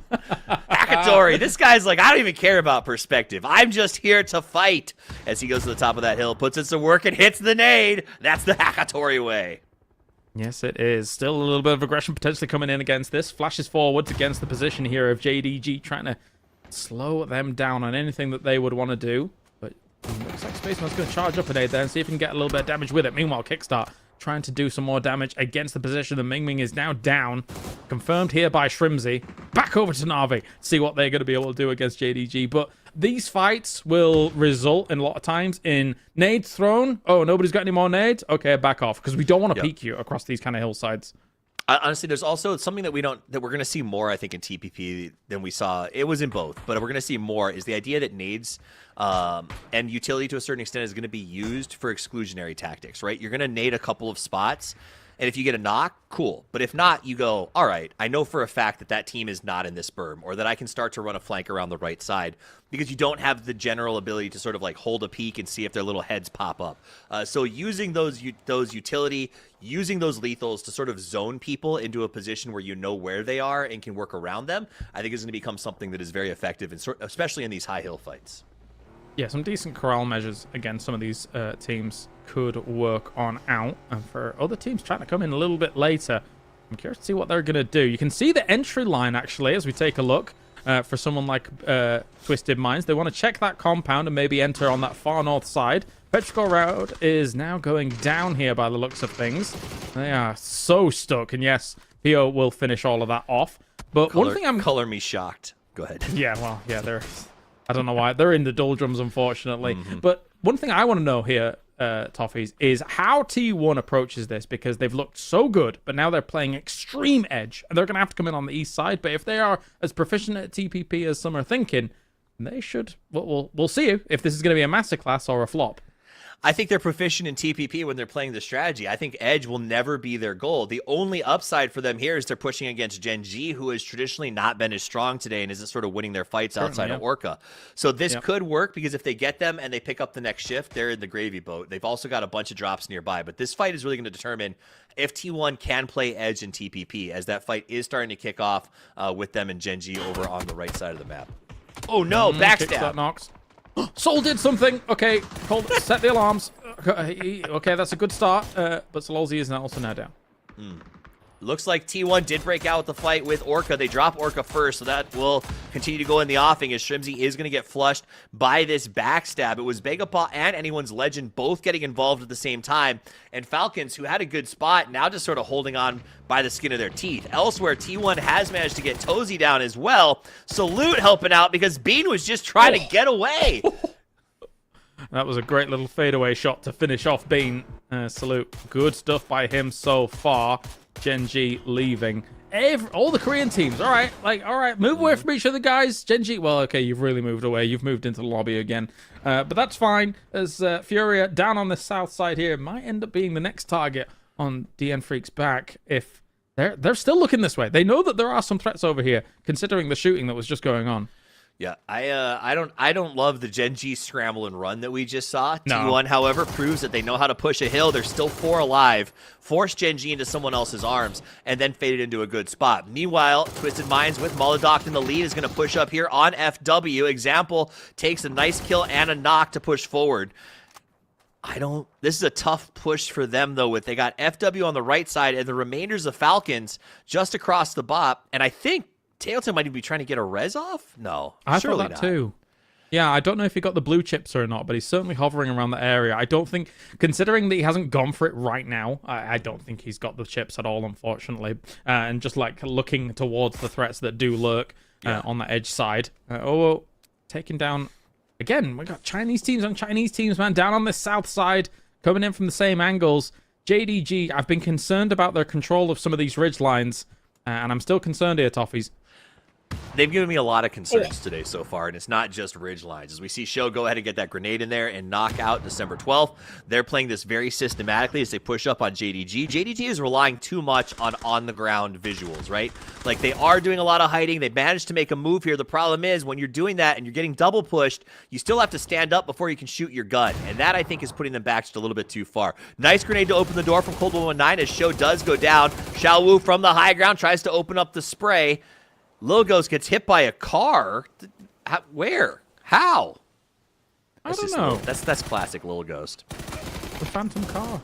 I don't know how this happened, but it's happened. We've got Spaceman's going crazy now off the back of all of that to see if he can kind of clean up the rest of this. But this has just been pyrrhic damage for both of these teams. JDG's gone, but now 17's just down to basically one player. 1.5 if we can get his friend back up.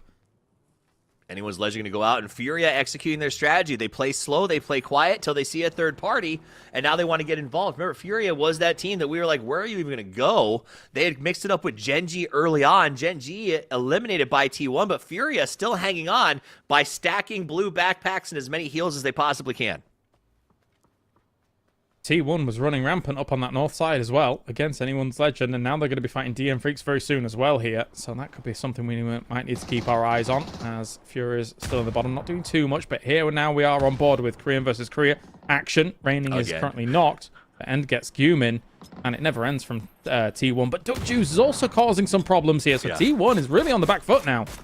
T1 is on the back foot, and they've run up against a team that seems to understand 3P a little bit better. Freaks have been on a tear since they started here today, and they're putting up a much better defense against that T1 push, as T1 is slowly but surely being dismantled one by one. Type trying to get to Heather for a res, but DNF not only has them dead to rights, they have Circle behind them, so they're going to be able to sort of hold them out and just manage this position. 17's eliminated elsewhere on the map. It was only a matter of time as 4AM does the job of finishing them. Heather out there with a grenade trying to make it happen, but it's not going to be, as Salute and DL just hold down that line. They had them locked with their backs to the blue. There wasn't much that they were going to do. No, back to back to back, and I do think that you hit the nail on the head. I think that they just moved too slowly from Yongchong and gave up too much room to all of those teams ahead of them. That said, though, this is a great opportunity for all of the other teams to try and make catch up here from that mid pack as we get our circle shift going on. Heads down center. FW still in a strong position. Take down Falcons. That's number 2 gone as well. Good stuff by them so far. Where are they? They're in 5th place here. FW. Great start from them for the tournament. FW got that slow burn going right now as they sit in the middle spot. DNF finally had a chance to make a little more climb, but they're outside the circle with their backs against the wall, and a Furia about to be mean behind them. Kraken opens with the grenade, gets the knock. No extra flush off the back of the grenade, but he is going to be able to put some moments in. Now they're going to go ahead and smoke with that gun. The rest of Furia coming in. They say, if we're going to fight from the blue, let's get some points on the board. Kraken finishes heaven. Deal low and slow as he grinds his way through the grass over on the left side. I don't like this for Freaks. I think they've been embroiled in too many fights. I don't think they have the utility to be able to go up against this. Deal tries to go for a peek across it. Gizera goes down, but more utility is going to be heading their way. Maybe they can get that res off here. Come Furia, as they did throw down some smokes. Deal falls as well. Salute over the trade. Can he do a little bit more? He's so low. He's the remaining member. Needs go forward if that connects. If that connects. Oh, little okay. too far. If a little bit cook. Yeah. Furia learning why Salute is Salute. Even when he's just down to 1, he's still a force to be reckoned with. Meanwhile, the Expendables, who've not had a lot to work with, Duckjuice says, you know what? I see a chance to get some points. Let me go make some money. Yummy, yummy, yummy. Steal as much as you can. Some hoisin sauce for the Duckjuice here. Has got himself Gazera as well as Kraken Nox. Double Nox. Can he get more? If he knocks Poser here, what an unbelievably heroic play this is from Duckjuice. Throws more forwards. I don't think he knows that kind of reposition has gone down. Goes for the flushes. They're gone anyway. Park Pro finishes it, but he gets the 2. He gets the 3. That's insane from Duckjuice.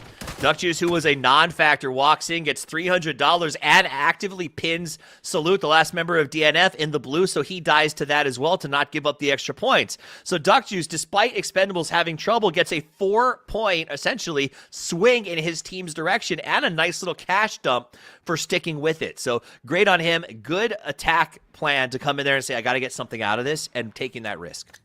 Yeah, considering the start of this game, an unbelievably great swing from Duckjuice. Good stuff. Nade goes forwards to confirm Shen. He's gone. Jacob with the MK14 in hand as well. Damn. Okay, let's see. Well, actually, I say, can Hakatori do something here, though, is the question, against Longs in his position. I think he's trying to pick away at that door.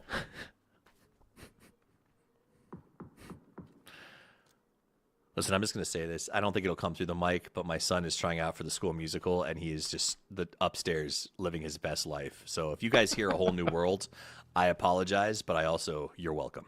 All right, Akan going to go up to the top of the hill right now. Hakatori getting a nice defense, but again, both these teams just so far outside of the circle. It feels like we have a lot of groups who are just saying, we got to find some points. We got to find some dollars.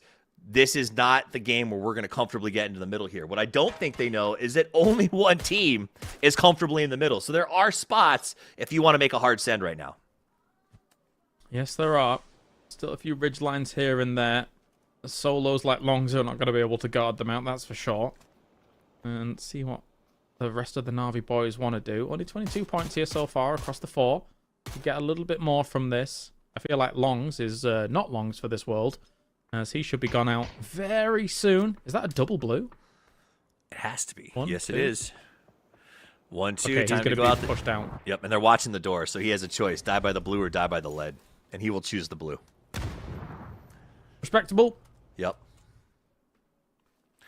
Very much so. I, too, would choose not to take a bullet from Duckjuice. All right, Na'Vi here in a it's just the 2 of them, and they have worked so hard to make it up this ridge line, as they are very close to actively getting a spot in the circle, to be one of only 3 teams to do so. The problem is Begopa has been paralleling the entire time. Neither of them, I think, are fully aware that Duckjuice is just waiting to cause some trouble. Yeah. When are we shutting down Duckjuice? He's been an absolute menace, that's for sure. But Begopa here, going to be taking some nades to the face. Oh, the back. Park Pro goes down here at the moment. That's going to be a decent follow-up here from Na'Vi. But Duckjuice should just peek across. Oh, the second one from Hakatori is perfect. Captain. Not even a choice. Not even an opportunity to be able to get a cheeky steal from Duckjuice. Hakatori's cracking me up, because we're talking about teams that aren't adjusting to the perspective or playing like it's TP versus FP. Hakatori doesn't, he's just playing as Hakatori. It doesn't matter. Oh, yeah. I don't care if he's trying to get himself a fun peek or if he's just man face pushing. The guy just gets kills. It's what he does. It's impressive to watch. Yeah, Hakatori is normally at 4 PP. He's just, playing his own different version of the game. And that's fine. That's fine. He has transcended the perspectives. Duckjuice, the lone survivor, I will say, if there is an award for the survivor award in this game, if we can give it to somebody who just survived against all odds so far and has put extra points on the board, this is an epic performance by Duckjuice. Yes, it is. I mean, this is already great salvage, right? So keep those heals going. He's only got the med kit and a few bandages here to work with. So he will get this pop, but now he should be done unless he can somehow get to the circle. Oh, he's checking for some first aids. He's got 7 first aids. Quick! Oh my gosh. We're back, baby! He's doing it. He's doing the thing. He's slowly but surely working his way forward. He's just hoping for a placement point or someone to expose themselves for a sweet hundy as he continues to move forward. He learned this from Beamy. Yeah, exactly. And Na'Vi just came off the back of being absolutely rinsed by Beamy with meds in the blue, getting knocked down from a second place at PGC. So if this comes back and they get a few flushes here, they're like, not again. This is crazy. They lost the first game due to a snake that they missed the off position on. This seems to be like a Na'Vi hole in their armor. This idea that they often will lock themselves in and say, okay, I'm sure this area is clear, and then never check it again. Are we expecting a duck juice, though, from the grass? A duck in the grass. Scary prospect. Oh, also scary prospect for Opons. He goes down to Hakatori again. The fourth perspective of Hakatori. The mind's eye opens and tries to take him down. Another for Hakatori. He's got the whole team. He's got the whole team. No way. What a legend. They had to blow up their own BRDM so that he wouldn't steal it and drive away. Nox Lyrics. Can he get more? Here comes Duck Juice, though, from the backside, trying to do a little bit about this. And he does hit Hakatori! Of all people, Duck Juice spoiling the plan of Na'Vi! The Expendables goes down! But that could have been honestly, that could have been a Hakatori 1v4 against the arena there at that point. But Ferris answers in kind! It's going crazy here! I don't even understand. That whole thing was insane. The fact that Duck Juice made it in from Timbuktu to get that kill is crazy. That it was against Na'Vi of all people makes it better. And then another backstab is FW goes, I heard there's a fight, and I am hungry for chicken. That's their first kill.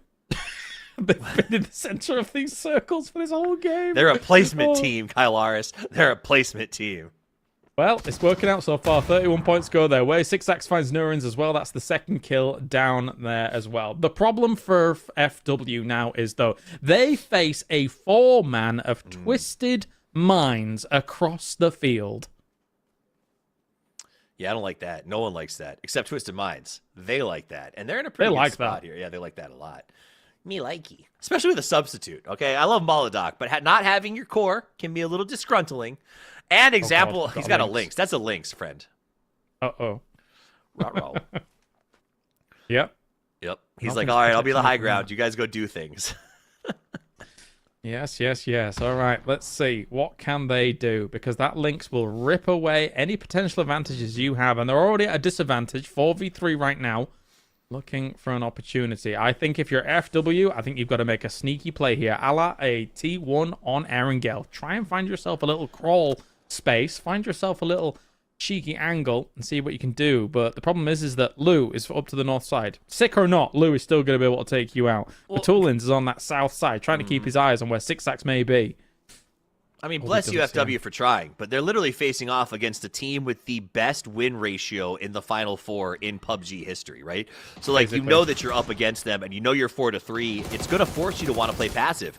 That said, 6X does get a nice peek. He's using the rock to his advantage. Example sees it and goes, all right, I got a plan, and starts his outside rotation. Ryan's going to go ahead and throw some grenades out and try to lock up his spot, but they do have the one advantage that Banana One has been able to move closer to center than Twisted Minds currently is.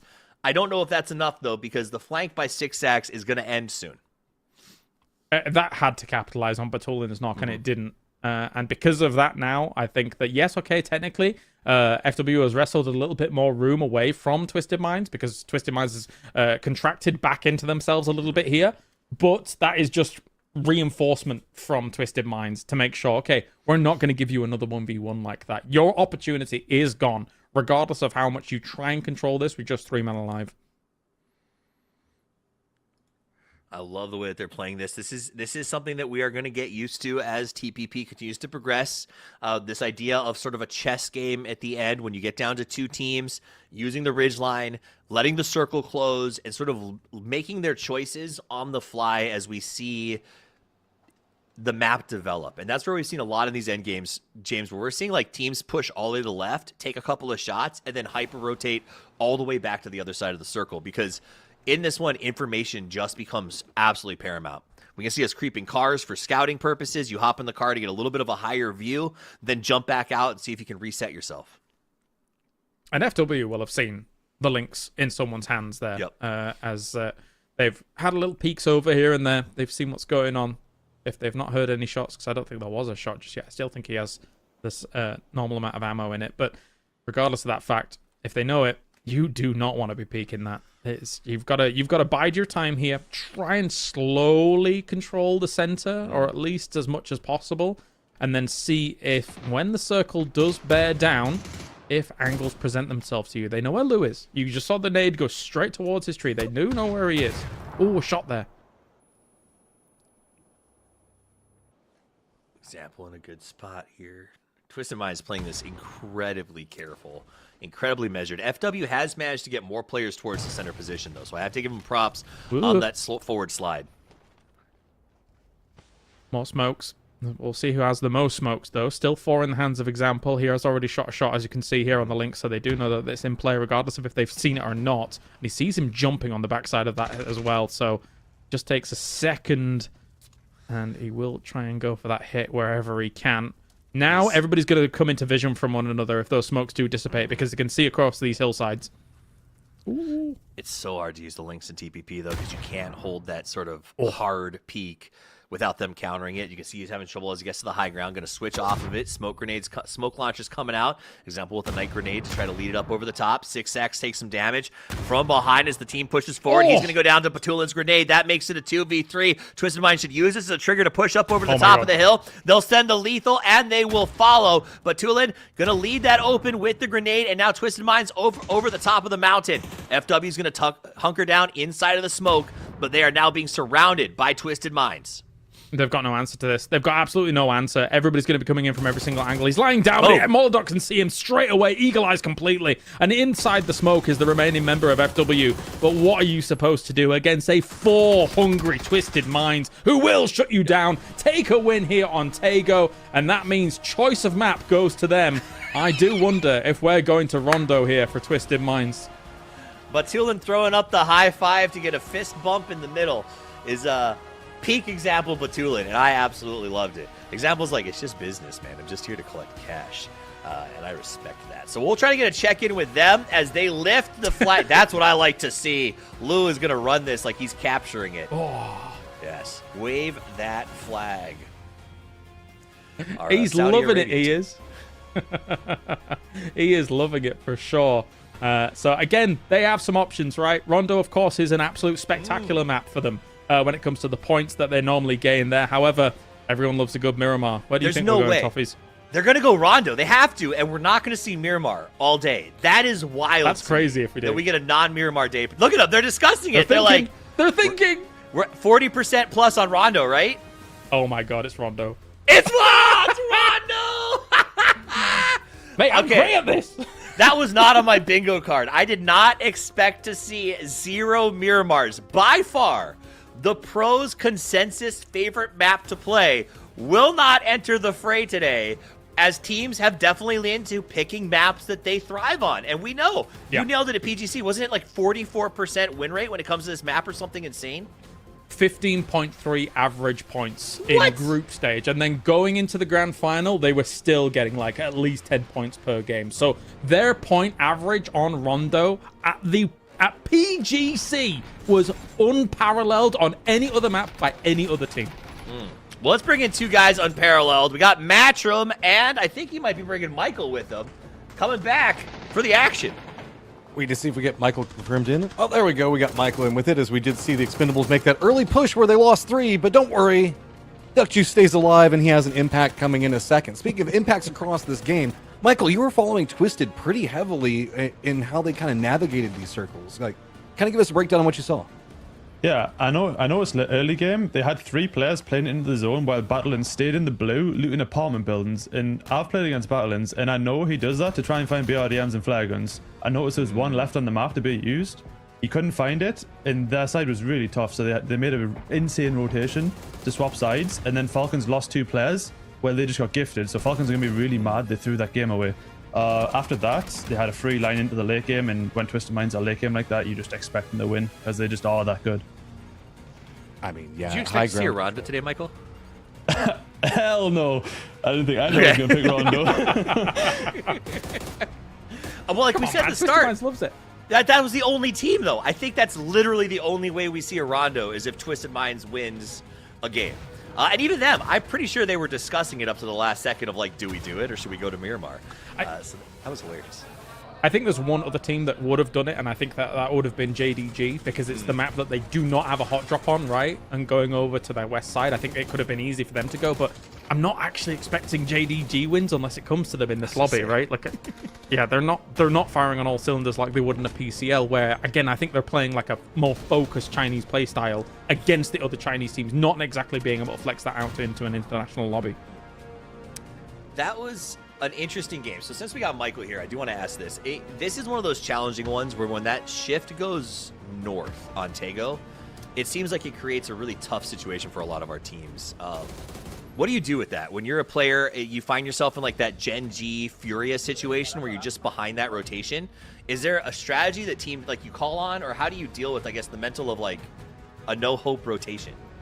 Yeah, it kind of depends on your team's playstyle, because Furia was kind of in the same spot that Twist was, but Twist just decided to play for the win. Let's check in real quick with Bella, and we'll come back to This it. may be the day that you guys are getting another TPP title.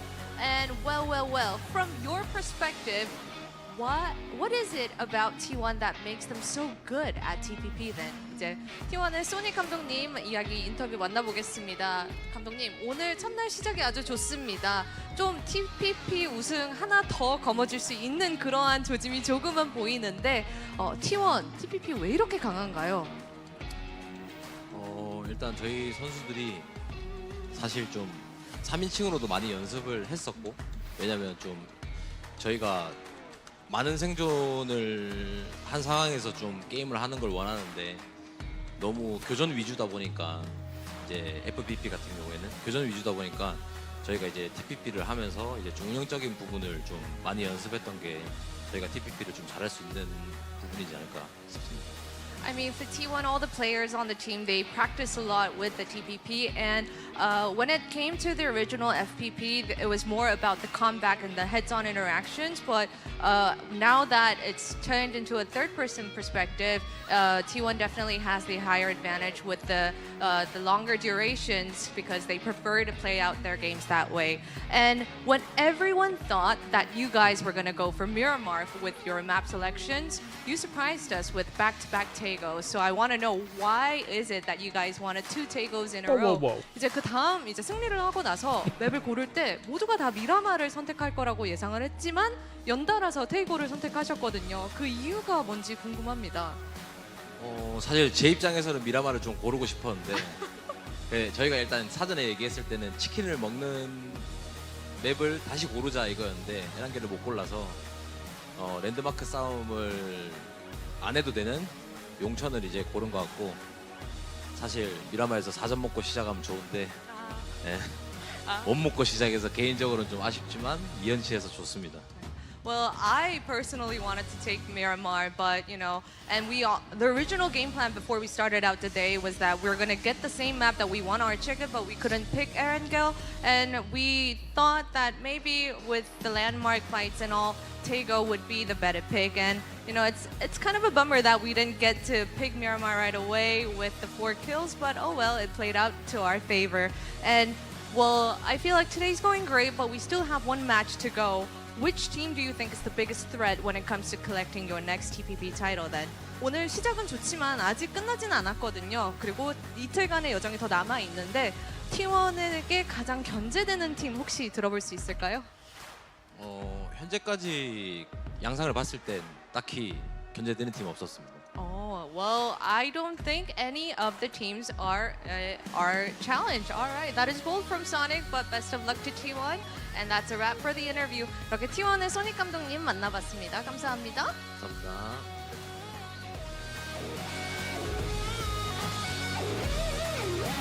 Oh man, I love Sonic.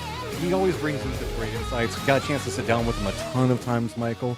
You and me are going to be kind of navigating this next stage. We're going to be looking at the leaderboards, how everything wrapped out inside that last game. Twisted Minds with 15 points up on top.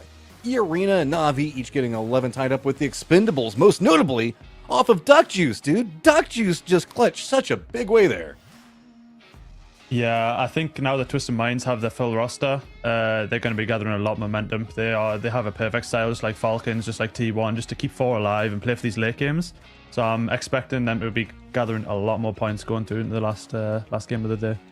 So I was tracking that. Duck Juice was out inside the blue. He's almost dead, but then creeps up to one crate, finds 7 more meds, continues to creep through that, finds another crate with 4 more meds, and that gets him just into range to take some shots at Hackatory right after he got knocked, so finds another couple of kills. Just absolutely stellar game coming up from them. But again, Twisted, such...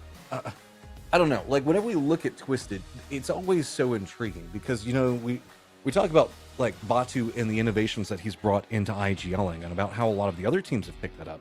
Like, whenever we're now taking a look at the overall leaderboard with T1 up on top, have you kind of, like as a player, how has been your interactions with that and how many other players look up to Batu's IGLing style? Everyone. I've been countless VODs, countless Twires. You just see him, you see Lou, because Lou also does a lot of their early game players. He helps Batu co-IGL, so it's definitely a two-man operation. But yeah, I think everyone watches Twisted Minds. They've just been so dominant for so long. All of their Miramar Rock lineups, everyone's gone in the VODs and checked them. Like, if you're not watching them and you suck, you should watch them to not suck. Yeah, there was a lot of people that were doing like translations on whenever we had like the cams that were following them, the player cams that can happen at different events. While we're sitting here, though, I do want to point out FW presently sitting in 5th place overall at 33 points, but we've got ourselves Mark Power with a quick interview before we get into our last game of the day.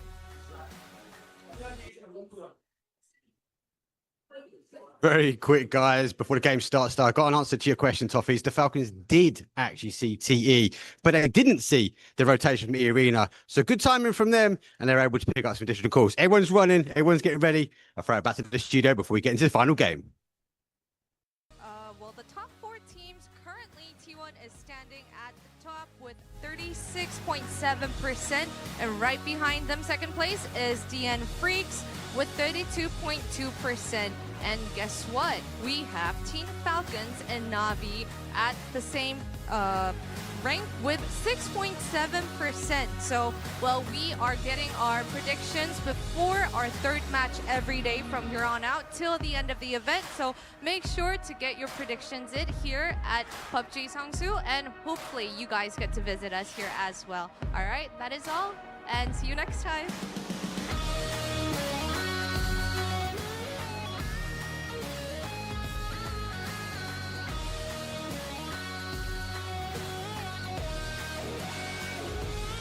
All right, well, we are just waiting now for one more game on day number 1, of course, as Bella breaks down the percentage for the win. And of course, with Twisted Minds getting the win just prior, they have picked Rondo for our final battleground. Who would have thought that we have no Miramars on the day? I came in today thinking to myself, how quickly will we expend 2 Miramars? And it's all worked out for T1 as well as Twisted Minds on these choices here, as I am joined back with Toffees, if you see it. I'm here. I mean, I think I'm with you. I genuinely thought it'd be game 1 Erangel, game 2, game 3 Miramar, and then whatever else anybody voted for. But this idea that teams are picking maps that are good for them opens a lot of doors. I think if this is a format that marches forward, this idea of hot dropping for compounds. I mean, so you remember the battle between Navi and 17 earlier this year to say, like, I deserve a middle spot. I find the fascinating potential of knock-on effects from this drafting system in terms of, like, are teams willing to hot drop because maybe you only get 1 map per day, or is it worth more because you know that when you win, you can force a map that's better for you. So I do think this creates, it's sort of opening the window to additional strategy to develop over time if it's something that continues. I don't know what the full format is for next year. I think a lot of us are on standby to see, like, is drafting part of it? And if it is, I'm kind of on board, James, because I am having a ball watching them make these decisions. Yeah, be it like the avoiding of hot drops or even the intentional go for a hot drop. If, say, for example, you're in a group stage, your team that you normally hot drop against is having a hard time in the groups, and it's one of the last games, and you win a previous one. You either suddenly pick the one that you're normally hot dropping on, and you're suddenly making a power play against that team, right? Like, where, like, oh, well, they either have to avoid you or potentially risk a very precarious position. So that could be an awesome kind of little dynamic that would go on there. Twisted Minds and FW Esports in a bit of a side-by-side. 18 kills and 18 kills. I said that they were a placement team, but they are not seeming to be that way as we get to the end game here. Almost dead on with one of the best, if not the best teams. I guess I can't call them the best because they didn't win PGC, but I still feel that they are the best roster in the world. That's got to be pretty powerful for FW Esports to see that comparison. Yeah, as you say, I would love to get kind of bend the ear of Batulins and see how Molodoct is fitting into the team as a whole. Although that being said, if we ask the question and suddenly like, no, he's not fitting in at all. So like, cancel the interview. I mean, it's almost like he'd have to say that, though, right? You don't want to go and be like, how's Molodoc doing? He's like, better than Perfectix. So no matter how it goes, he's going to say he's a lovely sub to have. And he is a lovely sub. Molodoc was incredible to watch at PGC as well as the rest of the year. But his ability to consistently put up numbers, show up on the damage end days, whether or not the rest of his team was thriving, was actually really, really impressive. Molodoc, I was familiar with him going into the tail end of this year, but I am a very big fan after watching how he finished this one out. Oh yeah, he's potentially devastating if you give him the tools, give him the time, give him the space, and alongside Example on this previous Just Little Moments here on Tago, he was able to hold his own very much so. And I mean, obviously, we can get to see him in regionals in EMEA. When it comes to PEC, a BB team always puts up numbers against some of the very best, like Twisted Minds there as well, as much as the BB team hasn't been able to convert a PEC just yet. Obviously, they won a PGS, which was huge. Well, jumping in here now, as Toffees, you're kind of right and kind of wrong, except for one match whenever it comes to FW.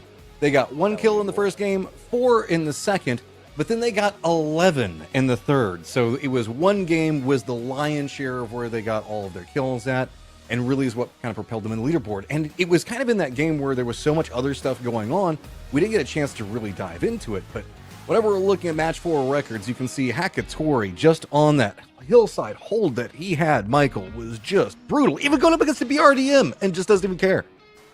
Yeah, that's exactly why he's my captain of fantasy. That's my boy right there. He just shoots everything. Oh, kills it's everything. day one. It's day one. We should have all Captain Hakatori. You didn't Captain Hakatori? You madman. No. You guys called me out. I had Tiggleton. To go on, Tuffy. But, you know, still a good choice. I think Tiggleton and the Falcons are doing better than I normally see them do on day one. But for me, this year has been a large part about Hakatori. This is a guy that we saw blaze onto the scene last year. When him and Diffx were together, they were this incredible 1-2 punch. Diffx departed. We thought, can Hakatori do it alone? And he has stepped up and proven to me that he is one of the best young talents, if not the best young talent in the entire world, right? But he put up against new players like Red Zone that are emerging and Boostic. I still take Hakatori 10 out of 10 times. This guy is wild. I kind of want to know what he's like to play against. I don't hear enough players telling me what it is like to deal with the poltergeist that is Hakatori. Well, there you go, Michael. What's it like to be shot at by Hakatori? Please tell us about your PTSD. I will tell you, over the years, there's some players, when they shoot you, it's like the bullets all hit you at one time. And like you're like, okay, he's just better than me. It's not like, oh, I could have done this better, I could have done this better, like whatever. Like sometimes you just fall over so fast, it's insane. Uh-oh. Paper. Real quick here. Here from Batu after a big win there on Tago. My man, how are you feeling so far today? Things going okay? You get that big win. Is this going to be the momentum builder? I think it's just one of the games. It was a pretty, not like super big win. It was just a win. We did everything well. We were lucky enough, and we just gained some points, some money. Yeah. Hey, that's nice. Yeah, we should be happy with that. Just continue playing our game. We are playing with the substitute. He's doing very well. Yeah. Like, we are happy with what's going on. Okay, good. And real quick, next map, how are you feeling about that? You guys think you can go back to back here? T1 already did it once today. Rondo. Well, I mean, yeah, we picked Rondo, but like, during PGC is the only map where we got points during the whole grand final, so we think this map is better than others. But if we don't get Circle, we are GG. GG. Well, statistically speaking, you guys are the best team on Rondo in the world, so I think that's a pretty smart choice. Well, Batu, thank you so much, and good luck on the last game of the day. Yep, thank you. Thank you. You heard it there. The smartest player, the IGL that all IGLs look up to. Batulins says Rondo is best map. All right, and Claris, I gotta say it. We haven't had a chance. You've been patient. You've been quiet. Yeah. Are you the smartest person in existence to call the death of Miramar? I might be, right? I don't think I'm smarter than Batolins, but maybe. Like, come on, a Tego Rondo call, though, for today has been kind of wild, but it's all just perfectly lined up because it was T1, because it's now Twisted Minds as well. It does make sense. But I think that's what's really cool about what could potentially be this as a format in a bigger state. Should be an absolute banger. Twisted Minds wants to take us to Rondo. So let's kick the tires. Let's light the fires. Let's get that plane up in the air. We're ready to Rondo!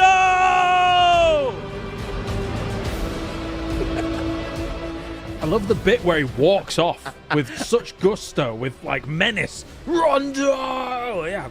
Paperthin's embracing his new role. Keep it classy, San Diego, as he runs off the stage. That was beautiful. I feel like he's really leaning into his new role with the bright red. Great hype. And also, he said, Good job, Michael. kick the tires and light the fires. And that's one of my favorite phrases of all time. So, well done, Mr. Thin. Also, I love that our boy came out and said it. Batulin, I wasn't going to say anything, but he said we only got points on Rondo at PG. Like, he's right. It was not a great event outside of Rondo for them.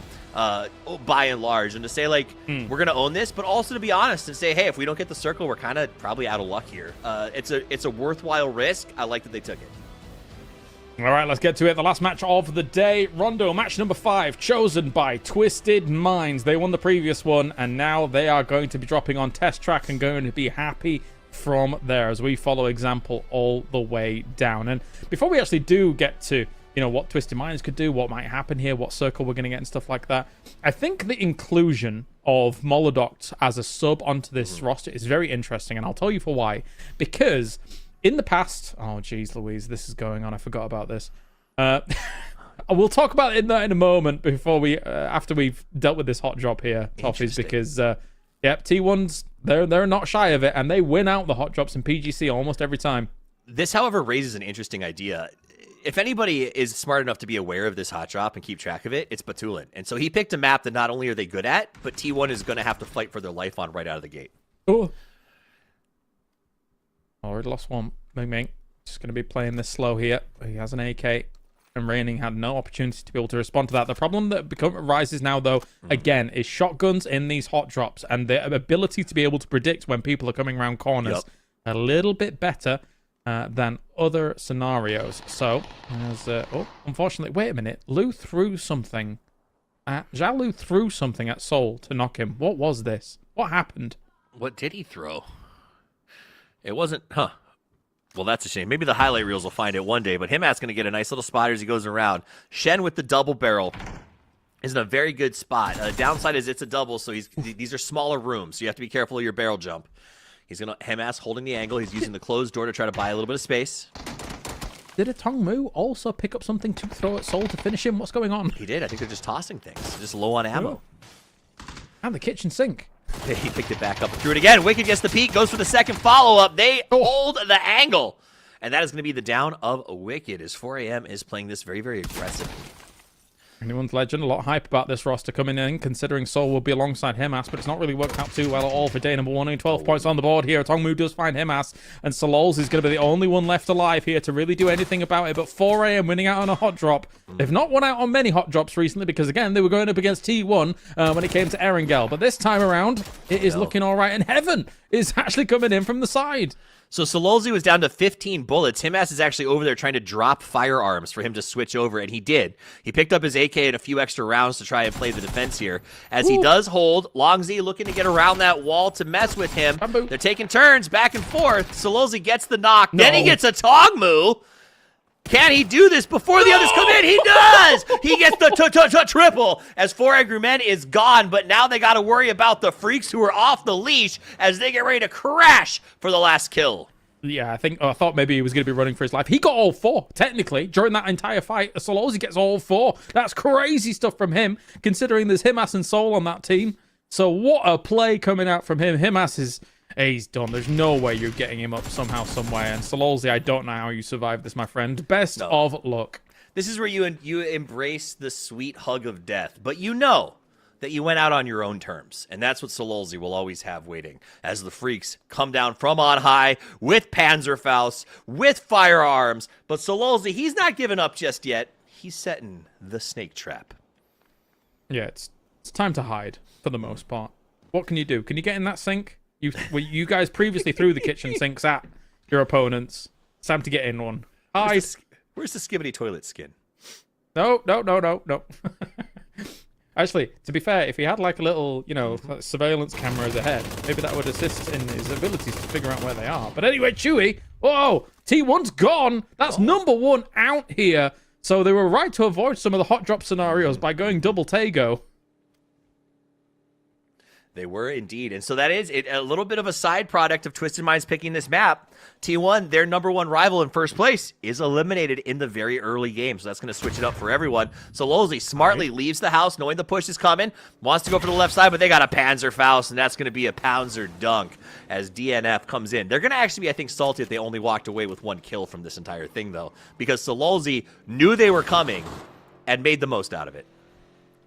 Yeah, at least from Sololzy, that's higher than their average points that they got in the previous games. So I'm going to take that as a win for anyone's legend. It's a big moment for them.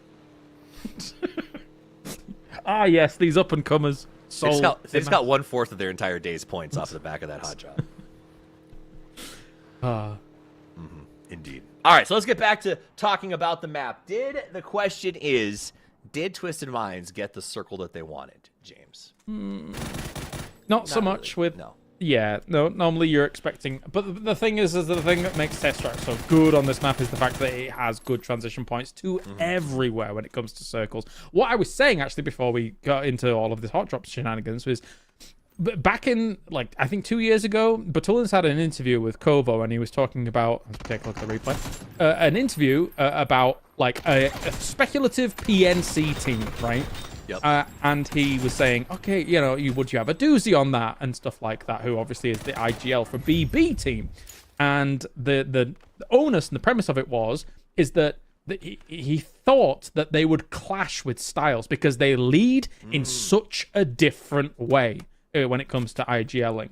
Now, Molodox has obviously been under the umbrella of the doozy line of thought for a long time. So maybe to slot in might be a little bit more difficult than he's letting on. I'm not saying that it's not working out, because obviously we just heard from him saying it's working out totally fine. But that's an interesting little factoid about how EMEA works, and two IGLs can be excellent, but just completely think in very, very different ways. Yeah, I think if you're going to take someone from that Aduzi system, though, it's Maladoc, who is essentially their version of the machine, right? That they send out to just take care of business. I will also say, while we're on the topic, Sololzy finished that fight with 14 HP and 4 bullets left. That was insane. When he made that last push, he was almost sub 10 and had 9 rounds in the gun to get the final knock. That's wild that he walked away with those points. And I think a shining example of what Sololzy can be when he's on the right team and they are playing at their best. Yeah, it's cool. That's awesome. Again, especially considering anyone's legend. They have quite the extensive roster at the moment. Never mind the fact that they had to fill in with people because it'd be visa issues or travel problems or whatever and stuff like that. So the fact that they have every member of Cerberus now at their disposal, ex-Cerberus, and are currently fielding Seoul and Wicked. How many players can we have on anyone's legend? That's what I heard their goal is to run internal scrims. 16 teams funded entirely by anyone's legend. Is anyone Legend 2? Is anyone's Legend 3 over here? Anyone's Legend Fire over in the northwest side? Dropping in stadium. That'd be hilarious.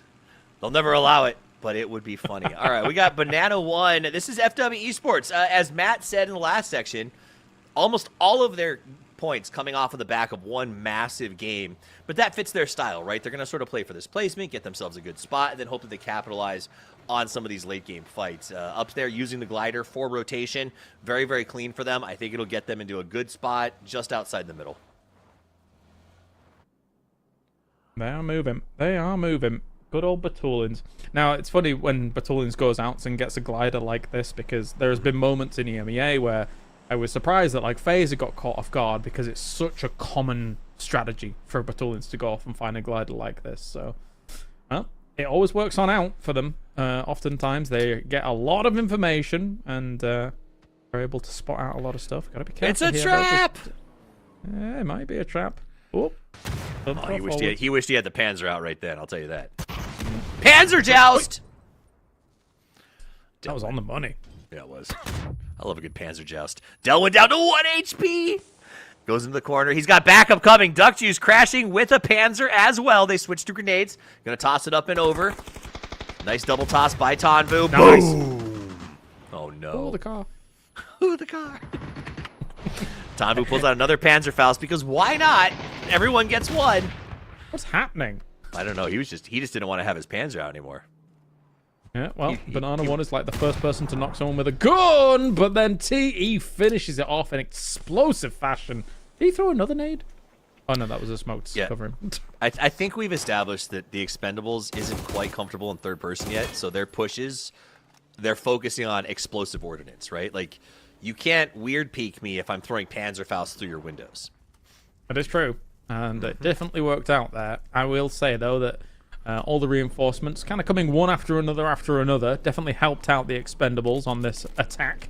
Yeah. As we shift north away from some of the teams down towards south, but for the most part, there's only one or two teams that really need to kind of scramble to get in here and deal with this.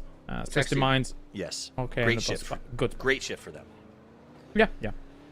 Absolute necessity. As they were sort of, you could see them kind of pandering around this area, going like, this is not a great compound for us. Do we go somewhere else? And that shift did at least give them a spot to call home for a second. Tozy taking shots at Na'Vi as they go ahead and drive on by. But again, the new perspective does make driving a little less dangerous in terms of the surprise drive-by that we're so used to seeing. You can sort of scout your positions and your rotations out a little bit better. Petrichor, 126v6, our newest player, now dead. Yeah, again, we don't know actually too much about the previous kind of performances of him, other than he was on Jiangrong, I think. I don't even know who it is. China. It could be Ixla for all I know. That would be cool, but probably not. Probably not. So, Navi's still going to be sending some nades forwards here. Again, all these teams just going to get used to being able to hit some of these bangers. Oh, Hakatori down. AZ ruining people's fantasy rosters. I think the majority of us Hakatori is our captain, right? Yes, that is true. So yeah. It sounds like we got Michael with a little bit of insight on that Expendables fight as we sort of watch the slow burn of Na'Vi and Begopa. You back there, Michael? Give us a little insight onto what Expendables is up to. Yeah, I think if TE can get a closed-off fight with anyone early game, I think they love nothing more. They literally go feral for an early game fight. They love it so much, the same as Petrichor Road do. Just TE have just been a little bit cleaner today. They go feral for an early game fight. You're not wrong, and I think it's something that a lot of teams are aware of generally when these tournaments start out. Petrichor is eliminated as they kind of get hit from all sides there. Does it take a certain team mentality to or does it scare the lobby knowing that there's always a feral team in there? Like, when you see Expendables in the early game, what is the feeling that comes with that? Yeah, it's because you have your game plan as a team, and you're like, oh, we're going to play this type of style today, and then all of a sudden, all of a sudden, Lil Ghost can get squashed. Yeah, we'll hold for this crash because the Falcons are into the gas station right now. It looks like there was a hold from 17. Meanwhile, on the other side, this is sort of a bit of a replay of how the Expendables held this fight up against FW. So you can remember that as Michael was sort of walking us through the chaos of these little guys at the start of the fight. But Falcons just absolutely dismantling 17 here. I didn't expect them to do so well.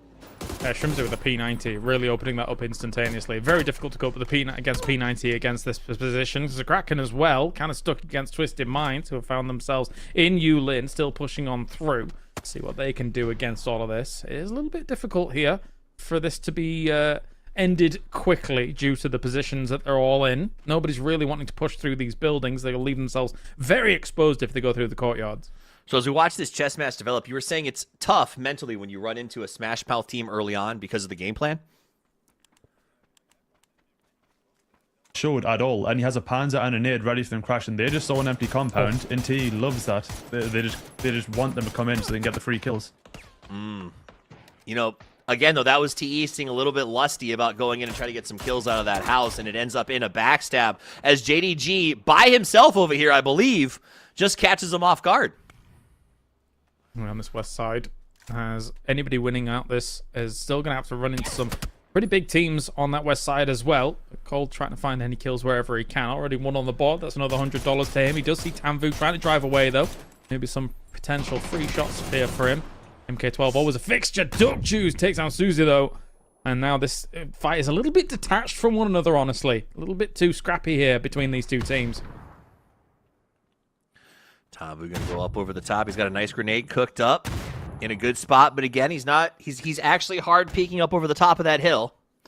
Gets a second grenade queued up, throws it up over the top, has to watch the right side as JDG's looking to get a reposition to kind of flank him from the outside position. So many nades. Mm-hmm. I mean, I'm telling you, this is their fallback plan. Explosive ordnance and shotguns. Yeah, a little sawn off can do wonders. That being said, though, does expose himself here. December the 12th gets quite a few shots in. Molotov going forwards, doesn't quite catch, though. At the same time, an off angle here coming in to try and deal with all of this. As it's Glories on the offside. Spaceman ties off to his own friend's molly. Sorry, December 12th. Sometimes it happens. I know you were trying to get rid of Tanvu. It's a tough task, but... Oh, that nade almost got him. Huge. Tanvu's still trying to make the play here. While we watch this, I want to give a shout out to amateurs who skipped the birth of his child to watch Michael's analysis debut. Definitely worth it, I think. Nice. Yeah. I agree. I think more of you guys have to have that kind of commitment. Duckjuice really making the most that he can out of this thing. But JDG, they were not interested in this fight, really. I like that they took you know what? We're just going to not force this approach to that battle. That's okay. That's not too bad. I think that, well, the thing is, for the Expendables, they're getting a res off. So they're winning out this fight currently. It's undisputed. The Expendables, what a fascinating switch. Remember, they've gone from, I just want to get this over with so that I can go back and replan, to let's make things go boom, and they're 6 kills into the final game already. So a nice turnaround and a nice glow up in terms of their point get here so far. Up on top, T1 being out has opened the door for DNF, Falcons, and Twisted Minds to put themselves in a race position going into our second day of play. All 3 of those teams being kind of quiet in how they're handling the early game here on Rondo. Yeah, it's the usual suspects. Falcons, of course, in 3rd place. That's all I'll say. I don't know, they ended in 4th. Wasn't that the best save ever by Matt? Where he's like, they got 4th! And all of America He said it in an almost voice. Proud way. Like, no, they didn't get 3rd.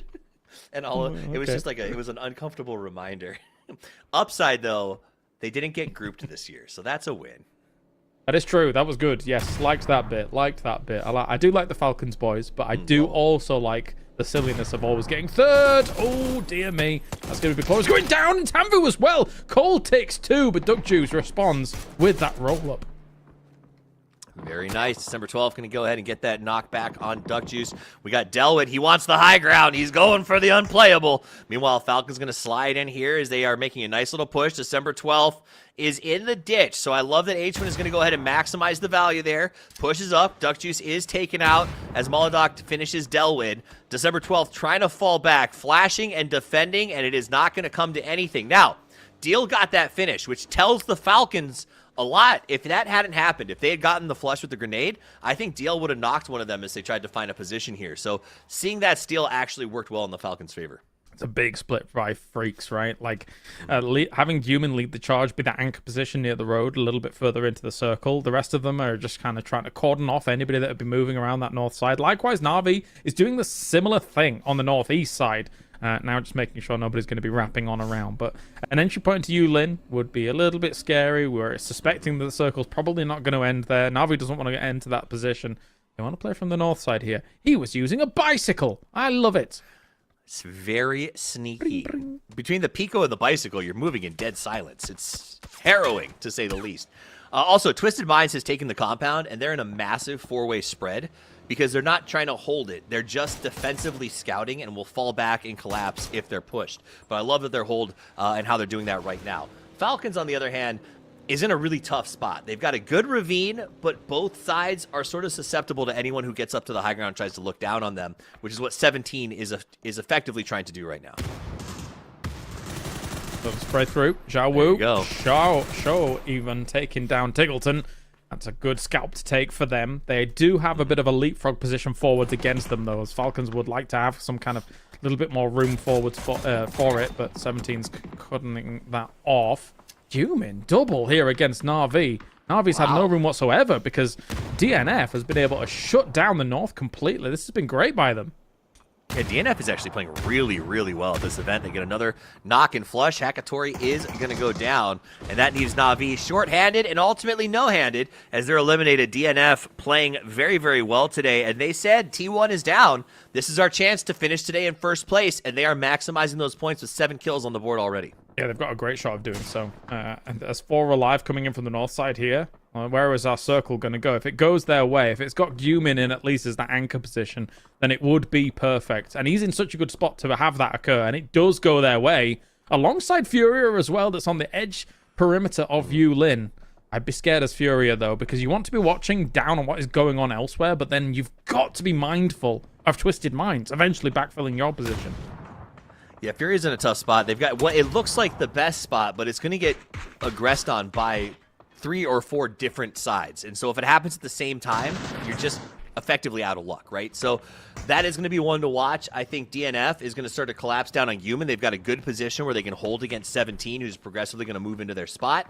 Falcons without a lot of options, and even less so is Begopa, who has to try to get in from the south with almost no cover and no circle time. The arena still looking forwards into this, what is effectively this unplayable position there. I think, does Genji still have people up on top of it, or is it all, they're all on the ground now, aren't they? Yeah, they're all on the ground. Never mind. I concur. Good stuff. E-Arena. Gonna be stretching around here. Yeah, I'm like having an internal monologue. I was like, are they there? Are they not there? Okay, right, cool. Twisted Minds trying to hold off E-Arena. Nice tire pop out here against them, and that's an easy one, for example. Nice. I noticed they were rhetorical questions and just rolled with it. Meanwhile, E-Arena is going to get double tapped, showing just why Molotov and Example can be an excellent combo as they get those peaks up over the top. E-Arena trying to find a way to survive, but there's just no cover there. It is going to be an easy burn down. They're not worried about anyone stealing the kills from them right now. They're in a very, very good position. Yes, they are. Bean still, though. He's kind of stuck in no man's land a little bit against where Begopa is kind of pushing up against him. Unless this was an intentional wraparound to try and get the off angle. That's a lot of damage coming out from Akan, though. He's going to have to back off from it, or at least go to the smoke. As, of course, the BRDM. Well, that's okay. That's bold, and they do take out Batulins instantly. Where's the reinforcements? Lou, hit them with the Panzer. Hit them. Yep. Oh, they got out. Oh, they jumped out. Back in. Out. Back in. They have a Panzer too. What is going on? Oh, they exploded. What happened? Oh, no. He got him with those last bullets. That's wild. What the hell just happened? Meanwhile, Korea fights Korea yet again, as it has really just been a non-stop showdown. Every time Genji gets into a circle, there is a Korean team waiting for them, or so it seems, as they will drive around. Orca blind kills Park Pro and then reverses over his body. It's one way to do it. That is one way to do it. As Park Pro, unfortunately for him, too much leading to do for Begopa. 17 points on the day so far. Genji, 16 points on the day. 770 has got himself a Lynx on the other side, putting in some damage against Shrimsy. He's gone in an instant as quickly I hate as he seeing was Shrimsy knocked. die, but I love seeing a Lynx in action. Yeah, they're brutal, man. Like, the fact that it's just constant pressure is terrifying. But Furia is going to be very happy with this circle here for a big potential capitalize. Keystar going to go ahead and grind forward here. Nice little play there. Gets involved and takes the last kill away. So Begopa goes down. Genji, I think, not in the best of shape, but saved by that backstab by Falcons, forcing Begopa's hand. Also, Falcons is a massive move. They were all the way over where 17 is right now in that ditch and use that fight to move to what they think is going to be a more prio position closer to Furia. I think what's made this doubly difficult, Toffees, is it's not a common ending location. The fact that we still have the unplayable Spire in, the fact that we have the edge of Yulin in, it is not too common whatsoever. So for all of these teams, they're trying to figure out the perspective and also trying to figure out how on earth do we approach any teams on the other side of this or trying to wrap around on this road.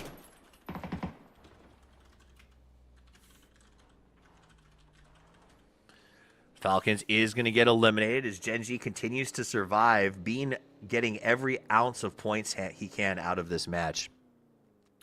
Genji on that high ground, 4 up. This would be a big move for them as they're in 10th place. And I think you need to really be looking at this. You want to be north of that 30 mark going into tomorrow to still stay competitive. Petrichor, 4 a.m., anyone's legend. They're going to be stressed out pretty hard tonight. If Genji or Fury can come away with this win, it puts them back into the, hey, we're still in it for that $50,000 position. Yeah, I guess on the lower side of it, it's like, how much do you have confidence in a map pick if you win a game, or can you even get that win in the first place? But then if you can get that win, how can you capitalize on it as big as you can? Like T1 definitely did. Like, so kudos to them.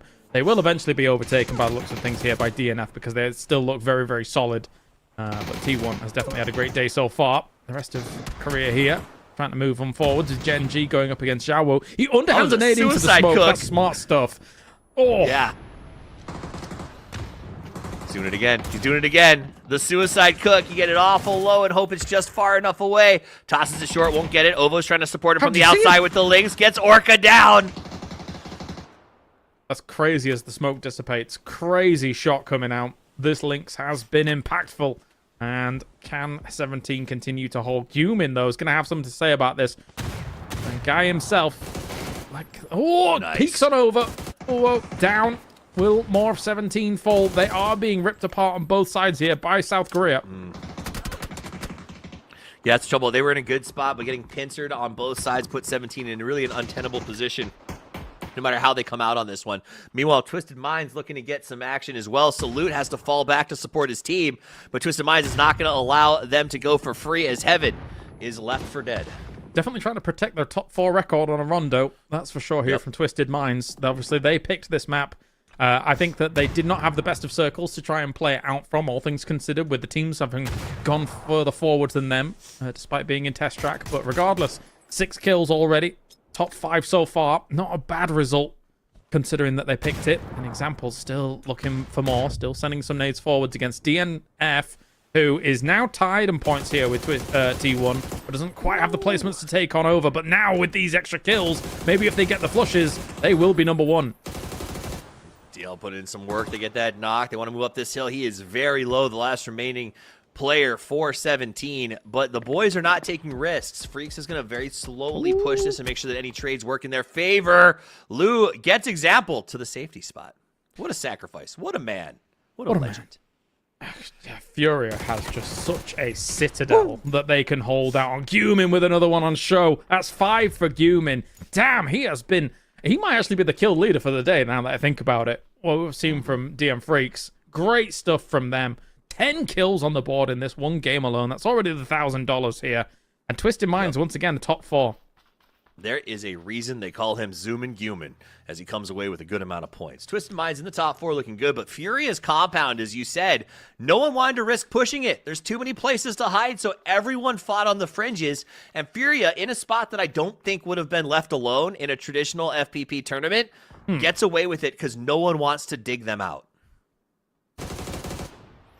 Well, one's already dug out. Poser's gone. That's not a good start for them. They should have been able to hold this with a bit more fortitude, a bit stronger, as now there's going to be threats from multiple sides coming on in. How can Furia deal with this? They're going to be knocking at the door every single angle.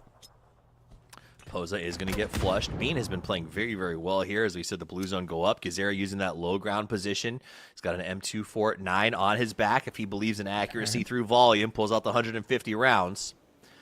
Stands up, going to try to run for a little bit of safety as the Freaks are coming in from the other side. It's time to close this off and at least gather up as a team.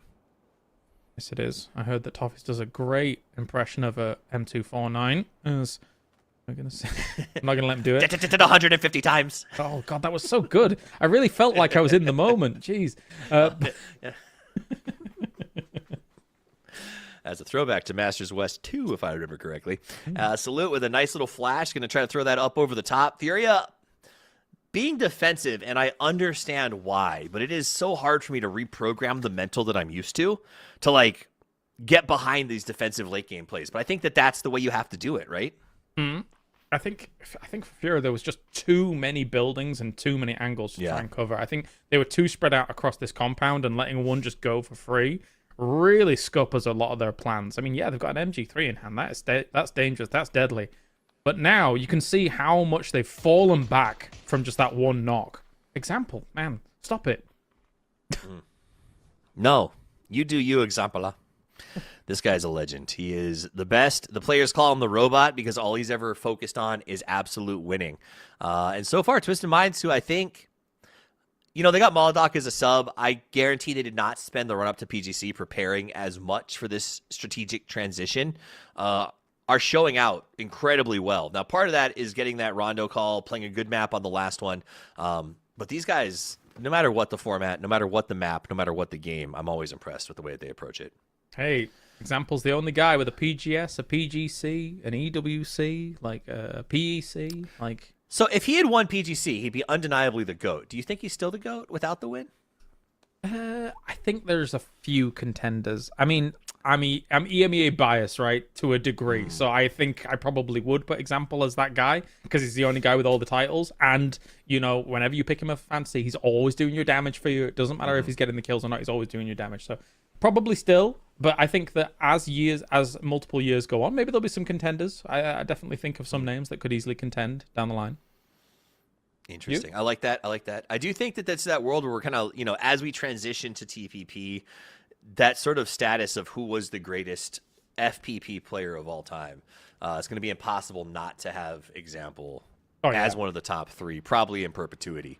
And I'm excited to see how he makes this transition as well, because so far, it seems like he's up to his old tricks. Oh, yeah. They'll be looking for you. They'll be hunting you down. They'll be getting the kills alongside Lou, who apparently is a bit sick, but that's fine because he's still Lou. He's still good at the game.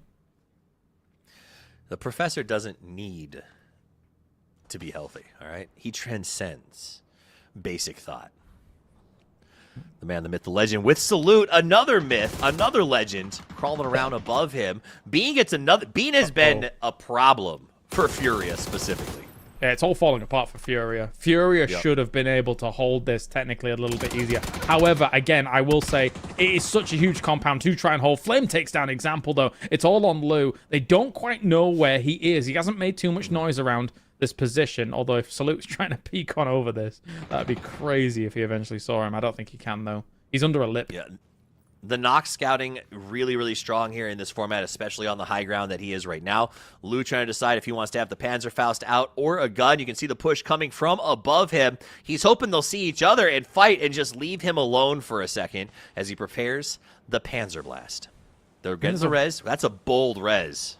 But there's a world where Lou just gets second place guaranteed off of this because he's quite close to the center and the rest are going to get crunched in on one another unless somebody goes down to the low ground. But I don't see a reason why anybody would at this point in time. They know that other people are up here. If you go down to the low ground, you're basically sacrificing your game in trying to go. Oh, he throws the gas can here and pops it.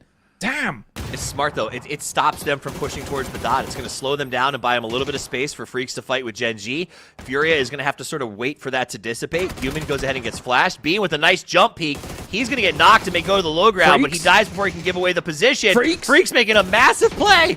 Huge stuff here from them. They were already in number one, and they're going to be able to take out quite a bit. Human goes down as well. But this is going to be DL still trying to survive things out. Knows exactly what they were going to be coming from. Salute takes down Gizera. This is big for the Freaks once again, who are looking to dominate this position through the smokes. Lou's still on the dot, though. He's looking for a second. Playing out of their mind. Locks out Furia. Twisted Minds finally goes down. Oh. Okay, Freaks takes the win. Huge stuff from them with the control that they had and the eventual fall of Furia. Freaks has it in the bag. It came down to the wire, though, at the end, Toffees. It really did, but the Freaks set up. They played well. They actually utilized Bean and his incredible play on the opposite side to open the door for them to progress. And while the Salute res seemed bold, it was the perfect play. And they come away with the win, specifically because of that. For sure. And that means now that we will see DN Freaks finish the day in number one and have the choice of first map going into tomorrow, I do believe. So, of course, that will be very important. I wonder where they will go. They will grab the flag. He's saying, go choose your map. He's like, I thought I was done for the day. No, you got to choose your map before we let you go home. fine if I must.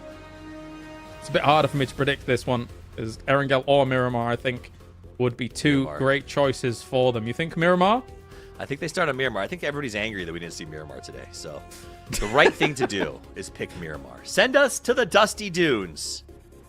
Goes back to Erangel. Fuming with a ton of kills coming in. Let's bring back, of course, Matrim and Michael back in to finish off the day. Matrim, what did you make of Korea looking great? I don't know. I need a paper thin behind me screaming something about Begapa right now. I'm used to every single one of these events having paper next to me just being like, oh, Korea. I guess I got to like summon it for him right now because you know he's losing his mind. And especially given the fact that it's the Freaks who just started the day with a big pop off from a human and end it with a big pop off from a human. Yeah, I mean, I could here. I'll help you out. Paper thin would be going, you're in the bit. You're in the bit. You're in the bit. I'd be mad. He would be. And I guarantee he's hopping around on stage having a great time right now. But for me, it has been, the prediction was there.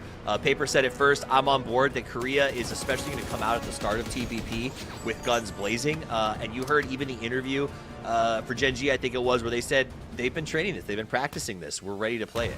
And so I do think that is something that we're seeing out of that region more than any other, that these guys have already started investing in that transition. Oh, 1000%. And it's showing in performances, being the fact of what we're seeing with T1 or anything else like that. Twisted, though, while we see him on screen, it felt like there was a world, Michael, where Twisted might have actually won that. They were playing very smart. They got into a good position and at least could have secured themselves into a second place. But all the dominoes fell so fast there at the end. Like, Twisted did such a good job on controlling angles for so long. Yeah, I think if it was anyone else but DNF that was alive at the end, I think Twisted could have won that game, but they're just feeling it. They've had so much momentum all day. Like, Human and DL are the two players that you want. Your main Fragger and your IGL to be full of confidence. Your IGL's just calling every fight, going full aggressive, and then your main Fragger's just killing everything that moves. I think if it wasn't DNF that was like in second control for the win, I think Twist could have took that. You can see that sneaky spot that Lou managed to set up into. And Furia making it into the later stages. This is a squad that I had much higher expectations for in TPP, given the fact that they just did so well in territory control and getting into circles really efficiently. But it's been pretty quiet from them until this game where they started to have some type of pop-off. Like, looking retrospectively, I've got to ask, the genius of geniuses that knows everything about maps, is Miramar cooked, Glorious? Are we just never going back? I think it's just like a lot of these players and a lot of these teams will still favor Erangel, even though sometimes, you know, when we're watching it as onlookers, we feel like teams are metagaming each other a little too big. They still feel like it is kind of the bread and butter they go to. So with no limitations going into day two, yeah, I kind of expected maybe an Erangel for the Freaks. That one though, I can't call a prediction on that one. I didn't call that one. That's not me. Hey, it's fine. We'll still get some Erangel to start it off. So equalize everything. Huge game, though, for the Freaks. 24 points right there. Falling back behind, Twisted Minds, Gen G finding 11 as well. Furia finding 9. So whenever we look at the overall, Freaks way up there on top. 61 points. Then a drop down into T1. Korea at 1 and 2. Twisted back behind them. Falcons in 4th. Not 3rd, but it's going to be 17 falling down into FW, who's been kind of sneaky today, Toffees, as this leaderboard is not the way I expected it, but kind of the way I expected it at the same time. FW has been sneaky. I think that's a great way to put it, is they've been sort of in these fights where we're like, oh, what are these guys up to? And they kind of grind their way on placement, have one really good game and get the kills to go along with it. The counter to that is Na'Vi. Na'Vi has been crazy loud, I feel like. We're seeing them all the time, and yet to be in 7th, only 32 kills is actually surprising for me with how much we've seen them in the highlight reels. Down at the bottom, we've got 4 Angry Men, Petrichor Road. It's a struggle down there, as you guys were talking about it. Like, most of the points for Petrichor Road found in what one game? Number 1 here at the PUBG Players Masters Invitational. And we need to welcome our daily winners. Everyone, give a big round of applause for the DN Freaks! Come on down. All right, and because they are your daily winners, they are going to get an extra $5,000 in their pockets. Congratulations, guys. Great job today. That win on Rondo sent them ahead, and that is going to do it for us here today on the stage. Thank you so much, everyone. We'll see you next time.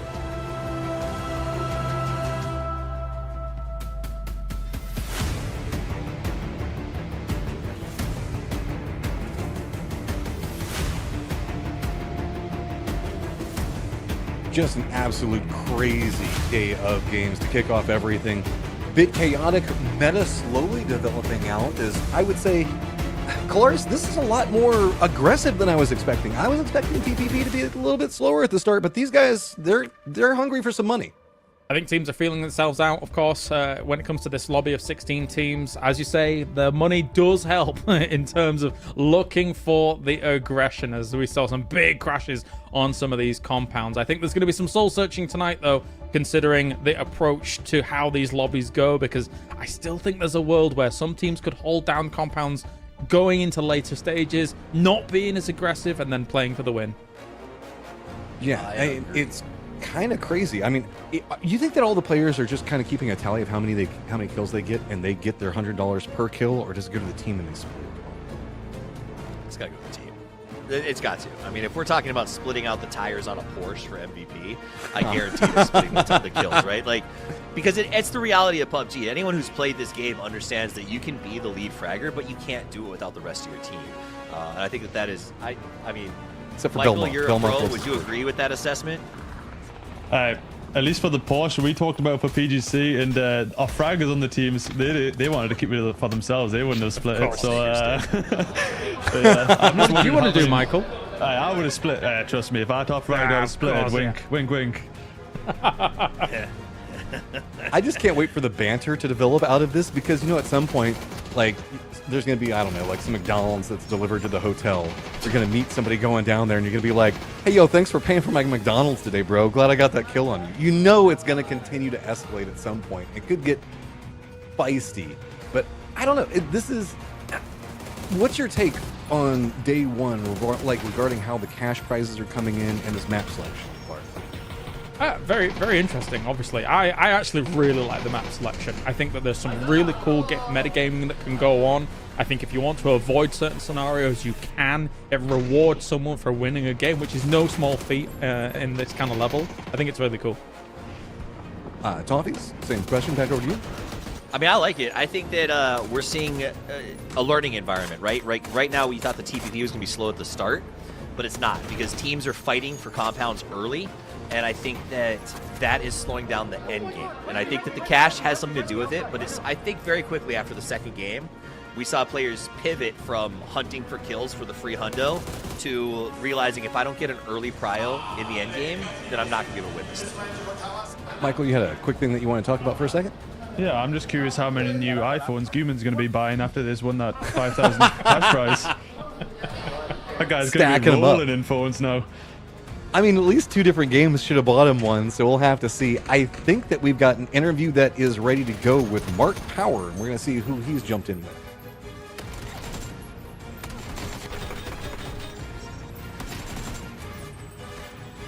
Wrap up though, and a bit of a jump at the end to mid-table for them, as they did end up though in 9th place. I want to talk though first and foremost. I think the shining light for me is that we haven't actually played Miramar today. What's your takes on actually not having Miramar?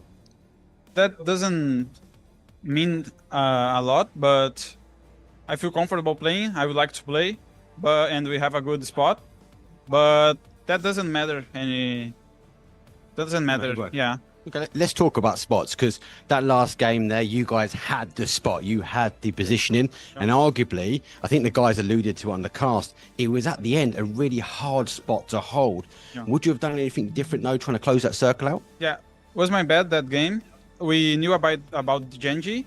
I was watching them, and for like 2 seconds I just forgot, and they came and they killed me. If I was there, and probably we could win. So that match was my mistake. So obviously that's the final match done for today. What's the plans now? You guys heading back to the hotel? Are you going to go review the games and reset for tomorrow? Yeah, probably we will watch the place, and same strategy, same thing. Bet we'll get better in executions of the plays, and that's it. Well, thank you very much. Obviously, guys, back to you, and obviously best of luck tomorrow. Cheers, mate.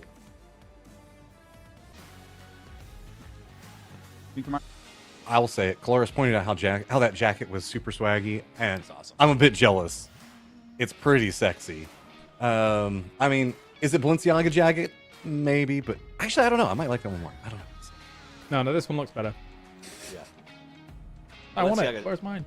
I know, right? Well, it is cold. I mean, he flew in directly from Thailand and arrived and went, wait a minute, it's not hot in Korea? Better buy the jacket. And I respect Dude, I know. You know what I would give to go somewhere that's cold? Everywhere we go is Look at during this the summer. idiot. Oh, and he's just taunting us. He's actually flexing on us. Oh, He clicked his heels. This isn't the Wizard of oh Oz. my God. Imagine that this dexterity. is your fault, Cloris. You've encouraged this. I hate that man. Where is it? Where is he from? He's from the south. Disgusting. From the Me south. and Michael from Way the true too warm north. down there. Yeah. We're beyond the wall.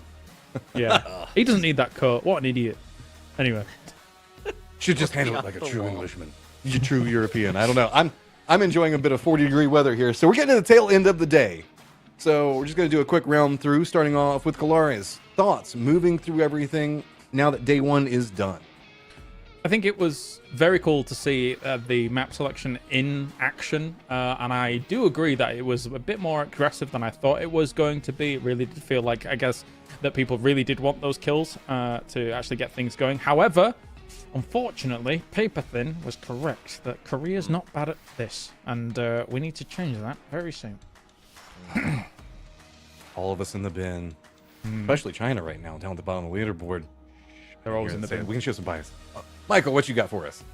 Yeah, I think it was a crazy start. I think everyone was just flying at each other full speed in the first games. But yeah, Korea's been winning so many games. I think Falcons are like the only team that's going to be able to keep up with them. Most likely looking at the macro. But yeah, Na'Vi will be kicking themselves losing that game on their angle to T1. They could have been in the chase right now as well. If they just took the high ground like Twisted managed to do in their win. It's, yeah, you need to close games out in this short of a tournament. Doffy's following up. Listen, I'm just going to call a spade a spade. I think that Korea is dominating because every other region has half-butted their preparation. I think a lot of them were holding on to the old era and sort of waiting to launch TPP, and I think Korea got ahead of the curve. They've been training, they've been practicing, and they're already thinking in that sort of strategic system. So I think that it's going to change dramatically over the next couple of months. I think that Korea is going to continue to dominate here, but I think a lot of teams are going to go, oh, wow. We do need to rethink how we play this as they prepare for the PGS and the incredibly long year that is to come. Yeah, it's nice that, you know, they had to nerf EMEA as well as America's rising, you know, by this, you know, format change. It's understandable, you know, they needed to give Korea a bone. So, What you know, talking good about? for them. Only Saudis here. Ain't no Americans. No, just kidding. It's going to be really interesting moving forward in this year as it has just started off very interesting. Well, I guess closing out this year, really. But eyes forward, we've got a whole bunch of new format stuff that we've been looking at. This map selection thing is really cool. Cash for kills really feels like it's invigorating different aspects of what we're seeing happening in the earlier game. A really interesting development is we're starting to see new metas and aggressive steps that are happening inside this. And this is just day one. We still got 2 more days of action. So make sure that you tune back in at the same time tomorrow. We make sure to have an amazing stack of games steady and ready to go for you. So make sure we come back and see you tomorrow. Thanks so much for tuning in. See you then.